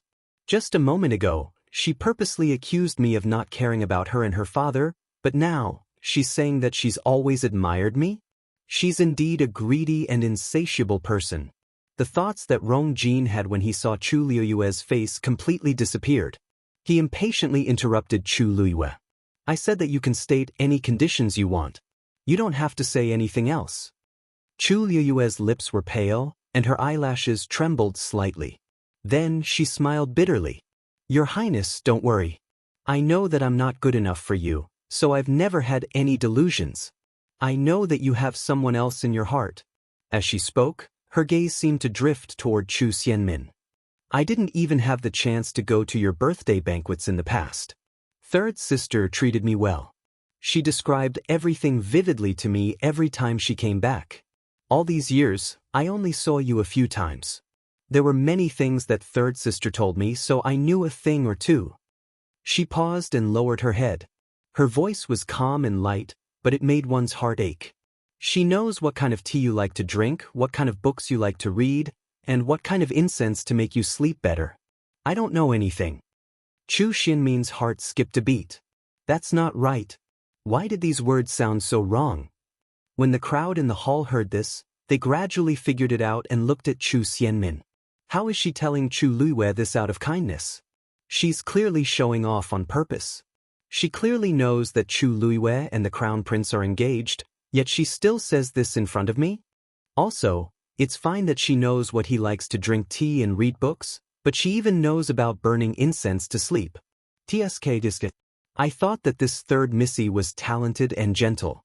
I didn't expect her to be so bold. I was wondering why the crown prince took a fancy to her out of all the noble ladies in the imperial city. It turns out that she has such means. Even if Chu Luiwei is a good-for-nothing, she's still her elder sister. How can she treat her like this? What kind of woman can be with a man who's engaged to her elder sister? She looks quiet and gentle, but who knows what she's like behind the scenes? Chu Xianmin's face flushed red, and a fire seemed to be burning crazily in her chest. Chu Liuyue's words directly ruined her reputation. She stood up without thinking and reprimanded him in a shrill voice. What nonsense are you talking about? I'll tear your mouth apart. This sharp insult clearly landed in everyone's ears. Once she said that, Chu Xianmin knew that something was wrong. Her shrewish attitude would definitely make the empress and the crown prince unhappy with her. She looked at Rong Jin in a panic and saw that his expression had indeed changed from shock to disgust. Chu Xianmin's heart sank harshly. However, Chu Liwei took a deep breath as if a heavy burden had been lifted off her shoulders. The crown prince and third Missy are a match made in heaven. I'm willing to back out and cancel my engagement with the crown prince. I don't need any compensation. Emperor Jiawen finally spoke. Luyu, you're a good child. This matter is the crown prince's fault. How about this? I'll give you and your father 100,000 taels of gold. Also, I see that your martial arts are not bad. Why don't I find you a teacher from Tianlu Academy to teach you well? It was the dream of many to be able to receive the guidance of Tianlu Academy's teachers. Chu Luiwei pondered for a moment. Chapter 31. What? Emperor Jiawen thought that he had heard wrongly, so he asked again subconsciously. You want to enter Tianlu Academy? Chu Luiwei nodded. Yes. Tianlu Academy's recruitment period is in January every year, so I hope your majesty can give me a chance to take the exam. Emperor Jiawen looked at her with a complicated gaze. Chu Luiwei is really strange. If you say that she's stupid, she's very calm from the start and perfectly resolved all the problems she faced. If you say that she's smart, she took the initiative to give up the position of crown princess and even said that she wanted to enter Tianlu Academy. She must know that Tianlu Academy is the top academy in country Yaochen, and one must be a top genius to enter. How can I do it when I don't even have a yuan meridian? This isn't difficult. Tianlu Academy's assessment is very difficult. Are you sure you want to go? You have to know that those old men won't go easy on you on account of me. Chu Luiwei smiled slightly. Lu Yu naturally knows this. Lu Yu just wants a chance to take the exam. Emperor Jiawen stared at her and made sure that she wasn't joking before he finally sighed. Since that's the case, I'll fulfill your wish. But it's up to you whether you can get in or not. Chu Luiwei bent her knees and bowed. Thank you, your majesty, for granting my wish. Emperor Jiawen waved his hands. Okay, you must be tired today. Go home and rest first. Chu Ning, stay with her and take good care of her. Since the most important matter had been settled, Chu Luiwei didn't intend to stay here any longer, so she left with Chu Ning. The stiff and cold atmosphere in the palace gradually recovered a little when the duo's figures disappeared into the night sky outside the palace. However, so many things had happened tonight, so nobody dared to make a fuss. A good birthday banquet had become depressing and boring. Rong Jin closed his eyes and rubbed his glabella. His engagement with Chu Luiwei had finally been resolved. Logically speaking, it should have been easy, but his heart still felt as if it was being pressed down by a stone, making him feel extremely depressed. Everything had been planned out well, but somehow, it ended up like this. After today, he didn't know what the people in the imperial capital would say about him. This was not the most important thing. The most important thing was that imperial father was probably dissatisfied with him. Chu Xinmin's current mood was even worse than Rong Jin's. She sat in her seat, but her body felt numb. Her mind was blank, and her expression kept changing. Chu Liuyue's words today had completely ruined her reputation. Who would care whether this was true or not? Who would have thought that not only would he not be able to deal with Chu Liyue today, he would even get himself into trouble? More and more pairs of eyes fell on her. She felt as if there were daggers on her back, and she just wanted to find a hole to hide in. Cough, cough. Rong Xiu coughed again. Emperor Jiawen knitted his brows. Why are you coughing so badly? Rong Xiu waved his hands.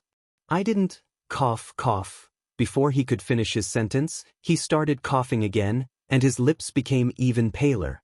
Emperor Jiawen didn't allow him to refuse. Go back and rest now. It wasn't easy for you to recover at Mingyue Tianshan, but you're already like this after coming back for a month. What are you going to do in the future? If you fall sick again, I'll punish the people in your residence. Rong Xiu smiled helplessly and stood up. Yan Qin, who was behind him, immediately covered him with a cloak. I'll take my leave first. Then he looked at Rong Jin. Brother, I've already sent the birthday gift to your residence. I can't accompany you today. I'll apologize another day. Rong Jin forced a smile. Seventh brother, you're too polite. Your health is more important. Rong Xiu then turned around and left. After he left, Rong Jiu also said that he had military matters to settle and left. The originally not harmonious atmosphere became even more awkward and cold because of the departure of one or two people. Before this, who would have thought that the usually glorious crown prince's birthday banquet would end up like this? Rong Xiu walked out of the palace and saw two people standing beside Prince Li Mansion's horse carriage. They were Chu Ning and Chu Liyue. He raised his brows slightly and walked over. Officer Chu, Big Chu Missy, why are you here? However, Chu Ning cupped his fists and bowed seriously. Thank you for your help, Prince Li. My daughter and I will definitely remember your kindness. Rong Xiu's eyes sparkled. Officer Chu, you're too polite. I didn't help much today. Chu Ning shook his head. Other than helping us out today, you also saved my daughter's life the last time. If it weren't for you, we really wouldn't know. If you need anything in the future, please let us know. The last time? Saved her life? Rong Xiu glanced at Chu Liyue and met the girl's warning glare. Her black eyes were bright and dazzling. The corners of his lips curved, and even the corners of his eyes were tinged with a hint of a smile. Officer Chu, there's no need to be like this. That's nothing. It's not worth mentioning. It's probably because she and this prince hit it off. Chu Liyue secretly sighed in relief. She had lied to Chu Ning that Rong Xiu had saved her, but she didn't expect him to remember it. Today, Rong Xiu happened to be here, so he decided to wait here and thank him in person. No matter how she tried to persuade him, it was useless. In the end, she could only wait here with him. Fortunately, they didn't have to wait for too long. Moreover, this guy was very cooperative. It's already late. Why don't this prince send you back? Chu Liyue wanted to refuse. No need. Who knew what he was planning in his heart? There was no free lunch in this world. The more he helped her, the more wary she became. On the surface, this man was as gentle as jade and modest as a gentleman. However, Chu Liyue didn't think so. She couldn't see through his eyes, nor could she understand his thoughts. Her intuition told her that this was a very dangerous man. It was best to stay as far away from this kind of person as possible. Chu Ning looked at her disapprovingly. Don't be rude to His Highness Prince Li. Chu Liyue wrinkled her nose. Chu Ning also felt that this was inappropriate, but before she could say anything, Rong Xiu continued. In any case, this prince is going back in the same direction, so I can give you a ride. Eldest Miss Chu should be very tired today. Chu Ning's words of refusal were stuck in his throat.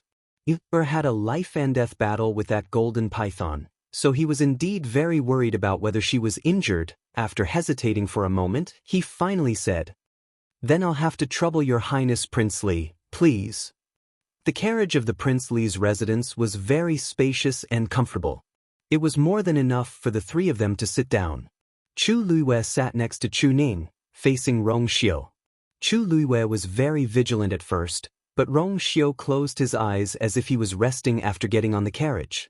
He sat there quietly with those deep eyes that seemed to be able to suck out souls. His jade-like face was tranquil and gentle under the warm light. Chu Luiwei glanced at him and then looked away. They didn't speak for the rest of the journey until they arrived at the Chu estate. Chu Ning was the first to jump off the carriage. Chu Luiwei was about to leave, but she was suddenly pulled back by a hand. It was slightly cold to the touch, and a subtle feeling seemed to spread from her skin to the bottom of her heart. Chu Luiwei was about to make a move when an extremely soft and gentle voice entered her ears. "Remember to return the things to me." Chu Luiwei was stunned. She looked back, but Rong Xiu had already let go of her hand and closed his eyes again, as if nothing had happened. She pursed her lips. Chapter 32. Chu Luiwei lifted the curtain and got off the carriage with Chu Ning. It was rare for Rong Xiu to be dazed. Then he slowly curved his lips and laughed softly. She was indeed the first person to say that he was petty. Yan Qing was waiting respectfully outside the carriage. Hearing his master's rare laughter, he was shocked. What's going on? Although master looked gentle, in fact, he did not show his emotions on his face. He rarely smiled like this. Just now, what did he do? Did his master really have feelings for that person from the Chu family? Let's go back. Rong Xiu's voice was filled with joy. Yes. Yan Qing immediately drove the carriage forward. The Prince Li's mansion was not far from the Chu family. It only took them an hour to reach the mansion. Rong Xiu returned to his residence. Yuemo, another bodyguard who had been waiting for a long time, immediately came forward and said respectfully, "Your Highness, everything has been arranged." Rong Xiu nodded, walked to the table and put something down. Yuemo took a look and was shocked. It was a teacup. The design was elegant and the carving was exquisite. There was a faint golden circle around it. This was obviously something used in the palace. But the next moment, Yuemo saw the teacup shatter silently. In the blink of an eye, it turned into powder. Yuemo's heart skipped a beat. He did not dare to ask again. He could only look at Yan Qing for help. Master rarely gets angry like this. What's going on? But his master did not look angry. He even seemed to be in a good mood.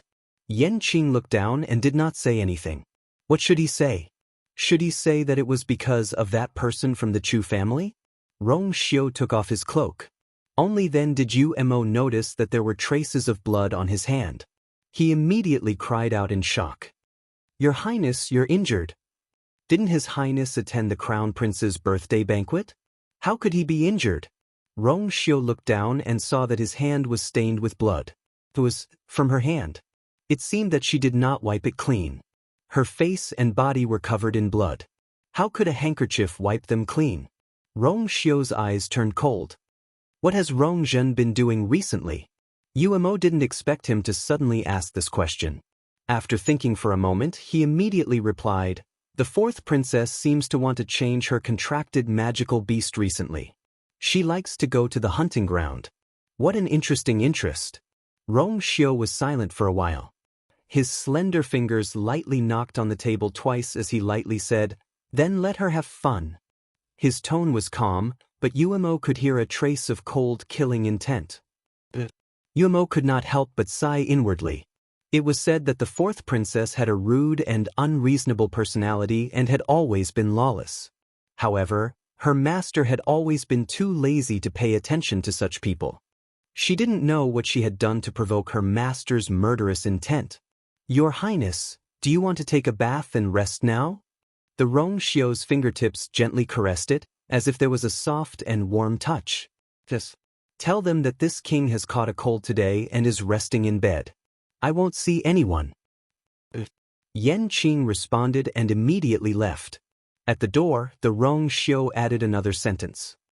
"If she comes, you must inform me immediately." Even though she was mentally prepared, Yan Qing was still shocked. She barely controlled her expression. "Yes, Your Highness." Yuemo tactfully left and quickly chased after Yan Qing after exiting the door. What's going on? Who was Master talking about just now? Yan Qing remained silent. After being chased by Umo for a long time, she finally said, "You'll know when she comes." Umo was confused. What on earth happened that night? That was not all that had happened that night. To a certain person, it was a night where even the night breeze was sweet. However, it was not so wonderful for others. After the banquet ended, First Elder and the rest hurried back to the Chu family. It was already very late at night, but Chu Xianmin did not return to her room to rest. Instead, she was repeatedly interrogated by First Elder and the rest. The doors and windows of the room were tightly shut. First Elder sat at the head of the table while Chu Yen and Lu Yao sat below. Chu Xianmin stood in the middle. The few people's gazes were like sharp knives that scraped across Chu Xianmin's body. What Chu Luiyue said today, was it true? Asked First Elder in a deep voice. Chu Xianmin was angry and embarrassed. Of course it's false. Why would I do such a thing? That be asterisk he's slandering me. Chu Yan's face was green the whole way. At this point, he could not hold it in anymore and slammed the table. You're still lying. If you didn't say it, how would Chu Luiyue know that the crown prince needs to light incense when he sleeps?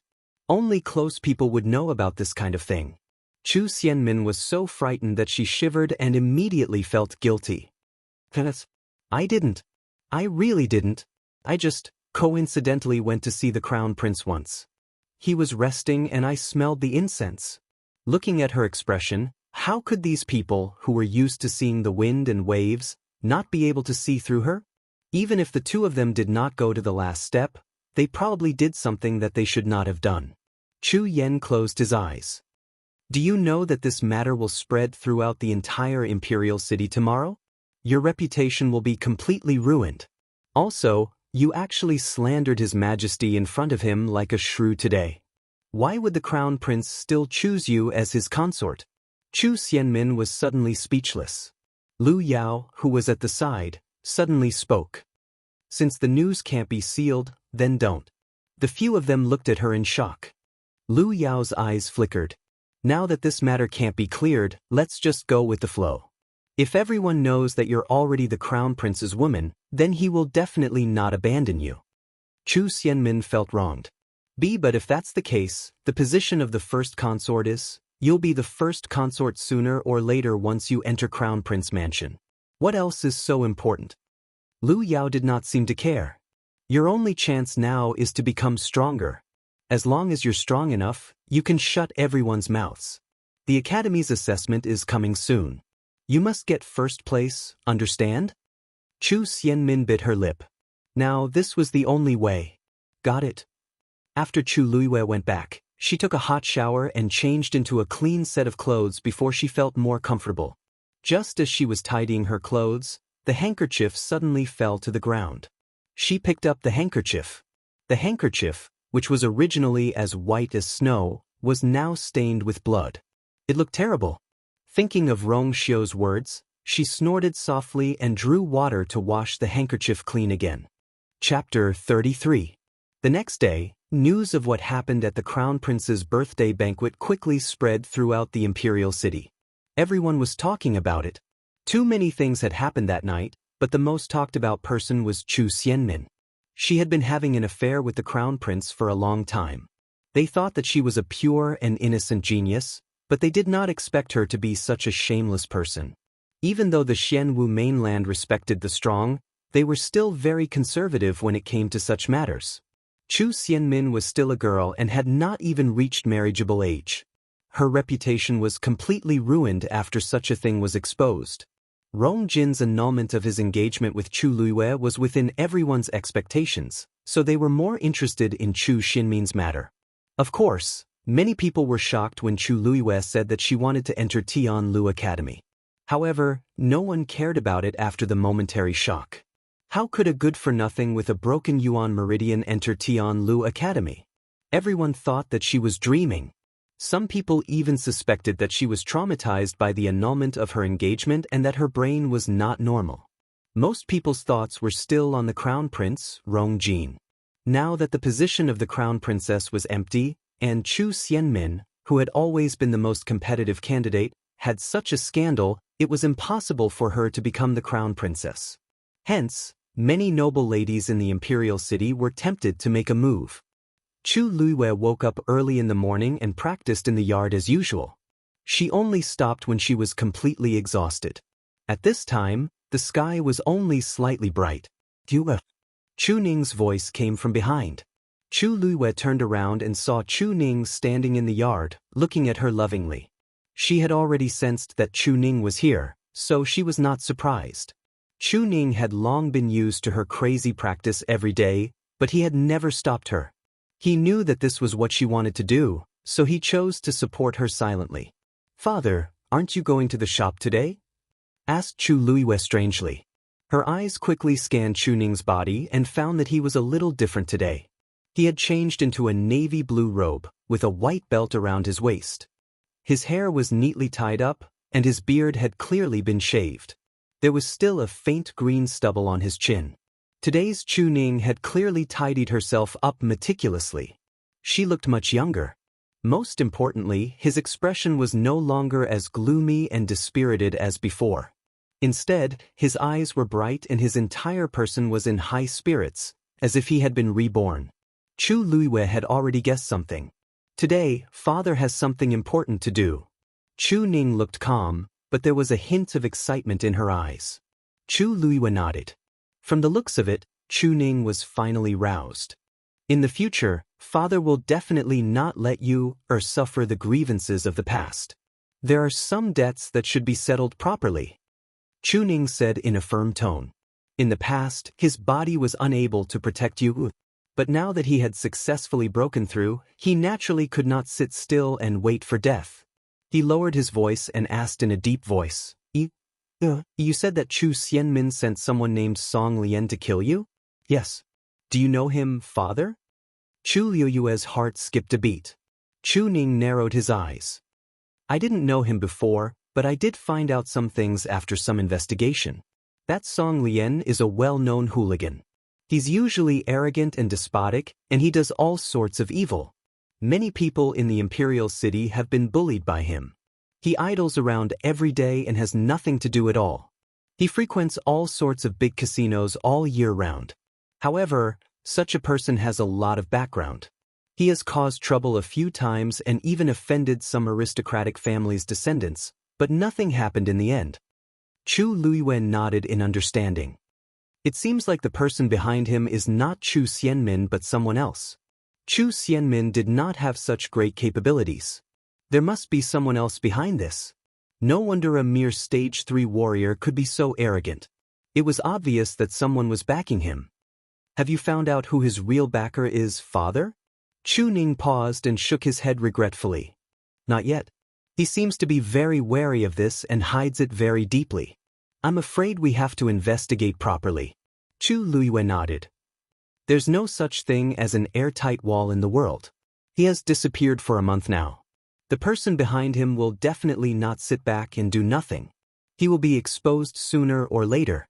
She thought for a while and asked, Father, do you know which casino he likes to go to the most?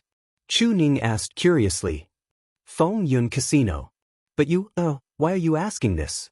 You can't take the risk alone. Father, don't worry. I'm just asking casually. I won't do anything rash. Chu Ning was relieved. He thought for a while and reminded, Oh, right. Prince Li has helped us a few times. We haven't thanked him properly. Seeing how grateful her father was to Rong Xiu, Chu Luiwei was speechless. If this continued, she did not know what her father would do. She hurriedly said, Father, you're right. Father, you're right. I'm planning to personally thank you today. The best thing to do was to return the things and minimize our interactions in the future. Chu Ning frowned. Today? But we don't have anything to thank him with right now. His Highness Prince Li is kind-hearted. Why would he care about this? Father, don't you think so? Chu Luiwei said with a smile. The gift is light, but the thought is heavy. His Highness Prince Li will definitely not mind. What do you think? Only then did Chu Ning feel relieved. That's good. Chu Luiwei blinked seriously. Your daughter will go now. Chu Luiwei left the residence without a hitch. Her engagement with the crown prince had been cancelled, But after this series of events, everyone in the Chu clan knew that Chu Luiwei was not to be trifled with. So their attitude towards her was much more polite. No one even asked her what she was going to do. They just let her go. Chu Luiwei walked in the direction of Prince Li's residence. She didn't hide her identity today. Her fair and beautiful face was recognized by many people on the road. They secretly pointed at her, but didn't dare to bully her like before. Chu Luiwei turned a blind eye to them, as if she didn't care at all. After walking for about a quarter of an hour, she walked to the bustling main road, and there were more people around her. She was walking when she suddenly heard a commotion in front of her. Then, a figure quickly rushed over. Chu Luiwei was about to avoid it when she suddenly sensed something. Her eyes narrowed, and her figure paused. The other party suddenly bumped into her. "Catch the thief!" A roar came from behind. Chu Luiwei looked back and saw that the person who bumped into her had disappeared quickly. The corner of her mouth twitched imperceptibly, and she immediately followed after him. The sun was setting. The last ray of light poured down, reflecting the slender figure lying on the bed by the window. Rong Xiu quietly flipped through a scroll in his hand. He was as noble as usual, but for some reason, there was a faint coldness between his eyebrows. Yan Qing said, "Your Highness, the residents received 23 invitations today, including those from the Crown Prince's residence. I have rejected all of them." Rong Xiu softly said, The atmosphere became even colder. Gradually, the sky became completely dark. Rong Xiu turned a page and asked indifferently, "No one came to visit today?" How could Yan Qing not know who he was asking? He couldn't help but complain inwardly, and his head hung lower. "Your Highness, no one." Chapter 34. Chu Luiwei chased after the person who bumped into her and left the downtown area very quickly. It wasn't until they reached a dead end that the man who was running away finally stopped. Chu Luiwei crossed her arms. "Give me back my things." The man turned around and looked at her fiercely. He sneered and weighed the pouch that he had snatched from Chu Luiwei. "If you want it, come and get it yourself." Chu Luiwei's gaze swept across the flat pouch and sighed. "Are you so sure that I have money on me?" The man's expression froze and he suddenly thought of something. He quickly tore open the pouch, but other than a white handkerchief, there was no money at all. A trace of anger flashed across his face, but it disappeared very quickly. He looked up at Chu Luiwei with a sinister smile. "You don't really think that I'm here for your money, do you?" As he said that, he suddenly pulled out a dagger from his waist. His killing intent was awe-inspiring. Chu Luiwei didn't panic at all and revealed a meaningful smile. The man was stunned for a moment before he suddenly reacted. There was no money in the pouch. Even if it was stolen, Chu Luiwei could just ignore it, but she still followed him. She followed him on purpose. "With your mediocre skills, it's too whimsical of you to think that you can steal something from me. But since you want me to come, I'll come." Chu Luiwei's words made the man's expression turn even uglier. "You're courting death." The man roared and the dagger in his hand quickly stabbed towards Chu Luiwei. Rank 4 warrior. The moment he made his move, Chu Luiwei quickly judged his strength. She squinted her eyes. It seemed that the mysterious disappearance of Song Lian and the other two had caused the mastermind to be wary of her. This time, they actually sent a rank 4 warrior to kill her. Chu Luiwei staggered her feet and quickly took half a step back. Her right leg bent slightly and with a tap of her toes, she suddenly exerted her strength. Her seemingly weak and slender body was actually filled with astonishing toughness and explosive power as she rushed out in an instant. Facing a rank 4 warrior, she actually chose to face him head-on. Chu Luiwei directly kicked the man's wrist. The man's hand quickly turned and he intended to use the dagger to pierce Chu Luiwei's leg. Clang! A crisp sound was heard. The man only felt a strong impact from Chu Luiwei's leg, causing his hand to go numb. His dagger slid out, leaving behind a string of dazzling sparks. What was going on? His Estes leg. Made. Before he could figure out why Luiwei had such a piece of equipment, he suddenly felt a sharp pain in his wrist. The sharp weapon scraped across his wrist and instantly cut off a layer of flesh. Ah! He screamed in pain and quickly retreated. Looking down, his entire forearm was already dripping with blood. Chu Luiyue landed on the ground and saw the situation. She shook her head in dissatisfaction. It's still not sharp enough. She already knew that she was surrounded on all sides, so she was very careful with her words and actions. Her strength had not recovered yet, so she strengthened her combat power in other aspects. She had specially asked Chu Ning for the dagger hidden in the sole of her shoe. If it had been successful, this man's entire wrist should have been cut off. It was a pity that the material used to make the dagger was not good, so she could only make do with it. Seeing her leisurely look, the injured man was angry and annoyed. No matter what, he was still a rank 4 warrior, but he actually suffered a loss in the hands of a useless person like Chu Luiyue.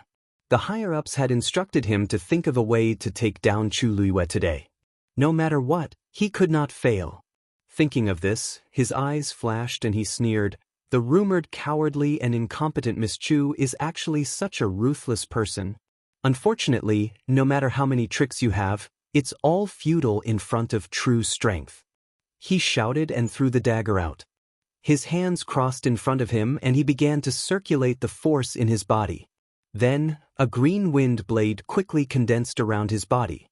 An extremely oppressive aura surged out from his body. The narrow alley became even more cramped because of the appearance of this aura. Clear wind slash. The man shouted and the green wind blade slashed towards Chu Luiyue. Chi-la. On the bluestone pavement, a clear and visible white scratch mark appeared. It extended straight towards Chu Luiyue. Chu Luiyue's hair flew up and her ears were filled with the whistling sound of the wind. The strong oppressive aura made her mind buzz and even her movements became much slower. Rank 4 warriors were the dividing line for cultivators. Although rank 3 warriors could absorb the heaven and earth force, it was only to strengthen their bodies and increase their physical strength. Only when a rank 4 warrior broke through would they be able to circulate the accumulated force in their body and unleash powerful attacks. No matter if it was the strength or speed of the attack, it was not something a rank 3 warrior could compare to. This clear wind slash had already closed in on Chu Luiyue's face in the blink of an eye. Chu Luiyue even felt a dull pain between her eyebrows. Her eyes were fixed on the green wind blade as her muscles tightened, and she held her breath in anticipation. Previously, she was able to win against Song Lian and the rest with her useless body mainly because her eyesight and battle experience were extremely strong. The difference between a normal person and a rank 3 warrior could be made up for by relying on these. But a rank 4 warrior was different. The other party could circulate the force to attack and it was difficult for her to win. Although her Yuan meridian had recovered, she had not accumulated much force and could not compete with the other party in this aspect. She could only resort to trickery. Swish. The green wind blade flew over quickly. Chu Luiyue's waist suddenly leaned back. Her body was almost parallel to the ground. In the next moment, she supported herself with one hand on the ground and borrowed the force to flip over and narrowly avoided the attack. Kacha! The green wind blade slammed into the ground behind her, smashing open a crack. You know how to dodge. The man was surprised when he saw this and the murderous intent in his eyes intensified. No wonder Song Lian and the rest also fell into your hands. A dark light flashed across Chu Luiyue's eyes. As expected, she had not gone to find them and the other party had already sent himself to her door. Her gaze swept past the man quickly.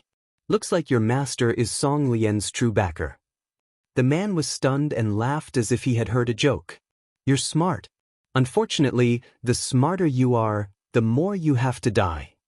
Chu Luiyue was about to say a few more words when she suddenly felt a chill behind her head. She didn't even think about it as she flew forward. Bang! The place where she was previously standing exploded into a deep pit. The strong aftershock caused the blood in her chest to churn. She immediately looked up and saw that the man who shouted, "Catch the thief," was already blocking the entrance of the alley.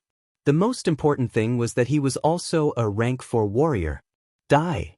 The two of them looked at each other and attacked Chu Luiyue at the same time. Chapter 35. Chu Luiyue's hand quietly reached for her sleeve. She definitely wasn't a match for two stage 4 warriors attacking her from the front and back.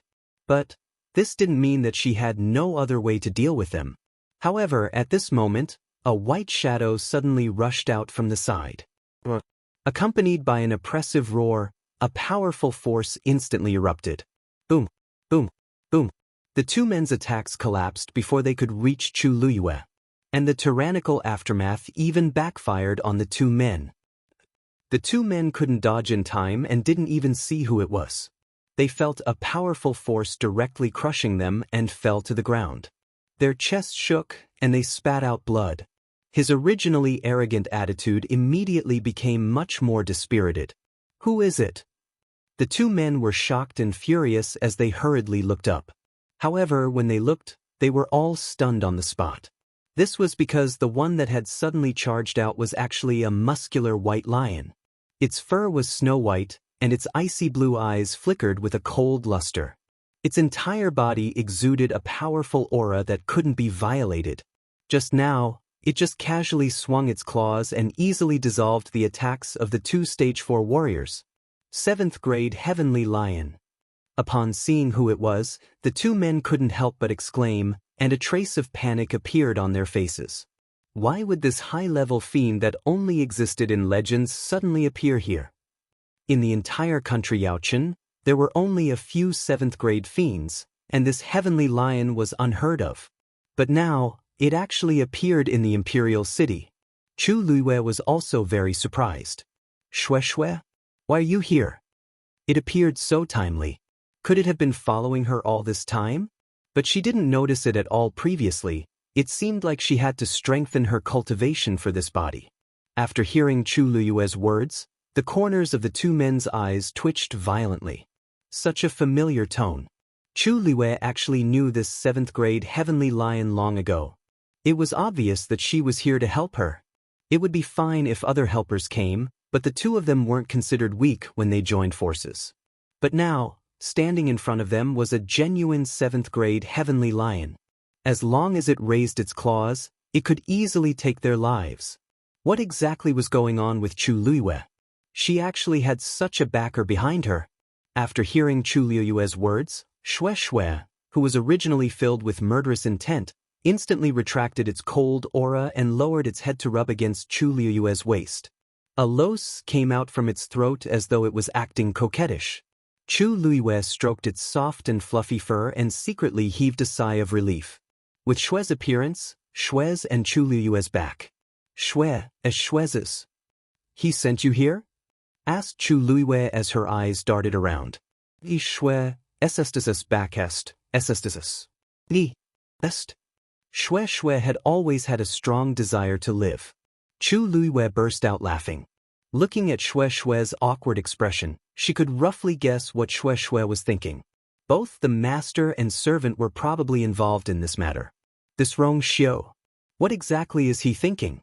This question quickly flashed through Chu Luyue's mind, but he didn't show it on his face. Instead, he looked at the two people again. Right now, he had to solve the most important problem first. The two of them looked at each other and saw the panic in each other's eyes. Now that Chu Luyue had the help of the 7th stage Heavenly Lion, it was no longer something they could deal with. Go! Without hesitation, the two of them got up and fled in two different directions. Chu Luyue smirked. Shue Shue snorted, and then her figure suddenly vanished. In the next moment, it appeared in front of one of the men. It quickly raised its claws and slapped the man's chest. His clothes were instantly torn apart, and blood splattered everywhere as he flew out. Bang! He was heavily smashed onto the ground by the powerful impact. A long trail of blood was drawn out. It only stopped when he hit the wall. The other man's fate wasn't any better. He didn't even manage to escape out of the alley before he was thrown out by Shue Shue. He crashed beside the first man. How strong was the 7th stage Heavenly Lion? These two 4th stage warriors didn't even have the chance to struggle and escape in Shue Shue's hands. They were defeated. In a blink of an eye, the situation was reversed. Chu Luyue walked in front of the two men and looked down at them. Speak, who is your master? The two men were on the verge of death, but they refused to say a word. Chu Luyue crossed her arms and smiled faintly. Unwilling to say? Then why don't I guess? You are the Crown Prince's men. The two men were shocked and looked at her subconsciously. But in the next moment, they realized something and hurriedly looked away. However, this reaction was enough. Song Lian's real background is Song Yuan, right? What are you talking about? We don't understand. The two men weren't dumb, and they forcefully denied it. Chu Luiwei didn't care at all. This matter was actually very easy to guess. There were only a few people who hated her and wanted her to die completely outside. There were even fewer people who could send a stage 4 warrior to deal with her. To Rong Jin, killing her 10 times wasn't enough to appease his hatred due to the new and old grudges. It was a pity that this person wasn't very smart. Back then, he lost Song Lian, but he didn't know how to be more careful and sent 2 people to kill her so carelessly. It doesn't matter if you don't admit it. Chu Luiwei didn't even care about the 2 of them as she turned to look at Xue Xue. Xue Xue, I need to trouble you with something. Take these 2 away. Xue Xue looked at her in confusion. If they want to kill me, can't they just kill me? Chu Luiwei suddenly turned around and picked up the pouch that the man threw away, and her eyes curved. Let's go. The room was so quiet that it was almost suffocating. Yan Qing lowered his head and felt that the air around his master was extremely cold, as if it could freeze people to death. His master had always been expressionless and rarely showed any emotions. But now, his master was like this just because that person didn't come on time. Master, Big Chu Missy is here. At this moment, Yumo's voice suddenly came from outside the door. Almost instantly, Yan Qing felt a slight change in his master's aura. He quickly looked up and indeed saw that his master was looking outside the door. Looking out from the half-open door, he could vaguely see a blurry and slender silhouette behind Yumo in the dark night. Master, I'll invite Big Chu Missy in now, said Yan Qing happily, as if a huge burden had been lifted from his shoulders. Rong Xiu's eyes, which were as deep as the starry night, flashed slightly. After a moment, he looked serious, adjusted his clothes, and picked up the book again. Chapter 36. He won't see anyone. Chu Luiwei heard this clearly. She immediately stopped in her tracks and raised her eyebrows. Yumo was also stunned when he heard this. He won't see anyone? But the master had clearly said that he would not see anyone else. Only First Miss Chu was to be reported to him immediately. That was why he dared to bring her in directly. Why did master say that he wouldn't see her? He gave Yan Qing a look. What's going on? Yan Qing also felt bitter. How would I know? He saw with his own eyes that master had waited for First Miss Chu the entire day. It was impossible for him not to see her. Wasn't he still angry that First Miss Chu didn't come? Now that she finally came, why wasn't master happy? Instead, he didn't even want to see her. Master, First Miss Chu. Rong Xiu looked up and quietly glanced at Yan Qing. Yan Qing immediately swallowed the words in his throat. He obediently lowered his head again and stood aside obediently. Rong Xiu retracted his gaze and turned a page. The night wind blew. He clenched his fist and coughed a few times. However, that pair of eyes never looked at Chu Luiwei from the start to the end. Chu Luiwei didn't delay and looked at Yumo. Since your master isn't feeling well, I won't disturb him. Please pass on this item and thank your master for his help on my behalf. As she spoke, she handed over the handkerchief in her pouch. Yumo's eyelids twitched when he saw the handkerchief. Isn't this master's personal handkerchief? Usually, master treasures this handkerchief very much and almost never leaves his side. But why is it with Chu Luiwei now? He didn't enter the palace that day and naturally didn't know the inside story. Master was actually willing to give this to Chu Luiwei. First Miss Chu, this. Yumo hesitated and wanted to take it, but suddenly felt cold all over. He shuddered and immediately refused with righteous indignation. First Miss Chu, this belongs to master. It's better that you give it to him personally. Chu Luiwei, isn't it just a handkerchief? Why did he make it so grand? She also wanted to give it to him. Otherwise, she wouldn't have come. But now that Rong Xiu said that he didn't want to see him, what could she do? She looked in that direction again. Through the half-open door, she could see the tall figure reclining on the bed. The warm light outlined his peerless side profile, as if it had been meticulously carved by the heavens, perfect and flawless. His eyes drooped slightly and his thin lips pursed slightly. Rong Xiu was angry? Why was he angry? After thinking for a while, Chu Luiyue still couldn't understand what he was thinking. Thus, she decided not to dwell on it and directly looked at Rong Xiu. S. Giftis. Prince, T-test owe you anything, thank you for your help the previous few times, but I don't like owing favors. Besides, our paths are different. To avoid trouble, let's try not to interact with each other. Then, she didn't look at Rong Xiu's reaction and wanted to shove the handkerchief to you. Mo. Rong Xiu chuckled silently. I really don't know what to do with this person. He finally looked up, and his gaze landed on Chu Luiyue, surrounding her invisibly. No, you still owe me 2 favors today. Chu Luiyue's heart skipped a beat. First, Xue Xue saved you. His tone was as gentle and light as usual, but it was colder than the moonlight. Second, the person who killed you today wasn't the Crown Prince's man. Chu Luiyue's eyes turned cold. On this day the imperial city seemed peaceful, but it was turbulent in the dark. Crown Prince Mansion. Study room. Only Rong Jin and another gray-robed elder were in the room. Are you sure that a 7th-grade fiend appeared in the imperial city? But there seems to be no news. Rong Jin asked suspiciously. That 7th-grade fiend only appeared for a short while. Normal people can't detect it, but I've already checked. There are indeed traces of a 7th-grade fiend fighting in 8 Corners Alley in the northwest of the imperial city. The elder stroked his beard with certainty. Besides, I'm sure that it's not just any fiend that exists in the imperial city. It's definitely new. Also, there's a high chance that it has an owner. Rong Jin knitted his brows tightly. But there are only a handful of people in the imperial city who can tame a 7th-grade fiend. Who could it be? The elder shook his head. Don't underestimate anyone in the imperial city. The other party isn't easy to deal with since they have a 7th-grade fiend. If the other party is coming for you, you have to be even more careful. The elder shook his head. Even though you're the crown prince now, there are still many people coveting that position. Your marriage agreement with Chu Luiyue is too ugly, and His Majesty is very unhappy with you. You can't create any more trouble at this time. At the mention of this, Rong Jin was furious. It's all Chu Luiyue's fault. She's just a good-for-nothing. There's nothing to be afraid of. Keep a low profile during this period of time and wait for the storm to blow over. The most important thing is to increase your abilities and let His Majesty see your abilities. Rong Jin took a deep breath and nodded. You're right. I'll remember your teachings. This year is your last year at Tianlu Academy. You have to grab that opportunity. Do you understand? But the news of a 7th-grade fiend appearing in the imperial city spread like wildfire and quickly spread among the aristocratic families. Rong Jin naturally knew about it as well.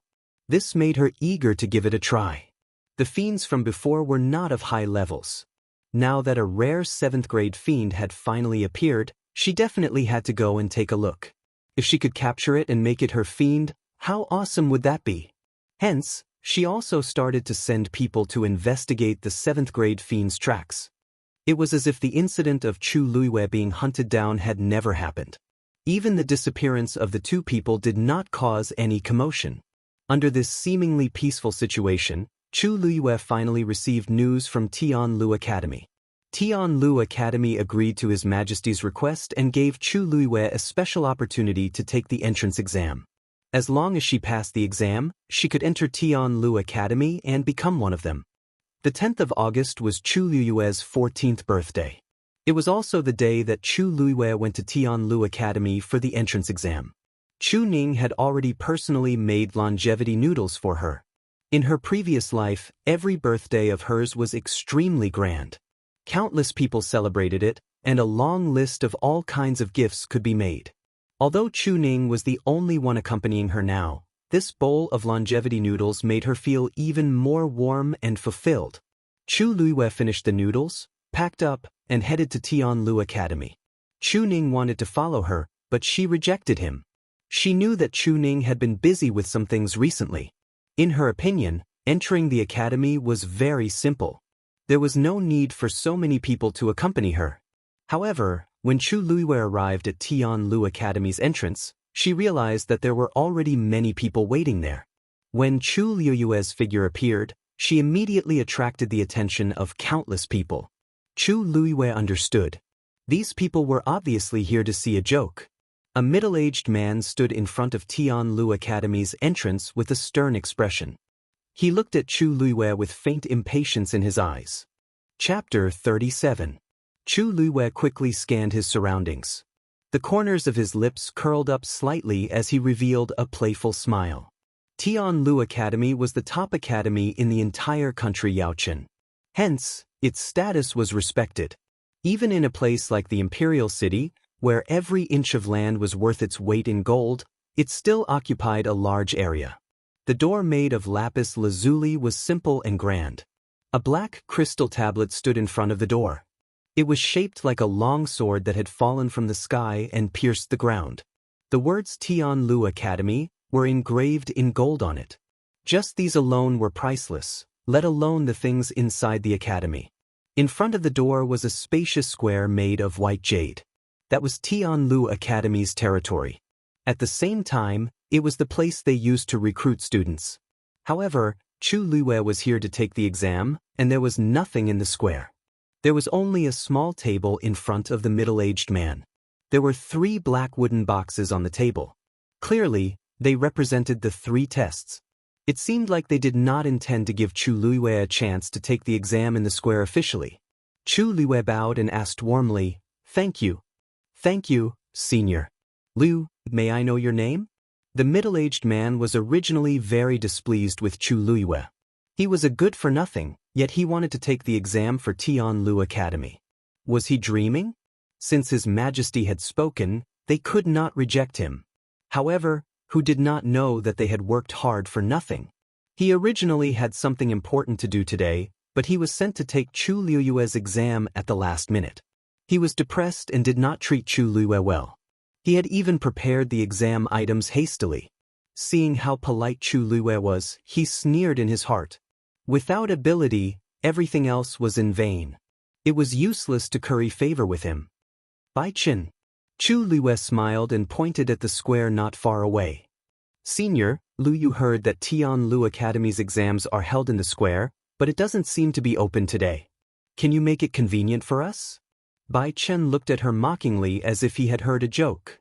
"Do you know that the reason why the other examinees have their exams in the public square is because there will be all sorts of fights during their exams? And the fluctuations produced by this would all be calmed by the array formation on the square. As for you, do you even need it?" When the surrounding people heard this, they burst into laughter. "Exactly. Did she even need it? Ha! Tianlu Academy only recruits the best geniuses.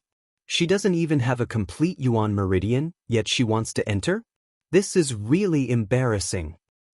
Can't you see that he doesn't want to talk to her? I'm only giving her a chance because of His Majesty. From now on, I'm afraid the imperial capital will have another joke." Ha! Chu Liyue didn't seem to hear these taunts. His expression didn't even change. She looked at Bai Chen and asked stubbornly, "Then, what will it take for you to open the square?" Bai Chen sized her up from head to toe and couldn't detect any origin power fluctuations from her body. He couldn't help but exclaim softly, "That's right." He couldn't help but exclaim, "You just need to open one of these 3 black wooden boxes." This black wooden box was made of special black spiritual sandalwood and was extremely heavy. According to the differences in the 3 exams, the black wooden box had different seals. Ordinary people couldn't open it at all. If the examinees wanted to get the exam questions, they had to open the black wooden box themselves. And this was the first stage of the exam. Chu Liyue nodded and didn't say anything else. She took a step forward and directly reached for the black wooden box on the far left. Everyone's faces more or less revealed an excited expression as if they were waiting to see a joke. That slender and fair hand landed on the black wooden box. Bai Qin pursed his lips. "You overestimate yourself." Click. Suddenly, a faint sound could be heard. That black wooden box was easily opened by Chu Liyue. In an instant, the air seemed to freeze. Bai Chen's expression froze. How could this be? Chu Liyue had already picked up a piece of paper from the black wooden box. "You'll pass if you become a stage 3 warrior." The requirement to become a Stage 3 warrior seemed simple, but Tianlu Academy only recruited students below the age of 20. To be able to become a Stage 3 warrior at such a young age was undoubtedly a genius. Bai Chen didn't have time to think about how Chu Luiwei opened the black wooden box. When he saw the exam question she chose, he instantly laughed out loud. Warrior exam. He looked down at Chu Luiwei from above. You'll pass if you reach the Stage 3 warrior realm. I remember that you lack a Yuan meridian and can't even be considered a warrior, right? The crowd immediately roared with laughter. To others there might be hope, but Chu Luiwei? She might not be able to do it in her lifetime. Some people even hissed. Get lost. You're embarrassing yourself. Ha! Bai Chen shook his head and was about to keep the item. But Chu Luiwei suddenly said, Senior Bai Chen, if my ability reaches the Stage 3 warrior realm, will I pass? What? Bai Chen suspected that he had heard wrongly. Chu Luiwei asked again. If I can defeat a Stage 3 warrior, will you say that I've won? Bai Chen hesitated for a moment before nodding. Of course. But, can you do it? Chu Luiwei's lips curled up slightly. I'll give it a try. Bai Chen made up his mind and waved his long sleeves. But I'll suppress my ability to a Stage 3 warrior. If you can take 3 moves from me, you'll pass. Then he waved his long sleeves, and a slight buzzing sound came from the square. Then he suddenly raised his chi and leaped into the air. Like a soaring eagle, he flew over hundreds of feet in an instant and landed precisely in the middle of the square. Chu Luiwei walked over step by step and stood in front of Bai Chen. Senior, please enlighten me. Bai Chen didn't think much of it. Without another word, he changed his palm into a fist and attacked Chu Luiwei. His speed was extremely fast, and in the blink of an eye, he was already in front of Chu Luiwei. The tyrannical wind from his fist whistled as a terrifying force broke through the air. In the blink of an eye, his fist was only an arm's length away from Chu Luiwei. By suppressing his ability to a Stage 3 warrior realm, he didn't need to use any martial techniques. He could just use his physical strength to crush Chu Luiwei. With this punch, everything would end. Chu Luiwei's eyes reflected the reflection of the iron fist that was flying towards her. She stood there with her back straight, and in the eyes of outsiders, she seemed to have been scared silly. In Bai Chen's eyes, it was the same. But just when he thought that this attack would definitely hit, the girl in front of him suddenly disappeared. It was unknown how Chu Luiwei's figure moved, but she actually swiftly and skillfully avoided the punch. Bai Chen was instantly stunned when he saw the empty space in front of him. The next moment he suddenly felt a chill down his spine. A biting cold murderous intent enveloped him. Ha! He subconsciously circulated his force and turned around to attack. Thunder rush. Rumble. A faint blue fireball suddenly exploded. But there was no one there. Bai Chen was shocked and looked to his side in realization. As expected, he saw Chu Luiwei, who was unharmed. Chu Luiwei looked at him with a smile. Senior Bai Chen, you seem to have used more than the power of a Stage 3 warrior, right? Chapter 38. Everyone looked at each other and took a while to react to what had just happened. When Bai Chen was testing Chu Luiwei, he actually used a skill that could only be used by a Stage 3 warrior and above. This also meant that, as Chu Luiwei had said, he did not suppress his strength to that of a Stage 3 warrior. What was going on? Bai Chen's face flushed red, and he felt extremely embarrassed. He originally thought that this move would be able to get rid of Chu Luiwei directly, but he did not expect that he did not control it well and ruin the test.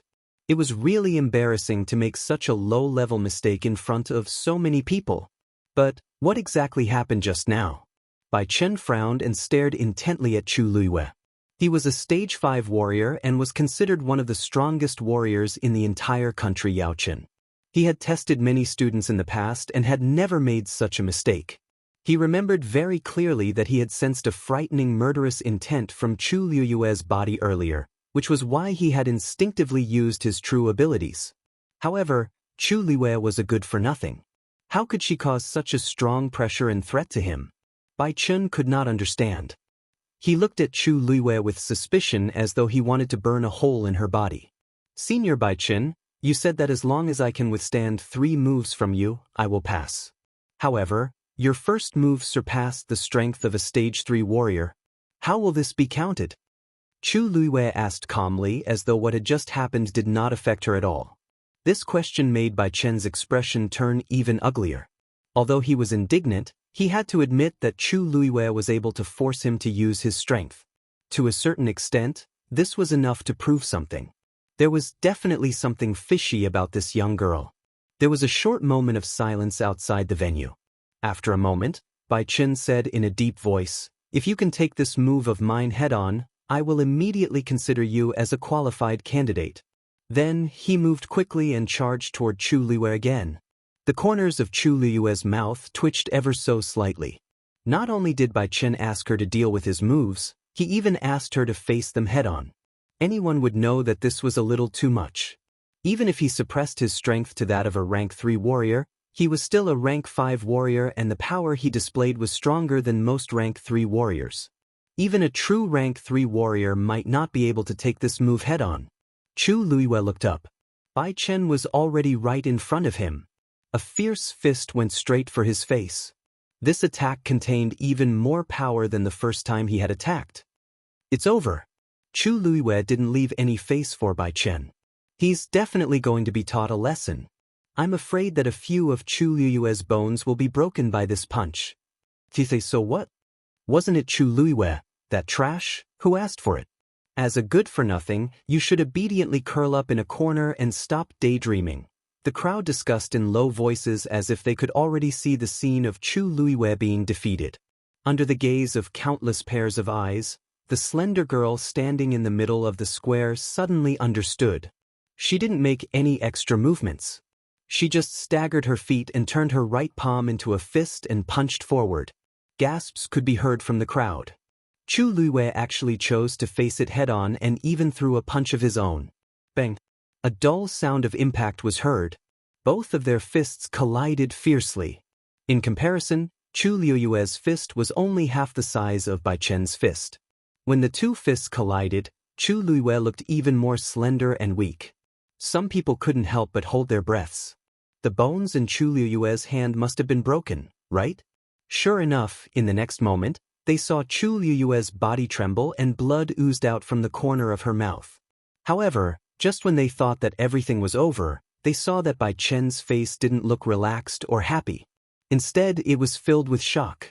He widened his eyes and looked at Chu Luiwei as if he was looking at a freak. You? He opened his mouth but didn't know what to say. However, in his heart, a huge wave of emotions had already surged. Chu Luiwei's strength was far beyond his imagination. Logically speaking, Chu Luiwei definitely wouldn't be able to take this punch. However, she was standing in the same spot and didn't even take a step back.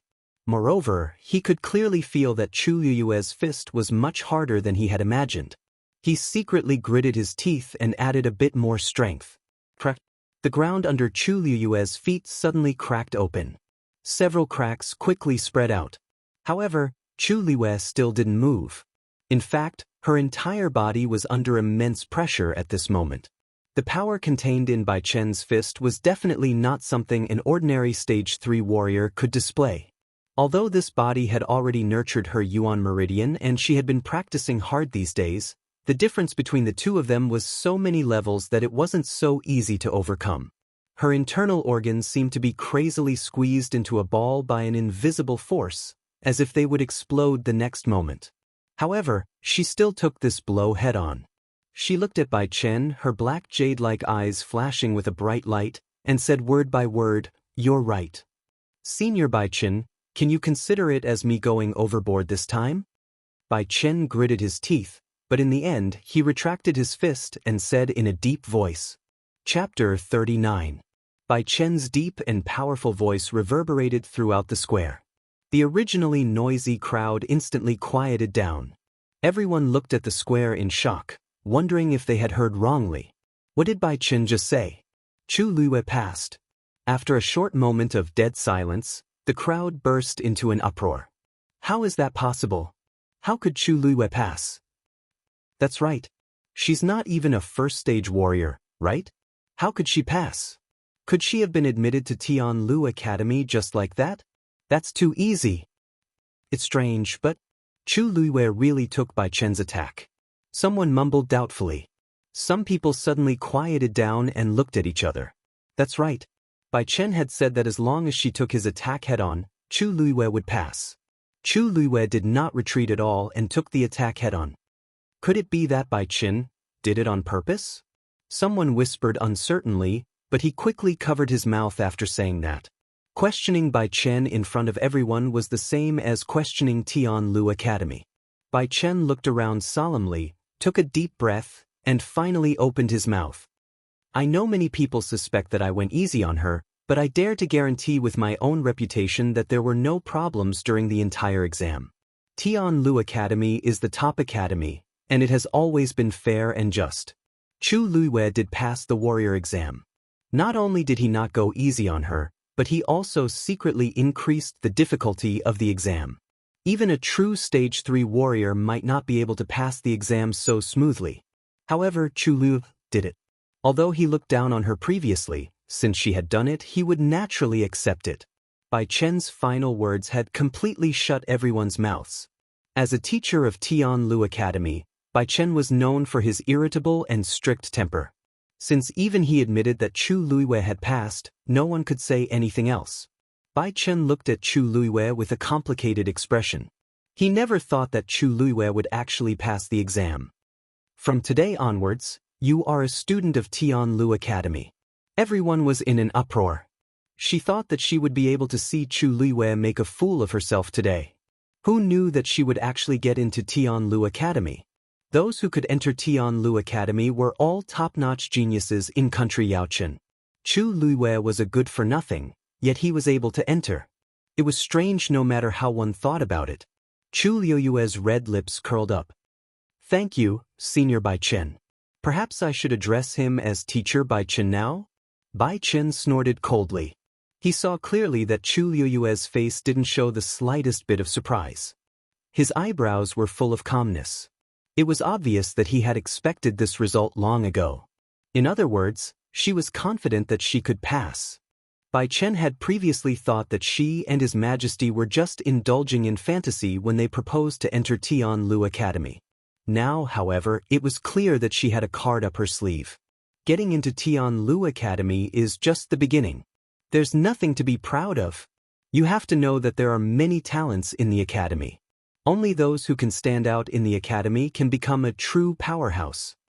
Bai Chen felt that he had lost face. Although Chu Luiwei had already passed the exam, he still didn't look happy. In fact, he still didn't think highly of Chu Luiwei. This was because he hadn't felt any force fluctuations from Chu Luiwei throughout the entire process. He didn't know what method she had used to barely pass the test just now. However, with an incomplete Yuan meridian, it was impossible for her to become a true cultivator. She might be able to reach the ability of a Stage 3 warrior by relying on some unorthodox methods. However, it was impossible for her to advance any further. This Chu Luiwei, even if she entered Tianlu Academy, he was afraid that she would achieve nothing in the future. Then he waved his sleeves and turned to leave. Teacher Bai Chen, please wait. Chu Luiwei suddenly spoke up. Bai Chen turned to look at her impatiently. Is there anything else? Since you've already passed the exam, someone will bring you into the academy later. Chu Luiwei shook her head. Teacher Bai Chen, the exam isn't over yet. Bai Chen frowned. What do you mean? Chu Luiwei smiled and pointed at the two black wooden boxes that were quietly placed not far away. Aren't there still 2 more exams? Bai Chen's expression turned even colder. Did you not understand the rules just now? There are 3 exams. You only need to pass one of them. Now that Chu Luiwei had already passed the warrior exam, there was no need for her to continue with the remaining 2 exams. Chu Luiwei blinked. Could it be that one person can only take 1 exam? You don't understand. Bai Chen was halfway through his words when he suddenly stopped. Wait, Chu Luiwei meant.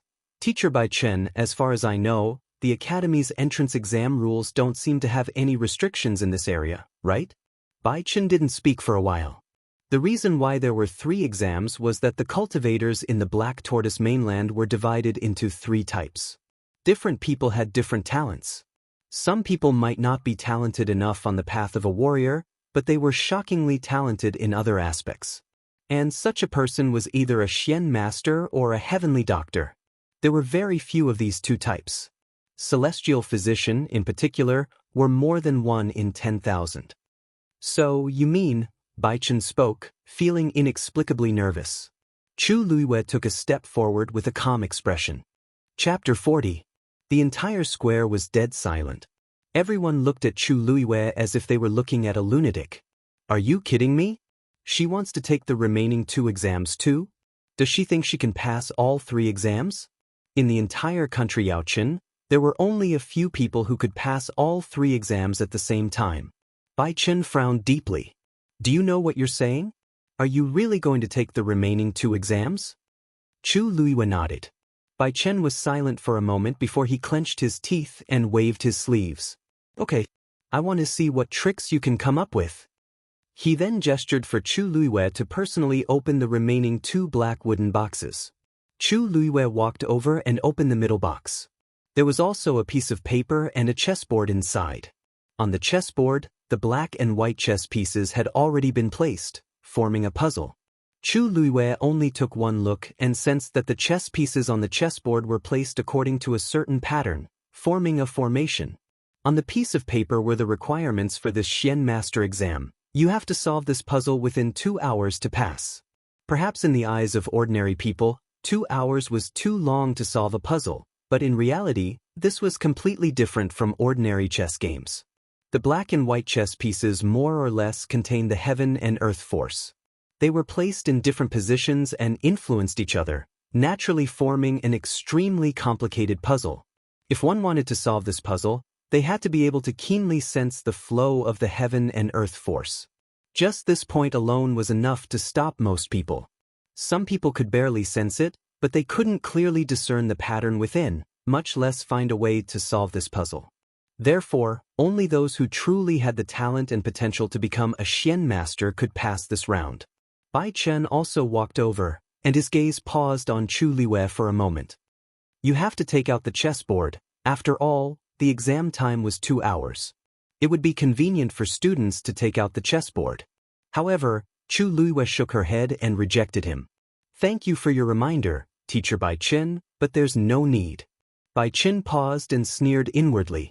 Such a straightforward rejection meant that he knew that he wouldn't be able to decipher it and was going to give up. He snorted.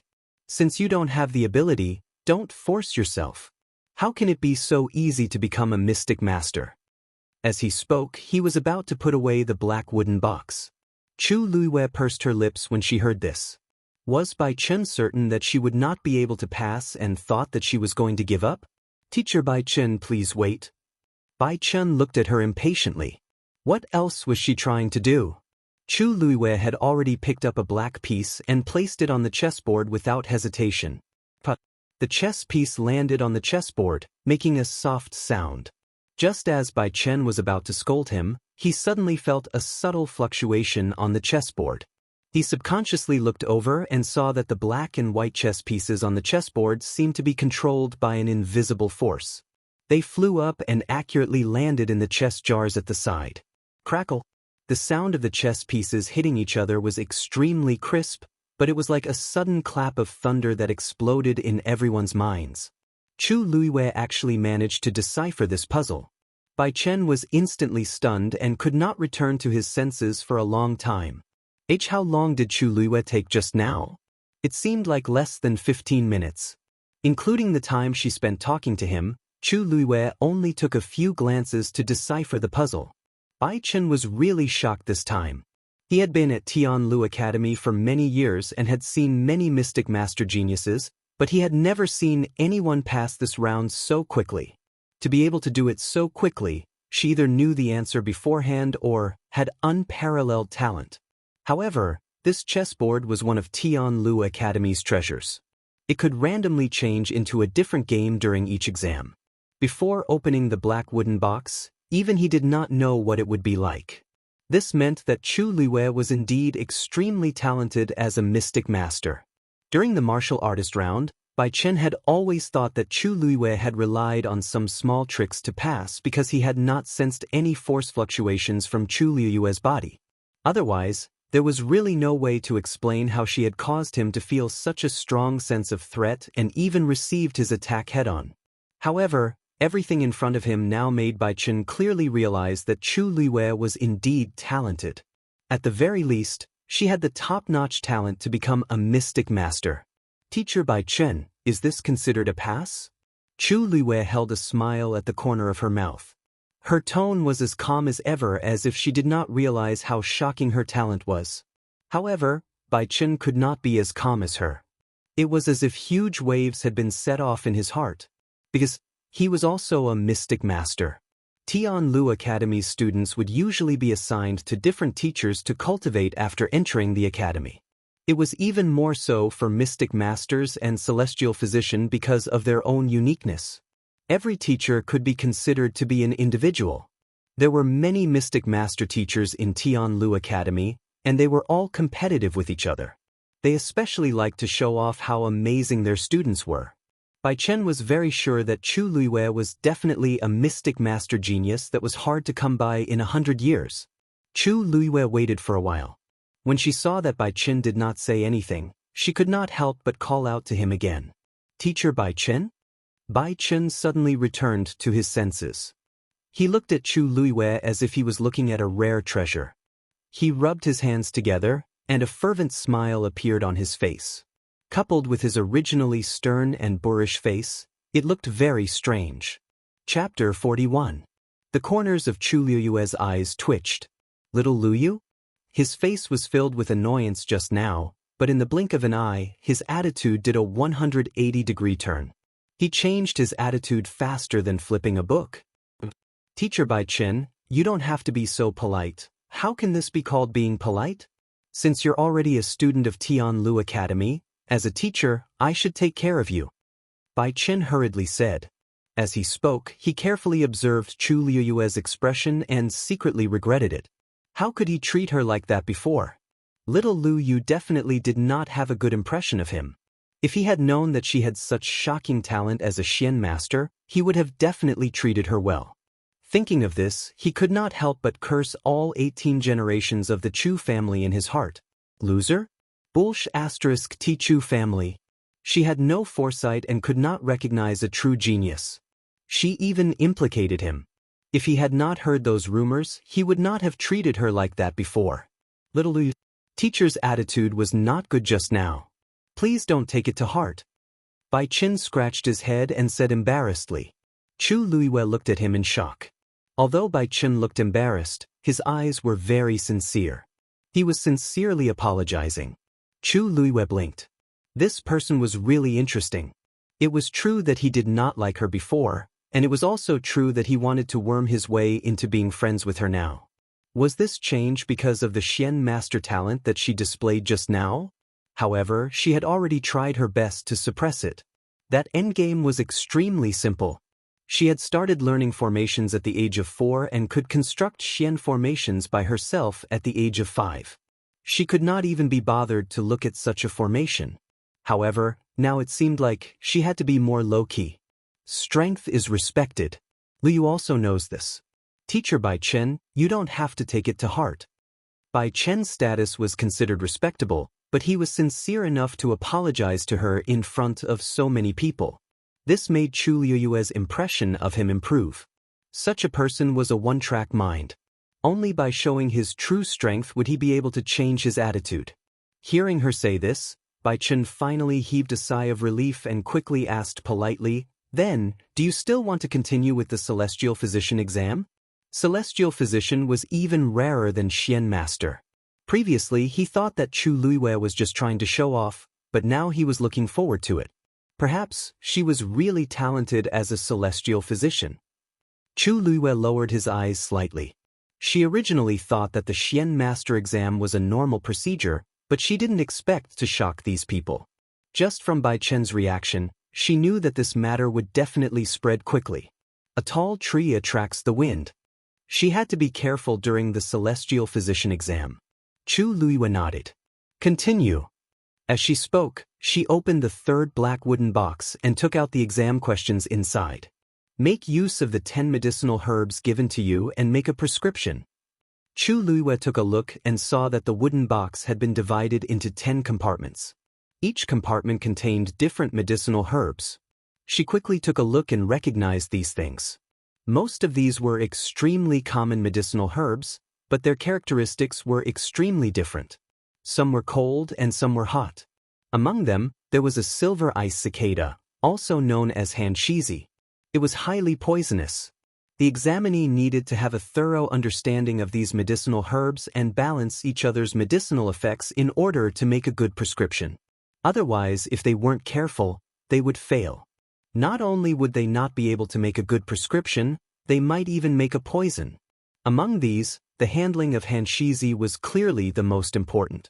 Chu Luiyue obviously knew how to handle hanshizi to remove the poison, but she clearly couldn't do that now. She pondered for a moment and took out the medicinal herbs one by one. Some were ground into powder, some were pressed into juice, and they were mixed together according to different proportions. During the entire process, Chu Luiyue's movements seemed a bit hesitant and slow. Sometimes she even made some small mistakes. Bai Chen watched from the side and shook his head inwardly. Although he wasn't a celestial physician, he more or less understood. Chu Luiyue did have talent in this area, but it was clearly limited. An hour passed very quickly. Chu Luiyue finally finished making the prescription and handed it to Bai Chen. Bai Chen took a look and shook his head. You barely passed. However, that was all there was to it. With this kind of talent, she could at most become a doctor. She couldn't become a true celestial physician. Actually, it was already rare to become a doctor. If other people could pass this exam, they would definitely be overjoyed. However, Bai Chen had previously seen Chu Luiyue's stunning talent as a Xian master. When he looked at this again, he naturally didn't think much of it. Chu Luiyue asked, "Teacher Bai Chen, did I pass this exam?" Bai Chen quickly dismissed those thoughts in his heart and looked at Chu Luiyue with a sigh. Then he laughed out loud. "Of course. I passed. Little Lu, you passed all 3 exams and got into Tianlu Academy. There aren't many people in our entire country, Yao Qin, who can do that." His deep voice rang out in an instant. It reverberated clearly in the entire square. Everyone was at a loss. What's wrong? What happened just now? Chu Luiyue, not only did she get into Tianlu Academy, but she also passed all 3 exams? Chapter 42. Come, I'll bring you to the academy to take a look. Bai Chen was filled with excitement. He could not wait to accept Chu Luiyue as his disciple.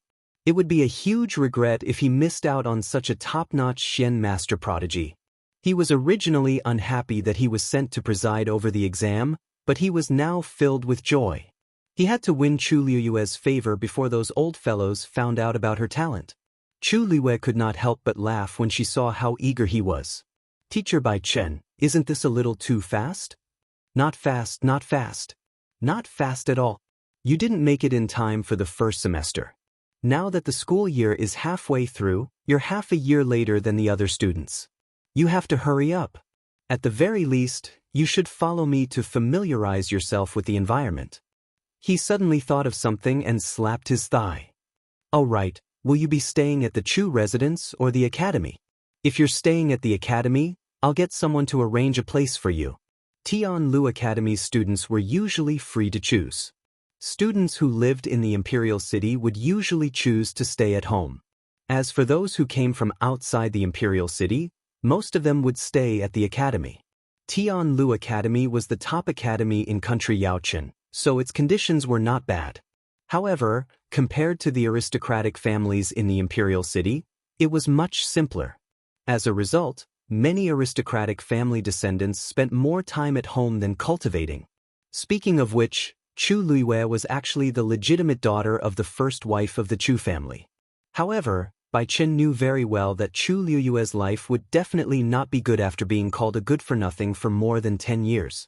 Moreover, she had just cancelled her engagement with the crown prince and was now at the heart of the struggle. Not many people in the Chu family would treat her sincerely. Chu Luiyue's heart warmed when she saw Bai Chen's enthusiasm. She knew that he was thinking for her, so she bowed. "Thank you, Teacher Bai Chen. Bai Chen was overwhelmed by the favor and waved his hand. I'll be your teacher in the future. What's there to thank me for? If you don't have anything else, why don't you follow me to the academy? Chu Luiyue nodded. All right. As they spoke, the two of them walked toward Tianlu Academy one after another. At this moment, the crowd finally reacted to what had happened. Looking at the skinny girl, they were speechless for a moment. Who would have thought that she would be able to do this? Looking at Bai Chen's expression, it was clear that he valued her greatly. In the future, he was afraid that Chu Luiyue would no longer be the good-for-nothing that could be bullied and humiliated by others. Step by step, Chu Luiyue walked to the door. He stopped in his tracks and glanced at the words Tianlu Academy. Since then, she had finally entered the top academy in country Yaochen. And this was only the beginning. After Chu Luiyue followed Bai Chen into Tianlu Academy, the series of events that had happened that day spread like wildfire in the imperial city. After passing through the barrier in front of the door, Chu Luiyue finally stepped into Tianlu Academy's territory. As soon as she entered, she immediately sensed that the concentration of origin power in the surroundings was much stronger than outside. When she was outside, she could already see that there was a huge barrier surrounding Tianlu Academy. That barrier was obviously constructed with the help of a Xian formation, and it was perfectly integrated with the entire academy. Chu Luiyue glanced over and sensed a few Xian formation points. She raised her eyebrows slightly, feeling a little surprised. Tianlu Academy's Xian formation was much stronger than she had imagined. It was indeed unexpected to see such a thing in the small country Yaochen. It seemed like coming to Tianlu Academy was the right choice. Bai Chen had been secretly observing Chu Luiyue. When he saw her expression change slightly, his heart skipped a beat. Little Lu Yu, did you sense something? Chu Luiyue naturally knew that he was testing her, so she smiled. The academy seems to be a little different from the outside world. It seems like the power of the Xian formation? You can indeed sense it. Bai Chen was very excited. He sighed in his heart. Chu Luiyue was indeed the most talented Xian master he had seen in so many years. Thinking of this, he could not help but ask, Little Lu Yu, you are so talented as a Xian master. Why did you? At this point, even Bai Chen was a little embarrassed to continue speaking. Everyone knew that Chu Luiyue had been scolded as a good-for-nothing for more than 10 years. Even before today's exam, he thought so too. Logically speaking, an aristocratic family like the Chu family would definitely not miss out on such a genius. Chu Luiyue smiled nonchalantly. That was all in the past. I only discovered that I seemed to have some talent by chance. Bai Chen was secretly speechless. If this is called a little, then there are probably not many people in the entire country Yaochen who can be considered geniuses. It was a pity that Chu Luiyue's talent was discovered too late. If it had happened a few years earlier, her abilities would definitely be much more powerful now. Speaking of which, it was all because of the Chu family. Bai Chen thought to himself. Seeing that Chu Luiyue did not seem to want to talk about this, he did not continue. Instead, he started to introduce the academy to her in detail. Let's not talk about this anymore. Since you are a student of Tianlu Academy in the future, you will naturally be very different from before. You should also be able to sense that the force in the academy is denser than the outside world. All of this is because there is a pit of heavenly origins in the academy. The pit of heavenly origins can continuously produce heaven and earth origin. This Xian formation was used by our first dean to suppress the pit of heavenly origins. Therefore, cultivating in the academy is much faster than cultivating in the outside world. Chu Luiyue's eyes flickered. Chapter 43. I see. Chu Luiyue nodded in realization and asked curiously. That so-called pit of heavenly origins is so powerful? Of course. Bai Chen raised his hand and pointed in a certain direction. Do you see Juyo Tower over there? That's the place closest to the pit of heavenly origins, and the heaven and earth force inside is even denser. It can even reach a few times denser. Cultivating there can be twice the result with half the effort. Chu Luiyue looked at him with a fixed gaze and then smiled. Since that's the case, wouldn't 1 year inside be equivalent to cultivating outside for a few years? Although that's the case, No one has been able to stay inside for so long. The force in Juyo Tower is very abundant, but it's also because of this that it puts a lot of pressure on the cultivator's body. Even a stage 3 warrior can only stay there for 3 days at most. If you forcefully stay there, not only will it not benefit your cultivation, but it will also cause great damage to your body and even endanger your life. At this point, Bai Chen's expression became much more serious. Don't bite off more than you can chew. I'm sure you know that. Chu Luiyue nodded. However, Juyo Tower isn't a place you can enter casually. You just need to understand these things briefly. Bai Chen glanced at Chu Luiyue hesitantly. It's better for you to study the Xian formation when you have time. Chu Luiyue smiled but didn't say anything. She knew what Bai Chen meant. She had an incomplete Yuan meridian, and it was useless for her to go there. Only Xian masters didn't have any requirements for their Yuan meridian as long as they could feel the heaven and earth force circulating. He had said this out of consideration for her. Chu Luiyue didn't explain further. It wasn't necessarily a bad thing to enter as a Xian master genius. Many things would be much more convenient in the future. At the same time, she could leave a way out for herself. It was killing several birds with one stone. That's the Academy's martial arts field. Students usually spar there. Next to it is the arena, which is usually where students formally challenge each other. As Bai Chen led Chu Luiyue into the academy, he told her about many things related to the academy.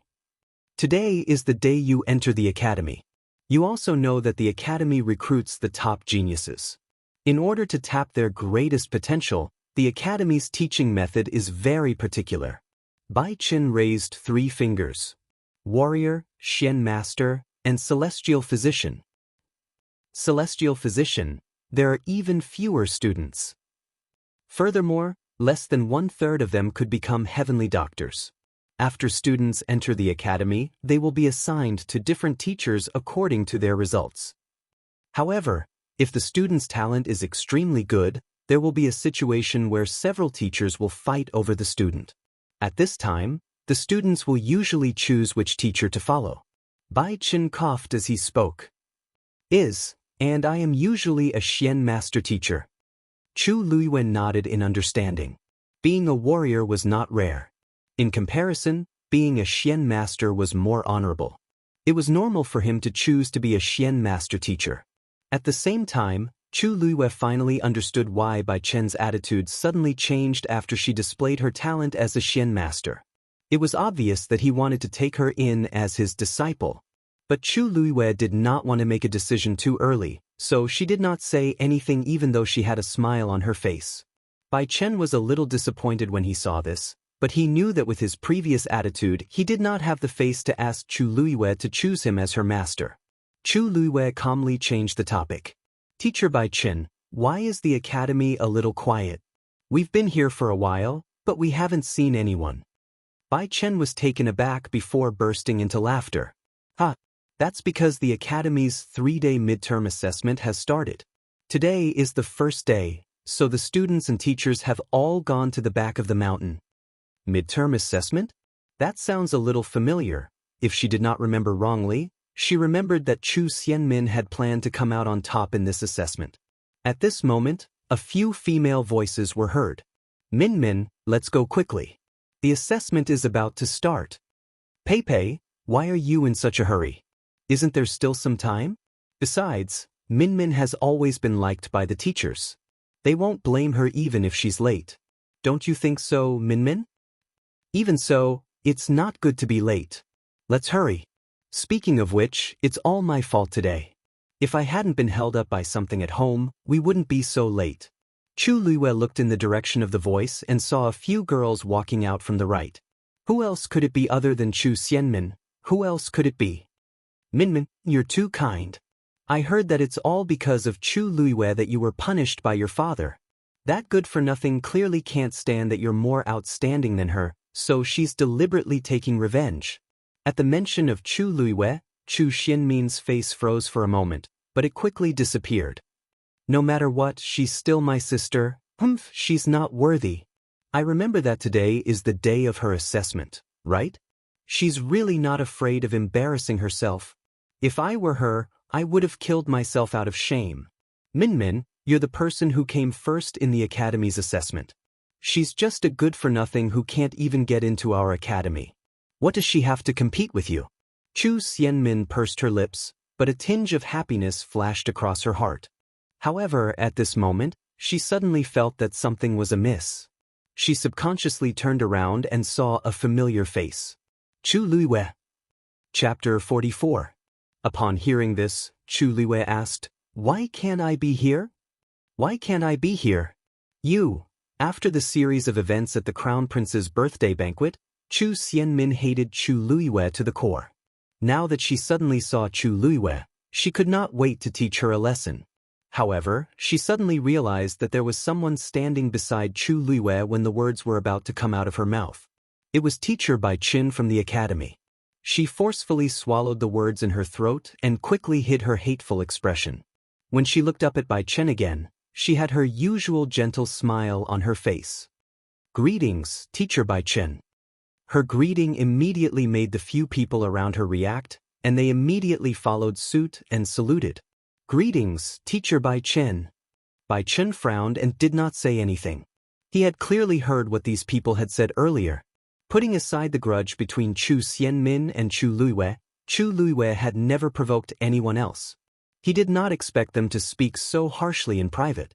He treasured Chu Luiwei a lot in his heart, and he couldn't bear to hear anyone slander or humiliate her.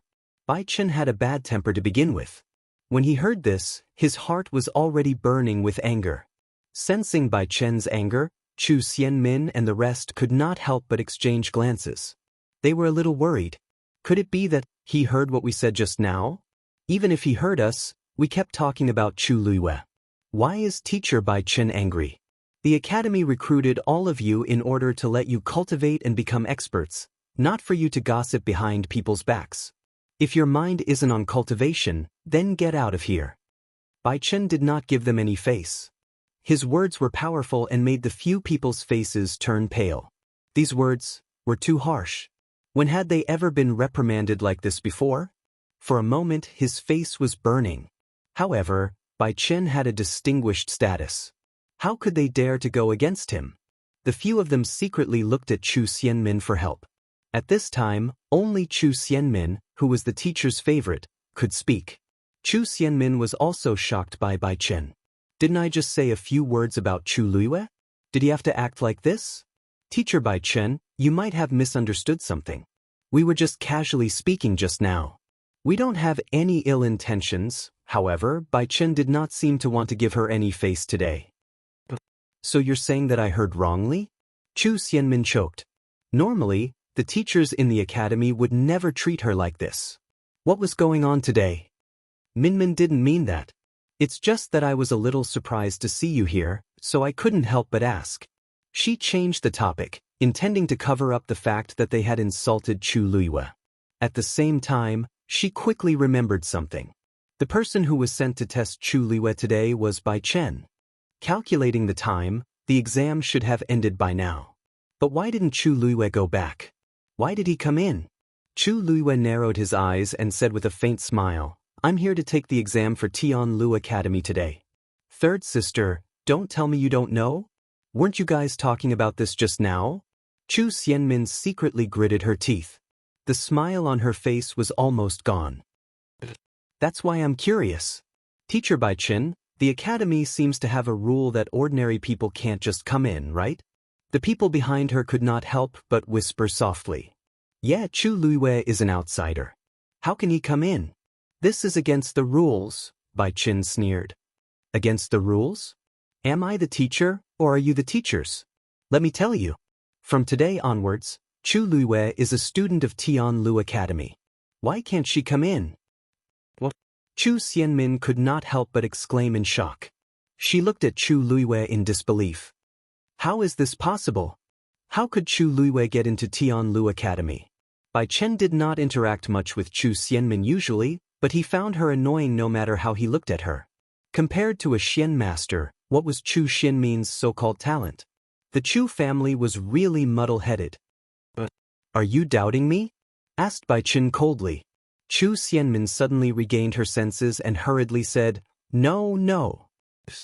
Teacher Bai Chun, are you sure you didn't make a mistake? Chu Luiwei has an incomplete Yuan meridian. She was born a good-for-nothing. How can she be qualified to enter the academy? The girl called Pei Pei finally could not help but question him. She looked at Chu Luiwei with eyes full of disgust and suspicion. Bai Chun was so angry that he laughed. Let me tell you, not only did she get in, but she also passed all 3 examinations. Chu Xianmin and the rest were completely stunned. They did not recover for a long time. When they realized the meaning of these words, the expressions on their faces became brilliant and varied. Chu Luiwei did not know whether to laugh or cry as she looked at Bai Chen. Before she could even say anything, he had already helped her vent her anger. Chu Xianmin's face turned green and white. She almost suspected that there was something wrong with her ears. However, Bai Chen was standing next to Chu Luiwei. How could it be fake? What methods did Chu Luiwei use?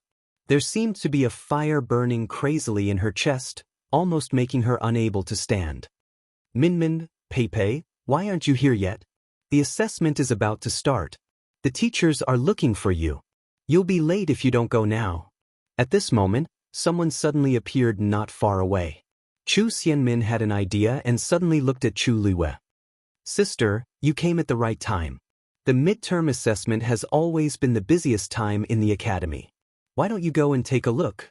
If you're interested, why don't you join in? This is also a chance to get to know more people in the academy. What do you think? Is she trying to test me? Chu Luiwei smiled. Sure. Zhenbao Pavilion was especially lively today. It was not even noon, but many people had already gathered on the first floor. Moreover, they were all people of status. They were here today for the same reason. Zhenbao Pavilion had recently received a new batch of treasures. Today, they were going to hold an auction for these items. A few days ago, the booklet had already been sent to every family. As some of the items were indeed rare, many people came today. Zhenbao Pavilion's second-in-charge, Yan Ge, was enthusiastically chatting with the crowd. Second Master Yan, we've been waiting for today's auction for a long time. Yeah. I wonder who will get those items in the end. Hee, won't we know when the auction starts? Thank you for your hard work, Second Master Yan. Yan Ge was full of smiles. You're welcome. Thank you for coming. At this moment, a page boy suddenly walked behind Yan Ge and whispered into his ear. At the same time, he handed him a letter. Yan Ge laughed and said, Everyone please. I'll take my leave first. Then, he retreated to the cubicle at the back of the hall and carefully opened the letter. Why did Master suddenly send a letter? When he saw the words on the letter, Yanji's voice stopped abruptly, and his eyes widened. His expression quickly changed, and it took him a while to calm his frantic heartbeat. After a while, he walked out and stood in the middle of the hall. I'm sorry, everyone. Today's auction has been cancelled. Once this was said, everyone was shocked. What? It's cancelled? What's going on? We've been waiting here for the whole morning. How can it be cancelled just like that? Yan Ge cupped his hands in apology, but his tone was firm. Chapter 45. Hearing Yan Ge mention the big master, the noisy hall immediately quietened down. Everyone looked at each other. They did not expect this to be the intention of the mysterious big master of Zhenbao Pavilion. If it was any other reason, they could still argue. But who knew that it was actually that person? He was not someone to be trifled with. Yan Ge chuckled and said, Don't worry. Everyone, don't worry. In order to compensate everyone for today's loss, my Zhenbao Pavilion will send a small gift to each of our esteemed guests. Please forgive us. Hearing Yan Ji's words, everyone's expression became better. This was considered giving them a way out. Of course, everyone gave face. Second Master Yan, you're too courteous. Since it's the big master's request, we naturally won't object. That's right. Zhenbao Pavilion has been doing business in the capital for so many years. Why would we purposely make things difficult for them? We'll just wait for a while. Gift or not, Second Master Yan is too courteous. Almost everyone present was an aristocrat in the capital. What they cared about the most was not money, but status and face. If it was another house that cancelled the auction at the last minute, they would definitely not let the matter rest. But it was Zhenbao Pavilion. In their hearts, They were more or less afraid of him. Yen Gu continued with a smile. Thank you very much, everyone. Later, the people from Zhenbao Pavilion will give each of you a barrier-breaking pill as an apology. Hearing his words, the crowd was shocked again. Wall-breaking pill? That was a rarely seen first-rate medicinal pill. Advancing from a Stage 3 warrior to a Stage 4 warrior was a huge threshold that all cultivators faced. Many people were unable to successfully break through in their entire lives and remained Stage 3 warriors forever. But if they used the wall-breaking pill, the success rate would increase by 2 times. This 2 times did not sound very impressive, but it could help some people successfully break through and advance further. It was really a precious treasure. Ordinary people might not even have one in their entire lives. Even existences like the 4 great clans could only take out a few of them. But Zhenbao Pavilion actually said that they would give one to each person. There were at least 20 to 30 people here. If everyone had one, and this was just their way of apologizing. Zhenbao Pavilion was really generous. Some people's expressions changed again as they started to re-evaluate the precious treasure pavilion's position. So many wall-breaking pills were not something that could be obtained with money alone. What was the background of this treasure pavilion? And who exactly was that great master of theirs who had never shown his face?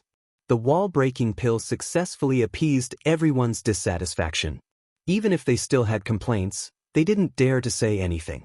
After a while, someone finally laughed and joked. Second Master Yen, Zhenbao Pavilion must have suffered a huge loss this time, right? Your first master is really willing to do anything for his wife. Yen Gu straightened his back and smiled politely. It's nothing. Our first master has a deep relationship with Madam. As long as he can make Madam smile, what does this count for? The crowd roared with laughter. Soon, someone stood up and took his leave. Soon, everyone in the hall left one after another, leaving only Yen Gu and a few servants. Yen Gu finally heaved a sigh of relief after those people had all disappeared and closed the door. He rubbed his face that had stiffened from smiling and immediately turned to enter the cubicle at the back of the hall. He hurriedly asked the servant who delivered the letter. Since when did the first master have a wife? Only the heavens knew that he was completely stunned when he saw the letter from the first master. The servant coughed. I only found out today. It should be something that happened recently. You follow the first master every day. How could you not know? Yen Gu didn't believe him. He immediately stepped forward and took out the letter. He read it carefully a few times and lamented, I've been following the first master for so many years. How could I not know anything about such an important matter? It's fine if the first master didn't say anything, but why didn't you tell me first? You suddenly did this today and I almost couldn't clean up the mess. The servant felt wronged. I really didn't know either. If you really want to know, you can ask the first master yourself. Yen Gu immediately shut up. He didn't have the guts. After hesitating for a while, he finally couldn't help but ask softly, Sai, you should know who Madam is, right? Can you tell me? So that we won't clash in the future. The page boy sighed. You'll naturally find out in a few days. Yen Gu was even more curious after hearing this. The first master had never been tempted by women before. Why did he suddenly have a madam? What kind of fairy could win the first master's heart? I've delivered the letter. I'll take my leave first. Take care of things here. The first master will be here soon. The servant left quickly after he finished speaking. Sigh. Yen Gu couldn't stop him and rubbed his glabella with a headache. The first master wanted to pick a gift for Madam and didn't hesitate to offend so many important people in the imperial city. It was obvious that he was serious. Tianlu Academy, Back Mountain. Many students were gathered here. It was very lively and noisy. Their young faces were filled with unconcealed excitement and nervousness. I wonder what the assessment this year is like? I heard that the rewards are exceptionally generous. Our academy has always been generous. What's so strange about this? The key is whether we can get into the top few places. That's true. The higher the ranking, the better the rewards. The 3 batches of students will be assessed separately, and there will be 3 first places. Chu Xianmin will definitely be the first in our batch, right? Sigh, speaking of her, why isn't she here yet? Teacher Bai Chen isn't back either. Bai Chen and the rest finally arrived just as the crowd was discussing. A green-robed teacher, who was preparing for the assessment, saw Bai Chen and hurriedly waved at him. Bai Chen, you're finally back. Why did you take so long for an assessment? You still have to deal with the Xian formation over there. However, Bai Chen laughed and interrupted him. Ling Zhu, I wasn't wasting time. I picked up a treasure for our academy. His voice was loud to begin with, and he had made up his mind to support Chu Luiyue. Thus, his voice reverberated loudly. It landed clearly in everyone's ears. At this moment, everyone's gazes were focused on Zhang Xian. Ling Zhu looked at him in confusion. What do you mean? Bai Chen laughed and took a step to the side, signaling Chu Luiyue to come forward. Chu Luiyue bowed obediently. Lu Yu greets teacher Ling Zhu. Lu Yu? Chu Luiyue? Ling Zhu sized her up and furrowed his brows as he looked at Bai Chen. Bai Chen, your little Lu Yu has passed 3 assessments and is officially a part of our academy. I brought her here to watch the fun. As soon as he finished speaking, the originally noisy back mountains suddenly fell silent. Chu Xianmin saw that Chu Luiyue was in the limelight again and immediately went forward with a smile. Chapter 46. Upon hearing Chu Xianmin's words, the originally silent back mountain was in an uproar. Everyone was shocked as they looked at Chu Luiyue as if they were looking at a lunatic. Chu Luiyue wants to participate in their assessment? Ling Zhu furrowed his brows and looked at Bai Chen in disapproval. Bai Chen, what's going on? The academy's assessment is about to start. You can't joke around. Bai Chen chuckled. Why would I joke about something like this? Since little Lu Yu has already been admitted to our academy, why can't she participate in the assessment? Ling Zhu still had some doubts in his heart, so he scrutinized Chu Luiyue again. Everyone in the imperial city knew that Chu Luiyue was born a good-for-nothing. Otherwise, as the eldest daughter of the Chu family, she would not have been bullied by everyone. However, Bai Chen was now saying that Chu Luiyue had been admitted to their academy and had passed all 3 assessments. How was this possible? One had to know that there were only a few people who could do this in the entire history of the academy. However, he knew Bai Chen's character very well. He was very straightforward. If someone did not have any real ability, he would not be nice to them. However, he obviously liked Chu Luiyue now. Seeing that he did not speak for a long time, Bai Chen impatiently waved his hand. Okay. I know you don't believe me. When the assessment starts later, you can see for yourselves. Ling Zhu could only agree to his words. Then, which assessment is she participating in? Chu Xianmin immediately pricked up her ears. She really wanted to know what Chu Luiyue relied on to get in and even participate in the assessments so boldly. Bai Chen went up to Chu Luiyue and smiled. Little Lu Yu, what do you want to take? The Xian Master assessment is actually easier and doesn't take much time. Why don't you choose this one? Ling Zhu secretly shook his head. She really didn't know what was wrong with Bai Chen. The warrior assessment was clearly the shortest. The remaining 2 assessments, whether it was the Mystic Cultivator assessment or the Celestial Physician assessment, consumed a lot of energy and stamina. He clearly wanted Chu Luiyue to take the Mystic Master exam, but why? Of course, Chu Luiyue could guess Bai Chen's thoughts, so she smiled and said, "Thank you for your advice, Teacher Bai Chen. Then I'll be a Xian Master."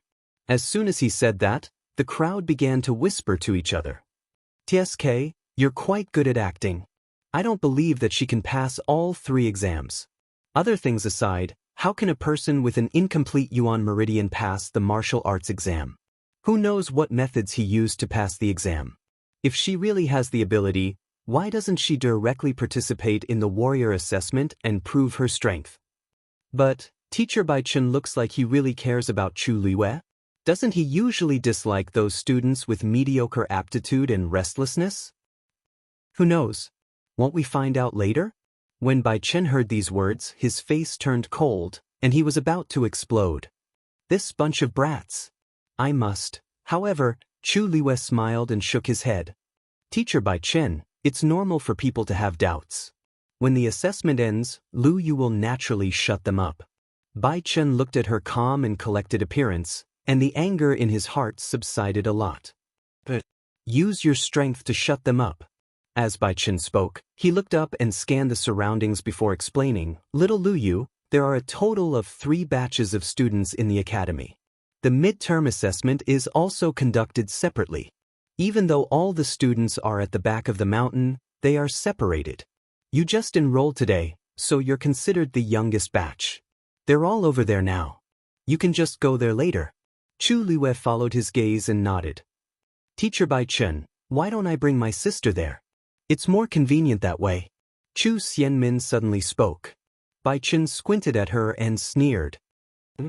He still remembered clearly that Chu Xianmin and the few people around her were bad-mouthing Chu Luiwei. She definitely did not have any good intentions toward Chu Luiwei. He was not at ease. The surrounding people looked at Chu Xianmin strangely.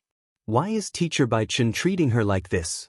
Hasn't Chu Xianmin always been liked by the teachers? Chu Xianmin's face turned red, and she suddenly felt awkward. Ling Zhu could not stand it and said gently, Minmin, since she's your sister, it's best that you bring her there. You can go now. The assessment is about to start. Chu Luiwei walked forward with a smile. Thank you, third sister. Seeing Chu Luiwei like this, Bai Chen did not stop her. He thought to himself, little Lu Yu is clearly not that easy to bully. Chu Xianmin looked at Chu Luiwei, who was standing in front of her, and was momentarily dazed. It had only been a while since they last met, but Chu Luiwei seemed to be much prettier than before.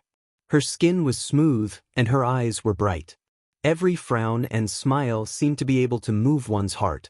She was just standing there, but there seemed to be an invisible aura floating around her, making her look much more noble. That pair of starry eyes seemed to be able to see through everything. The uncomfortable feeling in Chu Xianmin's heart grew stronger. Even she knew that Chu Luiwei's looks and elegance had already surpassed hers. She clenched her teeth and suppressed the jealousy and anger in her heart. She smiled at Chu Luiwei and led her forward. Many people's gazes were focused on them. Chu Luiwei ignored them and quickly followed Chu Xianmin to where the crowd was gathered. The people standing there were clearly the youngest batch of students. A round silver nameplate was pinned on their left chests. There was a sword engraved on the nameplate, and there were small words under the sword. Chu Luiwei glanced at it and saw a number written on it, 453. That sword was obviously Tianlu Academy's symbol, and the number represented the batch of students. Chu Xianmin also had a similar nameplate on her left chest. Chu Xianmin pointed in a certain direction. Sister, the people here are taking the warrior assessment. Those over there are the people taking the Xian Master assessment. You can go over there now. Chu Luiwei quickly glanced at the dozens of students standing there. Their auras were indeed a little different. At this moment, they were looking at Chu Luiwei with intense scrutiny and undisguised hostility. Chu Luiwei walked over. When she was 3 steps away from them, a young man suddenly walked out and blocked Chu Luiwei's path. A cold voice rang in her ear. Not everyone is qualified to be a Xian Master. This is not a place you should be. Do you understand? Chu Luiwei curled her lips silently. She looked up and saw that the nameplate on the young man's left chest was not silver but black and white. Is this the symbol of a Xian Master? Chu Luiwei was calm. Chapter 47. She looked at the youth in front of her. He looked to be around 15 or 16 years old. He was tall and thin, and his appearance was clean and delicate. However, there was an arrogant aura around him that made people feel uncomfortable. Teacher Bai Chen asked me to come here. Are you saying that this is Teacher Bai Chen's fault? Chu Luiwei asked indifferently. The youth's expression changed slightly, and he frowned. Bai Chen was one of the top mystic teachers in the academy. His status was respected, and even he did not dare to offend him. If he was accused of this, he would not have a good ending. After a moment he sneered. Do you only know how to use Teacher Bai Chen as a shield? If you have the ability, show some real skills. Otherwise, even if you enter the academy, no one will think highly of you. Chu Luiwei replied with an, oh. So aren't I here to participate in the assessment? You're blocking my way, brother. The youth's face turned red from choking. He looked at Chu Luiwei and wanted to reprimand her, but he did not know what to say. Xiong, come back. At this moment, A clear voice sounded. Although the tone was calm, it carried a faint dignity that made people unable to defy it. Chu Luiwei looked up and realized that the voice came from another youth standing behind the crowd. When she saw the youth's appearance clearly, Chu Luiwei raised her brows. This person's appearance was extremely good. He had sharp eyebrows and bright eyes. He was very handsome, and his facial features seemed to have been carved by a knife. He stood there surrounded by people, but those people added together were not as eye-catching as him. Under the sunlight, the shadows of the trees swayed. He stood with his hands behind his back like a sword that was about to be unsheathed. He had a frighteningly sharp aura. The nameplate in front of his chest was also black and white. He was clearly a mystic. This person was not simple, Chu Luiwei thought to herself. When she came over just now, she did not notice this person at all. Logically speaking, his aura was so obvious that she definitely would not have missed it.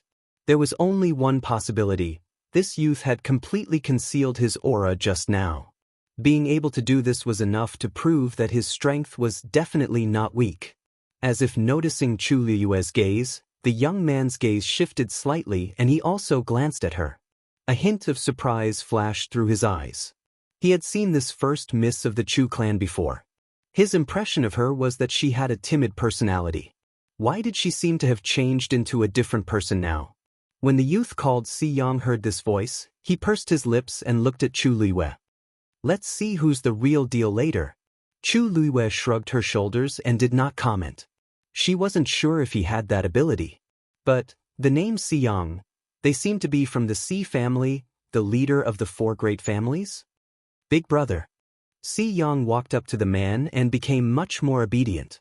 Chu Luiwei immediately understood. So it was him. There were many talented people in the younger generation of the Si family, and the most famous of them all was the eldest young master of the Si family, Si Ting. Half a year ago, he had entered Tianlu Academy as the top Xian master in the examination. At that time, a teacher at Tianlu Academy had praised Si Ting for his exceptional talent in this area. He would become one of the most outstanding Xian masters in country Yaochen within a few years. This caused a huge commotion at that time. Si Ting received even more praise and support than Chu Xianmin, who had gotten first place in the warrior examination. However, half a year had passed, and Chu Xianmin's abilities and reputation kept increasing. On the other hand, Si Ting seemed to have completely quieted down. As time passed, everyone gradually only remembered how outstanding Chu Xianmin was. Have you studied the 8-water formation that I showed you a few days ago? Asked Si Ting. Si Yang hurriedly nodded. Of course. Big brother said that as long as I understand this formation, I have hope of breaking through from a level 1 Xian master to a level 2 Xian master. So, I've been studying it all these days. Someone at the side could not help but say, Si Ting, while you were in seclusion, Si Yang had already successfully broken through to a level 2 Xian master. Si Yang could not help but look happy and proud. Big brother, even though I can't compare to you, I don't dare to slack off. I've been cultivating hard. Si Ting's face then revealed a smile that was as bright as the moon breaking through the clouds. That's good. Si Yang suddenly thought of something and leaned closer to ask, Big brother, have you heard? The rewards for this examination seem to be very generous. Especially the first place, it seems like, everyone, get ready. Before he could finish speaking, the examiner's voice was heard. At the same time, all the students immediately quietened down. The warrior examination is in the first zone. The Xian master examination is in the second zone. The celestial physician examination is in the third zone. All the examinations will be conducted at the same time. As he spoke, a teacher started to bring the students to the different examination areas.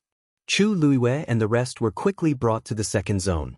There were teachers waiting for him there as well. Chu Luiwei saw that everyone here, regardless of whether they were teachers or students, was a Xian master without exception. She looked back and realized that the 3 examination areas were actually very close to each other. They could even see each other, but the areas were separated. Welcome to the Xian master examination. A teacher stood in front and spoke loudly.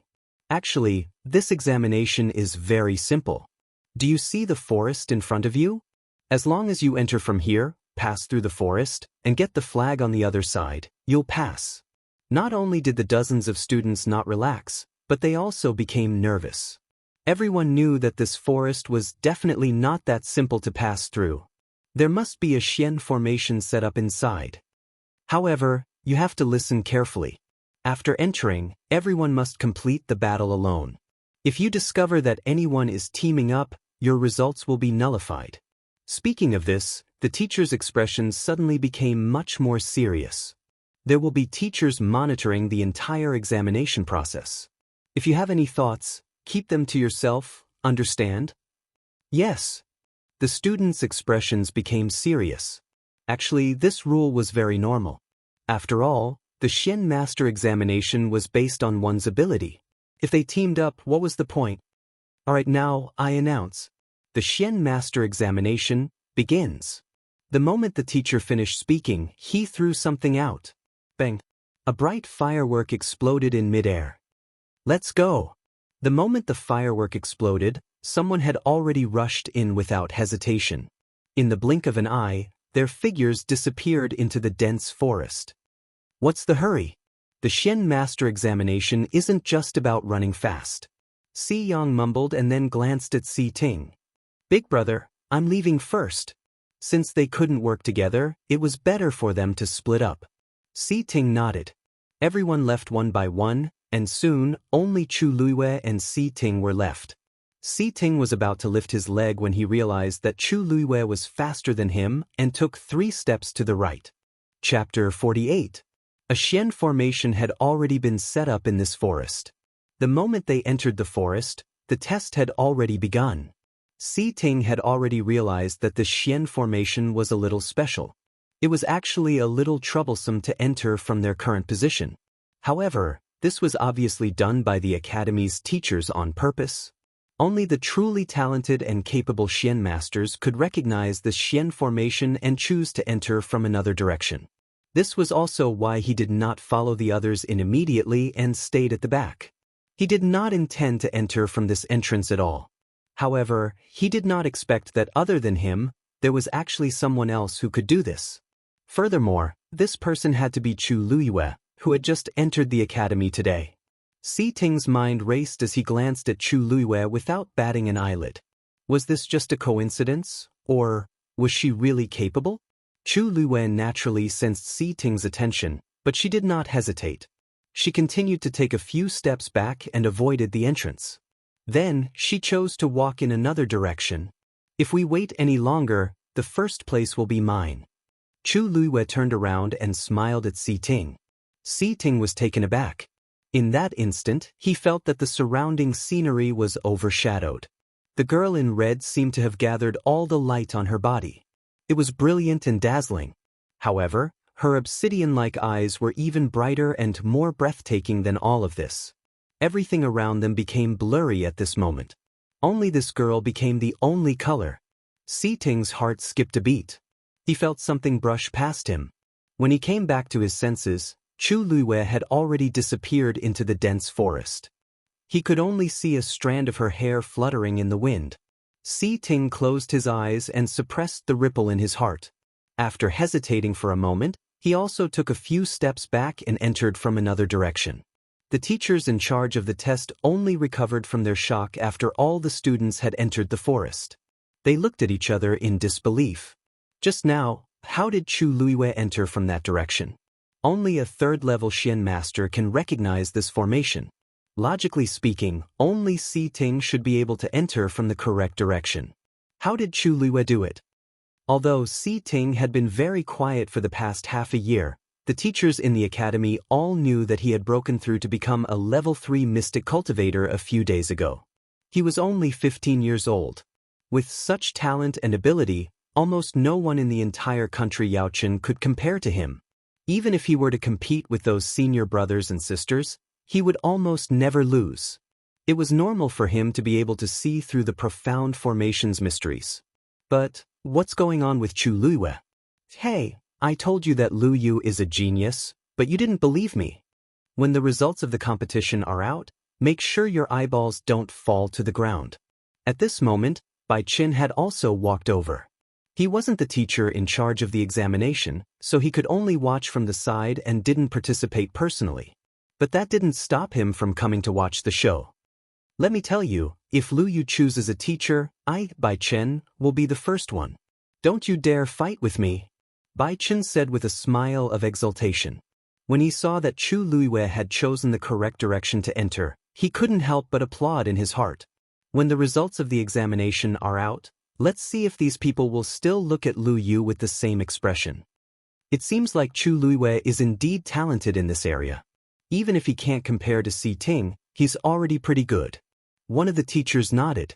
They were all Xian masters, so of course they could tell something. There was nothing to hide. Can't compare to Si Ting?